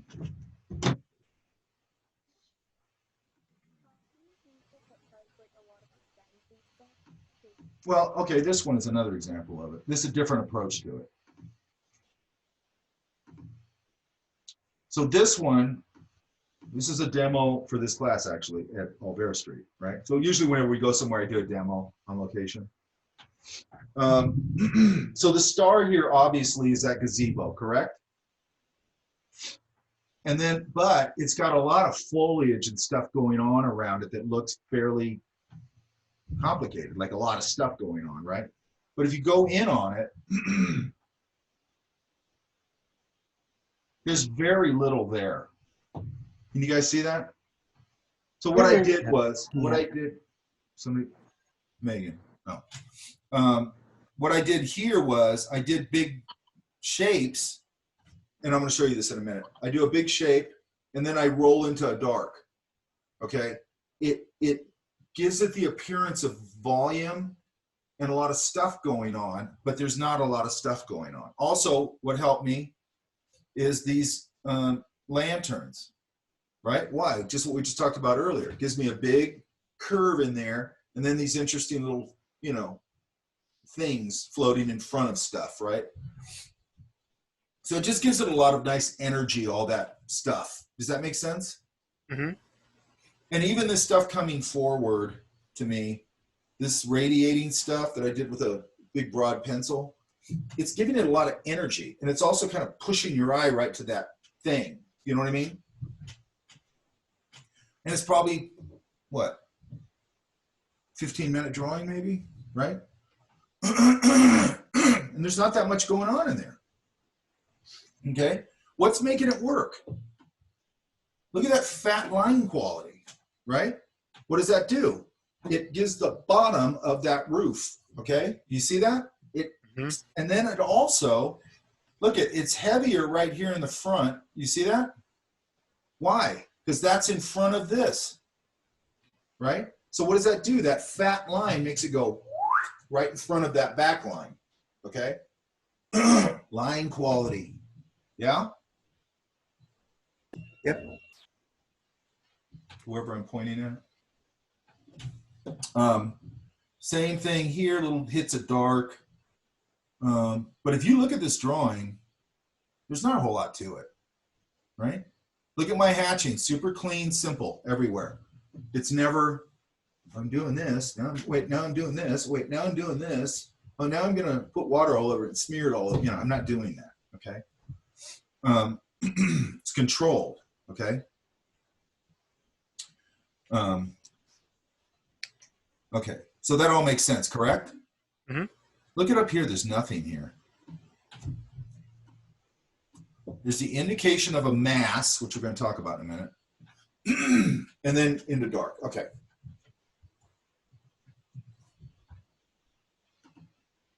It's the same idea. You can get some ideas here of like how we're structuring leaves. Like you can see it like this, and then start to add this. Does that make sense? Yeah. This, where they do that. I love that because then I can take the back shape and make it dark to pop the front shape. Yeah? And by the way, again, this isn't about foliage. You can do that with anything, okay? I mean, anything that has something in front of another, you might make that a dark shape and pop the front of it, you know? All these things work in all sorts of different contexts, okay? Yeah? Mm-hmm. So now we want to do, you know, start just getting it under our hands, okay? Because that's kind of the first, you know, and I want to talk about this right now. Here's the basic silhouette. Here's my masses within the silhouette. And then I start doing what I'm going to show you right now, which is I go light, foliage edge into dark. Does that make sense? Now you don't always have to put the dark, but it reduces my line mileage. Does that make sense? Mm-hmm. Question about this image. So the second picture, the masses. Yeah, this one. Do you have the hatching in there just to indicate visually what you're looking at, or Yeah, do you actually throw the hashing in at that stage? What I want to talk about, let's do it right now. So I have, wait, let's make sure. Yeah. I have my overall tree shape.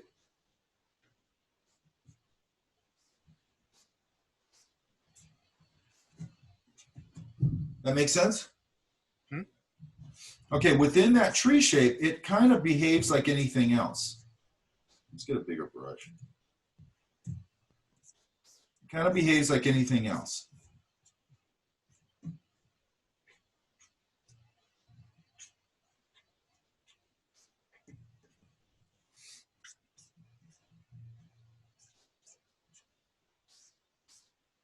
From a lighting perspective, so I'm putting my light up here. So within that tree, there's masses.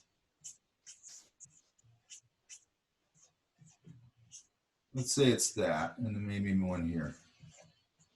So the light is still going to react on it. It's a much more organic way, but it still does it, okay? Where things going under and away are going to get shadow value like that. And then some of this is going to catch light. Does that make sense? Mm-hmm. Okay, so what I'm doing, and then when it hits the ground, let's go a little wider. One good thing about digital is I can just keep making the page bigger. So then what I tend to do is I go, there's a lot of ways to do it, and I'll show you all the different ways, but this is a good way to look at it, I think. So now I have these masses in here.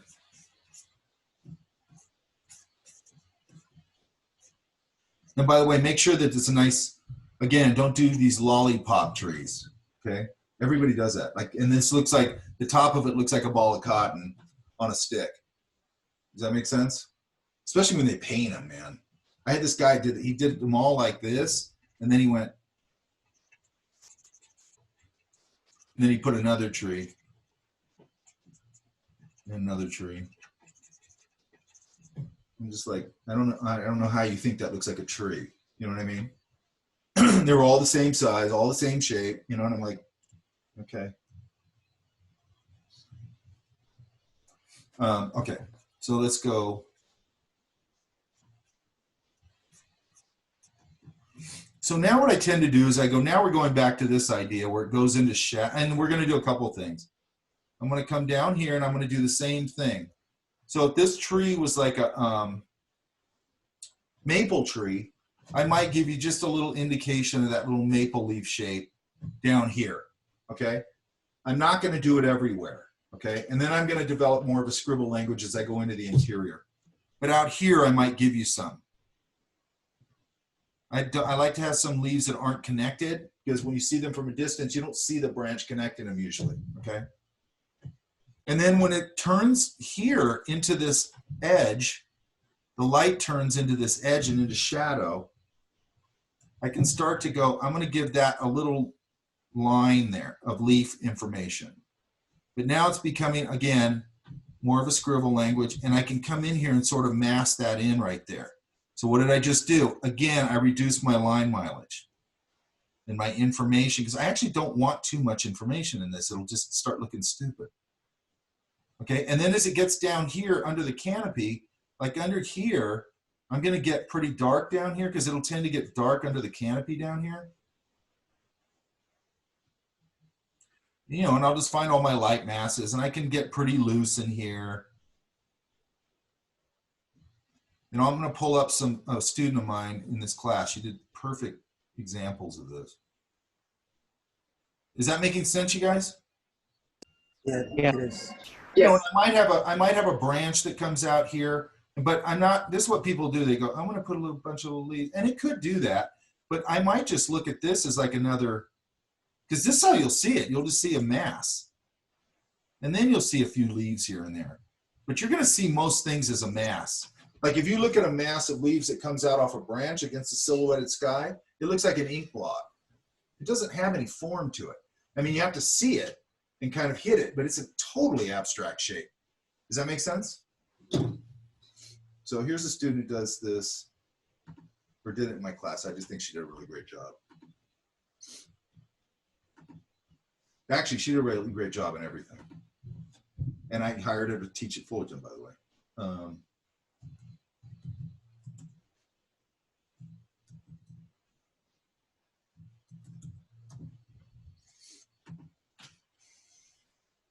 And she really masses them. Okay, that's what I like about her stuff.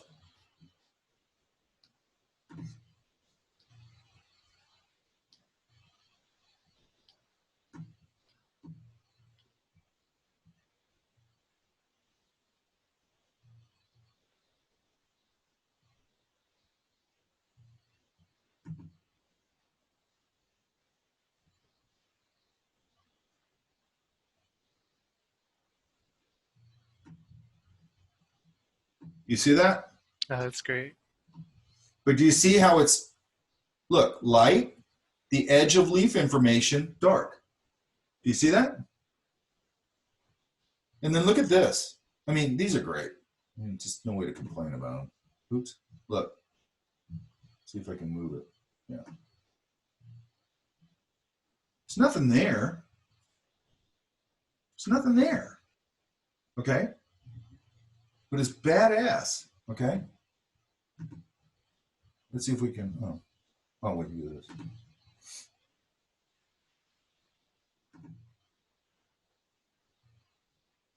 Look, canopy, dark. Now you can put some other information there. You can do that, you know, you can do it like this. I don't care. That's a great one. And then she kind of carries this idea, which is great because we talked about what I just talked about, where you, with the leaf, where I could put a dark shape to push the light shape. It's exactly what she did here. Can you guys see that? She did this is a light shape, and then all this is just a dark shape with that edge flipping over. Everything goes right behind it, and it creates form. Yeah?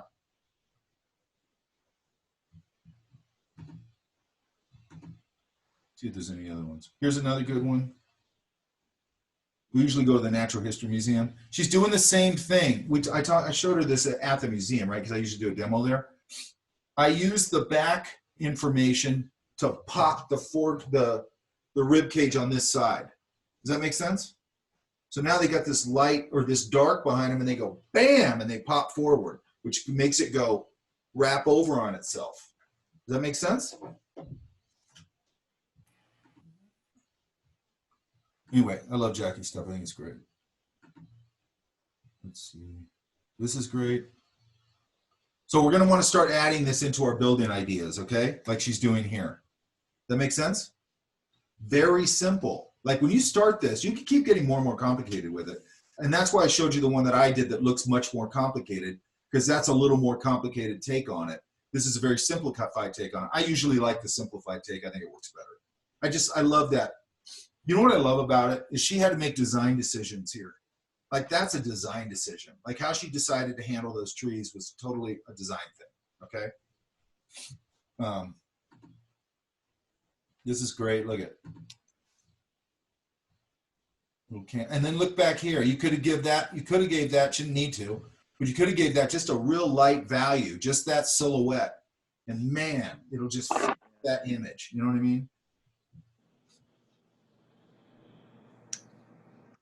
Great shit, man. And that's March Field. We'll talk about that later. And then these are kind of cool too. So this is from a field trip. This is over at San Pedro. And what I like about Jackie is that, and this is where I want you guys to get to. See how she's stylizing the bird? She's kind of stylizing the people. She's totally reducing the scene down. Look at everything in the background. This is San Pedro, okay? Everything in the background is just sort of a silhouette. There's that flag thing. And what I love that she does in her drawings on location is there's a human element. There's human interaction. Does that make sense? So it's parents with their kid, you know? And this place is super, this place we go to, which bums me out. We can't go there. Because usually we go there and we get a big pile of shrimp and stuff and eat. But, which is going to be my overriding theme, okay? She gets some human interaction in there, and she starts to sort of stylize a little bit. There's another one. This guy was selling beer. And then there's one in here. I like this one. So there's always like a little, and this is subtle. Like it looks like she just said something to him and he's laughing about it or something, right? That's subtle stuff, you know?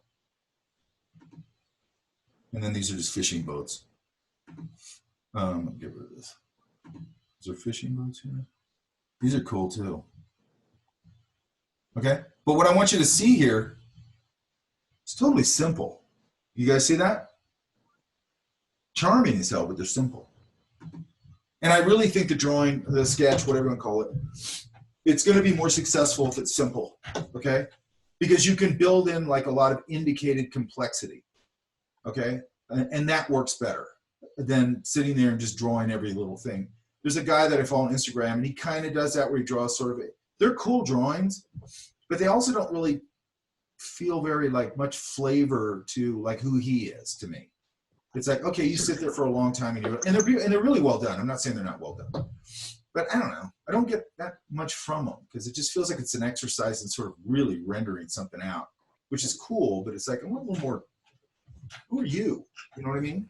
Or if you're designing something for an animated film or whatever, you got to have a take on it. You know what I mean? They're not going to go, we'll go out and by the way, anything you do, I catalog things in my head all the time. Like if I'm driving through LA or wherever, but I'm driving through LA. LA is such a weird place. I've lived there grew up there. I still run into pockets of places that I've never seen. Okay. Which is weird to me, but, you know.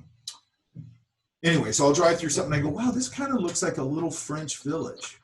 You know what I mean? And I catalog it. And I go, if I ever need French village, I'm going to come here. And I'm going to go to that little cafe right there because they sell cocktails and they have tables out on the sidewalk. And I'm going to sit there and have cocktails in my sketchbook and start getting ideas here. And then I'll plug it into like, you know, real pictures of Paris and real serious research and everything. But I'm going to get a bunch of ideas there right in the moment. And I'm going to start stylizing there. As soon as I'm warmed up, I'll start stylizing. Then I'm going to come back and I've probably already done some research and I know how much of that stuff is sort of authentic and how much I can use. And then I might go around to the back of a building and go, okay, that's a classic French, you know, whatever the architecture style is, but it makes sense, right? Then I go around to the back of it and I go, wow, look at the porch and the way they do the lights in the back. And look, they have this little traditional French thing that's not an American thing. You know what I mean? And I go, I just learned a bunch of stuff because I can't do that with a photograph.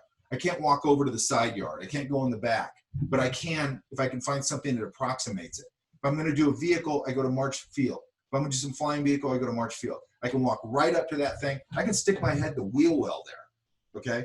I can sit there and draw wheel assemblies. I can sit there and draw surface details. I can sit there and go, well, I didn't know that that's what goes on, and then I'm going to go play, right? Does that make sense? Okay. And then the other stuff with this, okay, so like this, you know, I'd keep going. I could do it, you know, I'll do it really simple.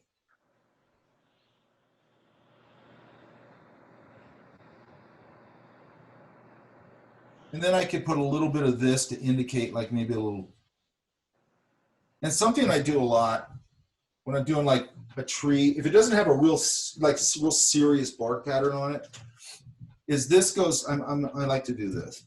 I might come down here and go, okay, there's a trunk or whatever you call it, root. And then these will also have texture, but I'll kind of go, I'll sort of use the texture, but if you notice, I'm following that curve a little bit. You see that? Yeah? Yeah. And I'm doing two things. I'm showing the viewer the perspective that rolls over. It's the same things we talked about the curve. There's a surface thing that's telling the viewer what's going on. But in this case, I can sort of get a little bit of texture with it. And then as it goes up, I got to know where my eye line is. You know, is it going to go this way? You know, as it goes down, it's going to go this way. You know, I don't want to overdo it. And then I'll, you know, maybe I'll put a little bump there. And then down here, I'm going to start breaking this up with some grass and stuff. Maybe I'll put a bush here. Now I'll take a different type of approach and I'll say maybe it's more something like that.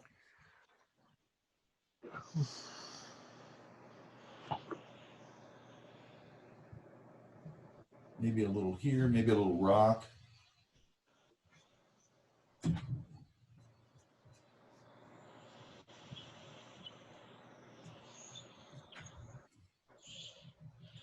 And then we could go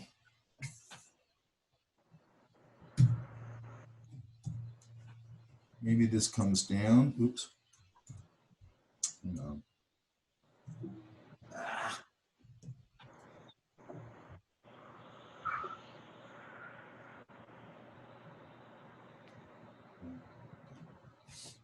Maybe this.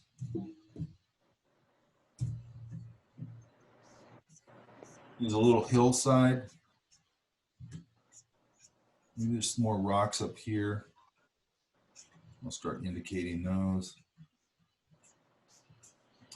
And maybe way back here. Maybe there's a little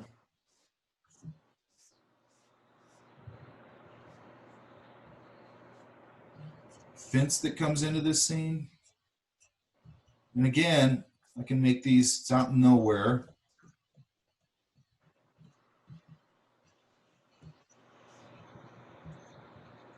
Maybe it's one of these kind of fences.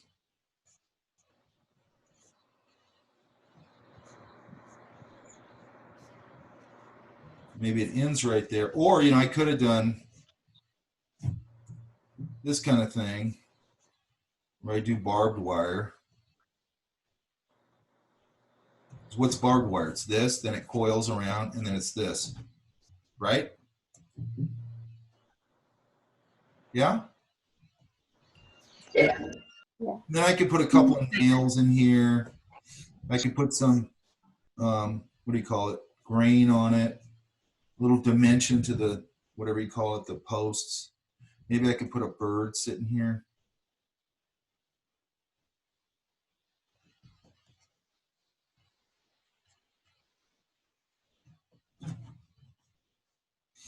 Put one here. I'm gonna have this board overhang, I like that. And then again, more some of this. And maybe out here. Lights up here. So maybe I come down here and I just add a little texture and light to that. Maybe back here, there's a little farm.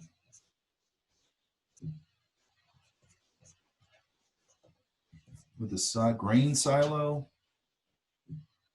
There's a tractor out here. Maybe there's another fence back here. Or maybe there's a road. Maybe it goes like this. You know, and there's a road that goes way off into the distance and picks up here, comes into this frame, and a truck and whatever, okay? And this I'd have to balance out better. It should actually come out a little more over here or whatever. Does that make sense? Yes. You know, and then if I wanted to come into this foreground, you know, then I could really trick out a plant here. This one I could give you much more information on. You know, maybe it's got little buds up here, yeah, and all that kind of thing, right? And then also, if the light's here, maybe I can get a cast shadow going this way from all this stuff. What's that going to do? It's going to help put it on the ground and emphasize the ground plane, correct? Which means this side of it's going to get dark, this side, so on and so forth. Does that all make sense? Yeah. Okay, and also my point is that usually this isn't the star, okay? Now in here it's kind of, and by the way, when you're doing rocks, you guys, rocks are facets, okay? So try and start to see it as like, oh, it's this, and then it's chipped off, and then it kind of comes down like that, and then this, and then there's another little piece that's chipped off, and then comes down here into that, and there's this little thing. That's what a rock is. Does that make sense? So then you can kind of soften that up a little and then go, okay, this is catching shadow on this side, and I'd soften it up. And then, you know, again, you know, I'd put some texture on it. I'd have it break into the ground with some foliage or something. And I don't like this shape right here, so I'm gonna get rid of that. And whatever the rock shape is, okay?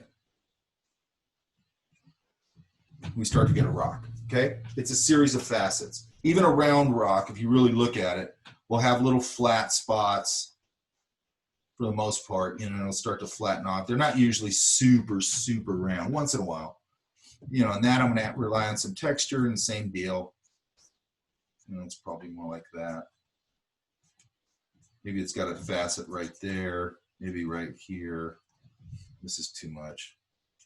And then I might put another small one like on here to break it up, like down here, maybe here. And I could put, you know, another little plant, sunflower. And also when you're doing flowers, you know, people always do this sort of thing, which is fine. But turn it sometimes, like turn it this way so the petals go this way. And then you have an opportunity back here, just like we talked about, these petals can get a little darker and they pop those other petals. And then the thing comes in here, the stem. Does that make sense? Turn them. You know, have some this way, turn some this way. You know, the petals behind it are going to get just silhouetted, and they'll pop the other ones forward, and it'll look like it goes around. Does that all make sense? Yeah. Yeah. Yeah. Questions? Nope. And think about these things, you know, if it's some ground plant that does something like this, let's do this. I don't know, how am I thinking? You know, think about how these leaves come out and fold over on themselves.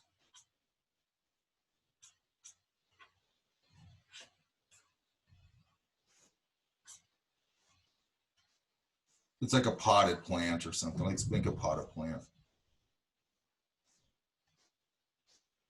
And then look, another thing, look, I'm getting overlap right there. Do you see that? Me likey the overlap, right? Right. If you're doing a palm, those ones that do this, like I just talked about, that fold like that, And you just put your little serrated thing in there. And then this all goes into silhouette. And when I darken this thing up, my guidelines sort of disappear. This I just want a silhouette back here. You know, and I've got this nice little palm frond thing that just, you know. But if you notice, we're kind of, here's the thing that you got to learn to balance, you guys. Because when you get into the really viscom stuff, it's really about this sort of idea of, well, like we were talking about planes or whatever. And a lot of people will go, and there's a place for this. I'm not saying there's not. But they'll go on location. This kind of drives me crazy. They'll go on location and they'll go, okay, there's the plane. And they go, okay, draw this cube. And then figure out where this is. And then this is a flat plane. Comes over here. And it's, you know, this is going to come down the center.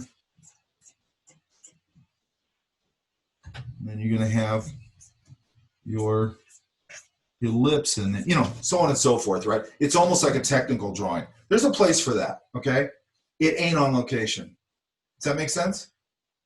What I'm trying to get you guys to do is to see this stuff the way I do and be able to, I can see it. Does that make sense?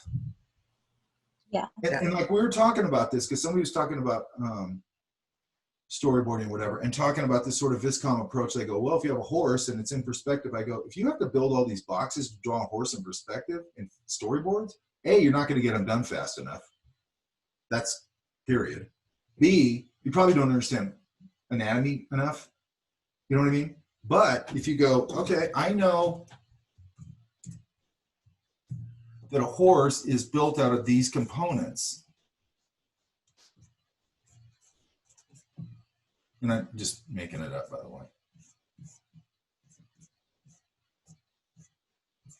I know it's made out of basically these components, correct? So now, you know, they got that. So now I know if I want to turn it from a different viewpoint, I still have this shape here, and I still have this shape here,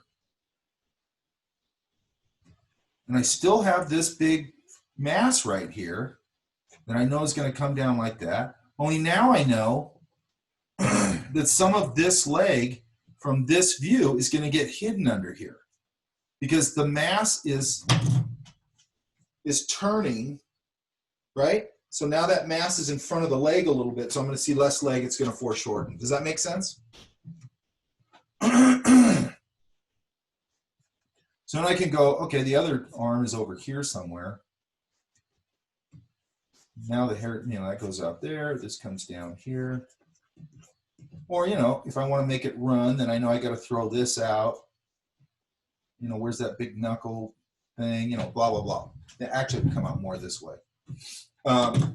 Because I understand the major components of it. So it's just like looking at a, you know, when you look at a 3D model and then you turn it, that's how I'm seeing it. So once I know the basic forms, all I'm doing is going, I can just turn the 3D model like that.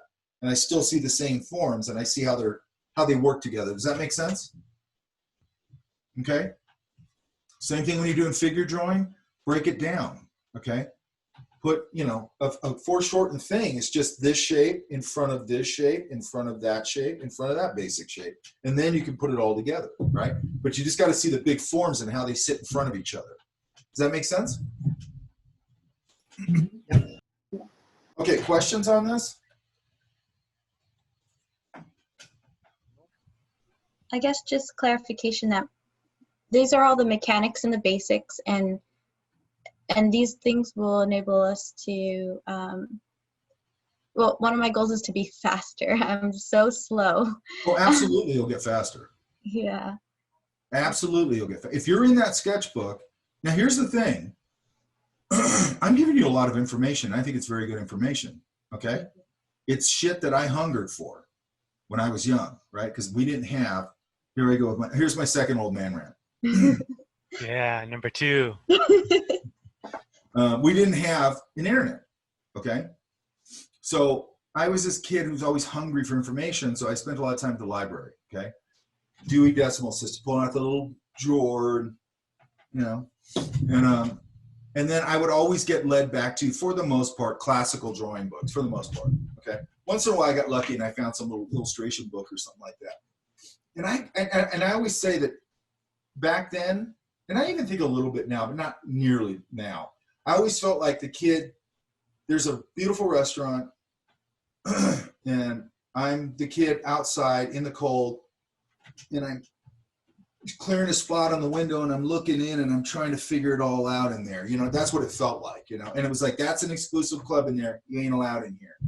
And if I see you in the window, I'm going to chase you out of here. You know, no, you're not allowed to get this stuff. That's what it felt like, okay? And I had nobody I knew. I didn't live in the kind of neighborhood where there's a lot of professionals. I sure as hell didn't live in a neighborhood where there was any artists or anything who made a living doing that. And nobody knew what the hell I was trying to do, okay? Now, if I would have had somebody who would have said, hey, you know Dave down the street, he used to work for Disney, you should go talk to him, that would have changed my whole life, probably. But anyway, I can give you a shit ton of knowledge, okay, and methodology, and this is how this stuff works for the most part, right? It's different ways to interpret it, but it's kind of how it works, okay? You have to do the repetition, okay? If you don't do the repetition, nothing I'm saying matters. Does that make sense? Yeah. So you get in that sketchbook. Here's the thing too, because you guys have all heard that thing, if you do something for 30 days, it becomes a habit. Have you guys heard that? Yeah. It's kind of true, okay? Now, sometimes it probably takes a little more than 30 days, but I think it's kind of true. What I'm trying to get you with the sketchbook, I don't want you to look at it as like, oh, I gotta practice in my sketchbook. I don't want you to think of it that way. I want you to enjoy it. I want you to have fun in it. And I'm telling you, when you get better and better at it, the joy level goes up, okay? I want you to go and have fun with it, okay? I want you to try things. I want you to fail. I want you to succeed. I want you to learn. And I want you to cement these things into your skill set, okay? But it won't happen without repetition. It just won't, okay? I mean, I do this all the time. I draw all the time. I'm painting all the time. I'm thinking about it all the time. I'm designing all the time, whatever, all the time. And it's just because I like doing it, okay? And don't get it, you don't have to get as weird as I am about it or whatever, but I don't think if you're obsessive compulsive, man, pour it into this. And practice your methodology, okay? Like, the reason I like doing it in a sketch, well, there's a whole bunch of reasons I like it in a sketch, but one of the reasons I like is like, go someplace, draw those people. Go someplace, draw those foliage or buildings and foliage. Go, wherever, because now it's harder for you to go, I want to draw anime characters over and over again. That's all I do is I draw these anime characters over and over and over again. I want to break that cycle. I don't care what it is. It could be anything, okay? It could be anything. It could be Disney stuff. It could be whatever. I want to break that cycle where you're just learning really good drawing. Because then whatever you want to do, if you want to do that, that's fine. If you want to go work for Disney, that's fine. You want to work wherever you want to work for, that's fine, because you'll have the chops to do it, okay? And I want you to be broad, where you and by the way, you're not going to, all of you who are young in here, which is probably the majority of you, you are not going to be the same person. If you're living your life right, in my opinion, you're not going to be the same person 5 years from now, okay? So if you've put all your eggs in some basket, some stylistic basket, and then 5 years from now, you're like, kind of more grown up now. I've kind of outgrown Pokemon. You know what I mean? Like, maybe I don't want to draw that crap anymore. But now that's all you've done. Now you don't have good drawing skills, okay? And I knew a guy like this. He was a painting teacher. And I don't know why he was a painting teacher, by the way. But at Art Center. It was kind of a artsy-fartsy class. But anyway, he'd had a lot of success with like building objects, art objects, right? He came out of Cal Arts. But at Cal Arts in the fine art department, they don't teach you how to paint. It's more like fabricating stuff and stuff like that, right? And he had pieces like at Mocha and stuff. Like he did really well. And then I had him in this class, I was talking to him, and he goes, I want to move into painting. I go, move into painting. And he's basically like, I don't know how to paint. I go, well, what the hell did you do at Cal Arts? And he goes, well, they don't do that there. And I go, I remember looking, that had a big impact. I always thought that anyway. That had a big impact on me. I'm like, that's super frustrating. If I want to shift gears, and I have a bunch of different times, I'm doing it right now, actually. If I want to shift gears, I want to be able to shift gears. I don't want to go, oh crap, I don't have that skill set. And now I'm an old fart and I got to go acquire that skill set. You know what I mean? To be able to do that. I don't want to do that. You know what I mean? I can sculpt, I can paint, I can draw, I can design. And out of those 4 or 5 things, I can do all kinds of stuff. And so can you guys, okay? But these are the fundamentals of all those things. It's very easy to get a freebie in something else if you already know how to draw on stuff. Does that make sense? Like if once you guys get good at this, go get some clay. And all of a sudden you'll go, I can sculpt, I can kind of sculpt, I bet you, okay? Because these things are all, or if you go into Frank's class and you do 3D, you come out of here and your drawing is getting really good, and you go into Frank's class, you'll go, wow, I kind of get this. It's the same thing. It's just a bunch of basic forms, only now I'm doing them 3-dimensionally. I can turn them, you know, and I can shape them and all that kind of stuff. Ain't that different from drawing? You know what I mean? It's not that different from drawing. So you get a good skill set in this drawing, painting, design, and then you can leap off and do all sorts of things. Go into your digital stuff, do all that stuff, okay? And I realize that like in a career, you guys are gonna be working digitally and stuff like that. This is not a this versus that. This is not digital versus traditional, any of that crap.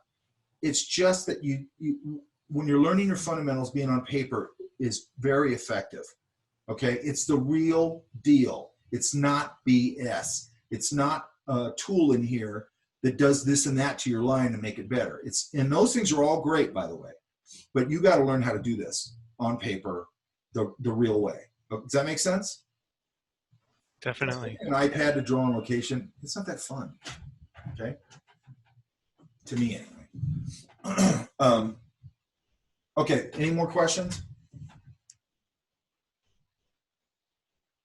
No questions? So for next week? Pretty solid. Say it again. I just said pretty solid. That's all clear though, right, you guys? Yep. Yeah, it's really good stuff. Thank you. Okay. And again, I'm trying to do this in bite-sized chunks. Okay. And, you know, I'm just trying to do it in bite-sized chunks. But so now we're adding foliage into the idea. Okay. When you put these things into your drawing or whatever, you know,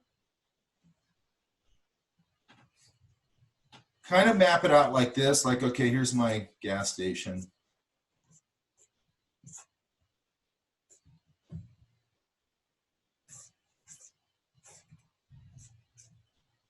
I can draw the whole thing, don't worry. You know, my gas pumps are right here. And then I go, okay, I want to put a tree back here. Just knock it in like that, you know, the general shape of it. And then, you know, go, where's my light source? And you can look at reference, or go out actually and draw real trees. That's what I want you to do. And the other thing is squint down. You probably heard this in other classes. When you look at a tree, squint down and look for the light and dark masses, okay? Because that's really what you're concerned with. And, you know, and just kind of go by that and just work off that, okay? You just go, okay, there's a mass going into dark. There's a mass that's going into dark, okay? And then, you know, and I would tackle it the way Jackie was doing it, where you're sort of going light mass, dark mass. And that'll sort of get the idea going for you, I think, okay? Yeah? Yeah, a couple questions on that. So for the trees, I've been drawing in the morning a lot because that's when I have time at work. And so the lighting usually isn't shining on the tree. It's usually darker because the sun is, doesn't matter, just make it up. The difference in the morning is that the light is east instead of west. That's the only difference. Like once it goes up to noon, then it starts going west. But it's just low on the horizon usually in the morning, which is great light, okay? Because it's a nice low light, so it's gonna throw big shadows and all that kind of stuff. So morning, I love morning light. That's like one of my favorites. Morning and evening. But that's really good light in the morning. I mean, if it's barely daylight, that's obviously that's not going to be. But as soon as the sun comes up, you're fine. Doesn't matter where it is. I'd say the worst place for it to be is noon, dead overhead. because now it's just throwing all the light straight down. Not very interesting. It's not casting shadows as much, sort of throwing them straight down. That's the worst time. And for some reason, every time I go out painting, when I'm setting up, it's noon.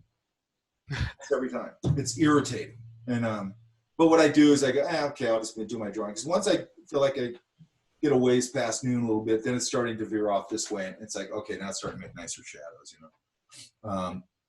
Also, when you're doing this, okay, so we have to be able to, let me do one more thing and then I'll let you guys go. Just to clarify. Yeah. I think you're muted. Oh, sorry. You wanted 5 pages of buildings and foliage, right? Just I think to this clarify. time I'm going to do 4. Okay. 11 by 17. Oh, no, you don't have to be 11 by 17. They can be in your sketchbook. Okay. 1 page is front and back. Okay. Thank you. Yeah, so just do them in your sketchbook. Okay, so let's look at this real quick and then I'll leave you guys alone.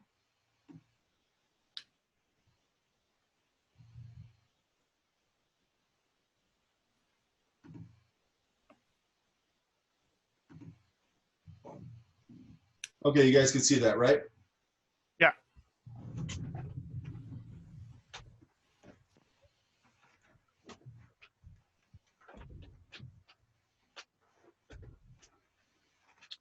Okay, so if I'm doing this with pencil, what you might want to do, and okay, so here's what I want to talk about, because we are going to talk a little bit about shading, or you guys can use a little bit of it.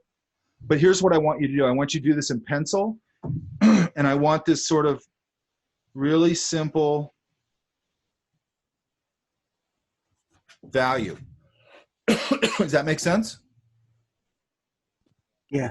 Okay. Yeah. So when we're doing this tree stuff,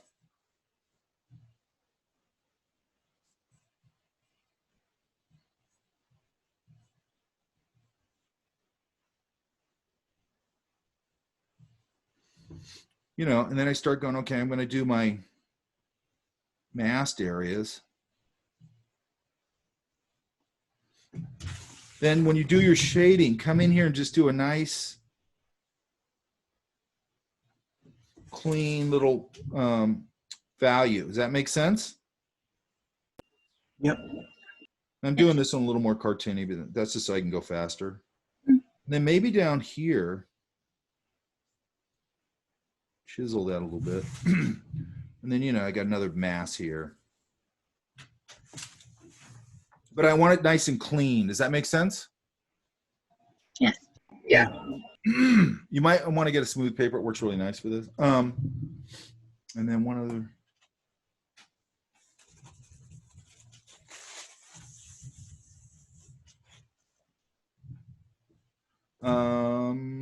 You know, same thing here. You know, and if I want to put down a ground shadow, everything nice and, oh, another thing, you guys, a pencil, right? So we can do this kind of thing that we just talked about. We can do these nice chiseled things.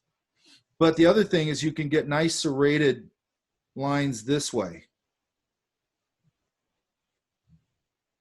by pushing it. You see all that nice mark making I can do with that? Does that make sense? Mm-hmm. Don't get stuck just this way or just this way or just this way. You know, it does all sorts of interesting, like if I'm going to draw foliage like this, I'm going to use it this way. And I'm going to push a lot of it.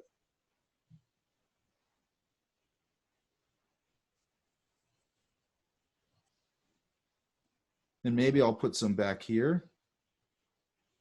And these will get silhouetted just like we just talked about.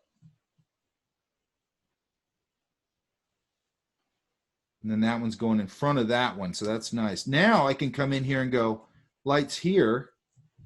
And now I'm going to come in here and go, I want to punch that, punch that. See, I'm punching it and pulling things out of it. Do you guys see that? Yeah. Does that make sense? Mm-hmm. Yeah. Now Megan is going to do her interpretive dance to the Beatles' White Album, and then we can get at it. I guess we're stuck in class forever then, sorry. Yeah, I heard it's about 3 hours. The white album is 3 hours. No, your interpretation of it. Oh, yeah. So, buckle in. Yeah, buckle in. Okay, questions? Nope. Wow. So just to clarify one more time, you said 4 pages of buildings and trees? Yeah, I'll put it under assignments. Okay. Hang on. Why is it not giving me my, oh, it's probably over here. No, it's not. That's weird. Hang on. Okay, what happened here? Hang on. Oh, it's right here. There I am.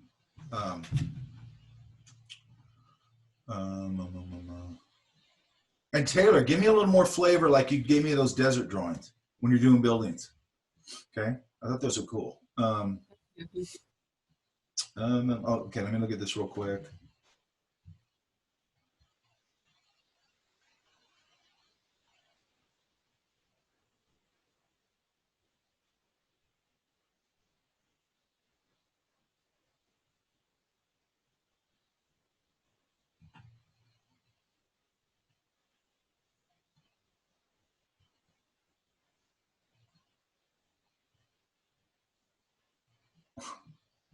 Okay.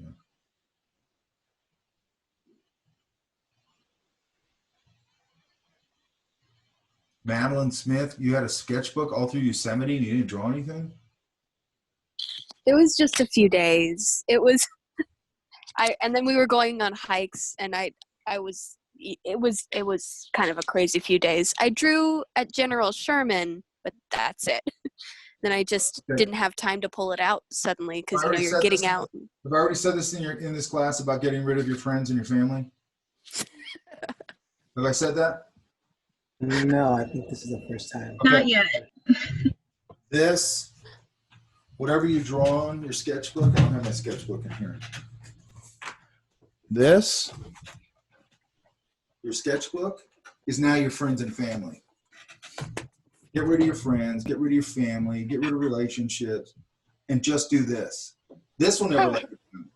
All those people will. You don't need those dirty humans in your life, right? All you need is a sketchbook, right? Because they get in the way, you know. Whenever I go someplace, I mean, I know, and I'm very aware of this. I had a girlfriend one time, and she goes, we were going in to eat or something. She goes, and I grabbed my sketch bag, right? I never go anywhere without my sketch bag, like literally nowhere, okay? I've forgotten it twice in the last 20 years, and it totally freaked me out, right? It's like a security blanket. But anyway, we were going to this restaurant, and I went and grabbed my sketch bag, and she goes, really? And I go, what? She goes, you're not going to have time sketching there, whatever. And that, in my mind, I went, this relationship's over. You know what I mean? I literally go, this relationship. Like, you don't get it. You don't get it. If you're going to bother me about this, relationship over. You know what I mean? Like, I'm not going to have somebody bother me about this. It gives me a lot of joy. And, you know, and I don't think it hurts anybody. You know what I mean? It doesn't. You know, it's one of the few things that you can be addicted to, and it's good for you. Okay? There's not very many things like that. Okay? That's true. Anyway, and again, try and get it, you know, and I can't tell you how to do it, but try and get it interwoven into your life a little bit, you know, where it just feels like a natural thing you're doing all the time. Because then you get out of a lot of weird thinking about, I can't draw people, I can't do this, wide of the page, and oh, it's a nice sketchbook, I don't want to screw it up, and all that crap, okay? It'll get rid of a lot of that, okay? And nothing builds your drawing skill set faster than being in that sketchbook and working observationally. And we'll talk more about stylizing and all that stuff as we move on. But we've got to get this under our hands a little bit first. Does that make sense? Yeah. Okay, guys, if there's no more questions, I'll let you guys go. And this thing's going to take like 4 hours to render, by the way. Okay. And then I'll edit it, and then I'll put it up. Okay? Okay. With renders, and just so you know, sometimes I put the link up before it's done processing, so it'll seem like it's screwed up, and it's actually just processing. Because once I get it, a link, I like to just put everything up for the class, so I'm done with today's class, because now I'll have 2 or 3 hours of work after this. Anyway, so it'll take probably 2 hours for this to render, and then I got to edit it, and then that'll take another hour and a half to render, and then I have to upload it, and that'll take anywhere from 1 to 3 hours. It just takes a while for all these different things. Okay, so just so you know, I'm going to probably put some links up. I'm going to put up Chris Dabota because I think he does really nice on location sketches. Real loose, real simple. Actually, I'm gonna put that up because I think that'll be really good for you guys. So I might put stuff up before I put the video up, just because it's gonna take me long to do the video. Is that good? Oh, and I don't know if I mentioned this in here. I'm gonna put this on Canvas. I want to start doing a weekly open discussion meeting, and I'm gonna put all my classes in it, or I'm gonna tell all my classes. I was gonna do it this week, but I just don't think I'm gonna have time. But and it's gonna be just that. It's gonna be midweek somewhere. And if you have any problems with anything, you got questions with anything, you want to go, hey, I just did these sketches, can you take a look at them? I feel like when you have a class that goes a week between each other, I don't want you to hit a wall on Tuesday and then have to wait till Saturday. You know, I want you to be able to hit me up and go, or you can hit me up anyway, by the way. We could just do because I have office hours, okay? So we could do it to Zoom anyway. But I just think it'd be kind of fun to do it as a group thing. I really feel like a need to have open discussions in here because one thing I love about being on campus is I run into you guys in the hallways or wherever, and we have spontaneous discussions, and I'll go, oh, look at this, or you guys will show me something cool or whatever. And I miss that, okay? And I think keeping that, I think it's a helpful thing anyway to be able to talk about stuff, but I think it also helps in keeping a sense of community. Does that make sense? I like the sense of community of the school. It's one of the few places that I really feel like I'm part of a community. It's actually the only place that I feel like I'm part of a community, okay? And I miss it. But so anyway, I think that'd be fun. And here's the other thing. I will put it on our announcements in every class for whatever day it is. I'll put an announcement that I'm gonna do this first. But it's not an obligation of this class. You don't have to tell me you're gonna go. You don't not have to tell me you're gonna go. If you wanna go, you just show up. If I go there and there's nobody there, I'm not gonna get all pissed off or anything. That just means that week nobody want to talk about anything, and that's totally fine. And I'll do it again the next week. We lost them. So, but I don't like it when you have to commit to something. I just don't like that. I want this to be casual. I want you to be able to come in and talk. I don't care if you're in a painting class and you go, I don't get how to do this in oil paint. Yeah, okay, we'll talk about it. But, We're losing you, Mike. Oh, are you? Wait, how about now? We're kind of losing you a little bit. How about now? Is it better? Seems okay right now. Okay, I'm almost done. Man, we went 2:30, man. And I think I probably said this. I'm going to try and see if I can find a model up here. And I'm going to try when we get to people, I'm going to try and get a costume model. I think I could set it up in the living room. I think I can set up one camera on my board, one camera on the model. And that way I could actually speak to it in real time, where I can come up and go, look at this fold. You see this fold? You see how that works? You see how that? It'd be a lot easier for me. Okay. And then we could draw together in that, I think, which would be fun. Okay. Okay. I think that's it. I think that's all I have to say. Okay. So the last thing, the open meeting, you don't have to do anything. You just show up. If you don't show up, that's fine too. Okay. You don't have to commit to it or anything. Okay. Because what people are going to start doing is they're going to go, oh, I really want to go, but I'm going with my friends. I don't care. Okay. That's another reason. I don't care. I just don't care. Like, but if I'll show up, if nobody's there, after about 10 minutes, I'm going to split. I'll stay for about 10 minutes. Okay. Yeah. Missed you on that last part. I don't even know what I said. I don't know what I said. You cut out a couple of seconds there. Every time you talk about the meeting, you cut out. Just don't talk about the meeting and it'll work. You don't have to commit to it. You just show up. That's all I want to say. Okay. TLDR. All right. Oh, the only thing, you guys can hear me right now, right?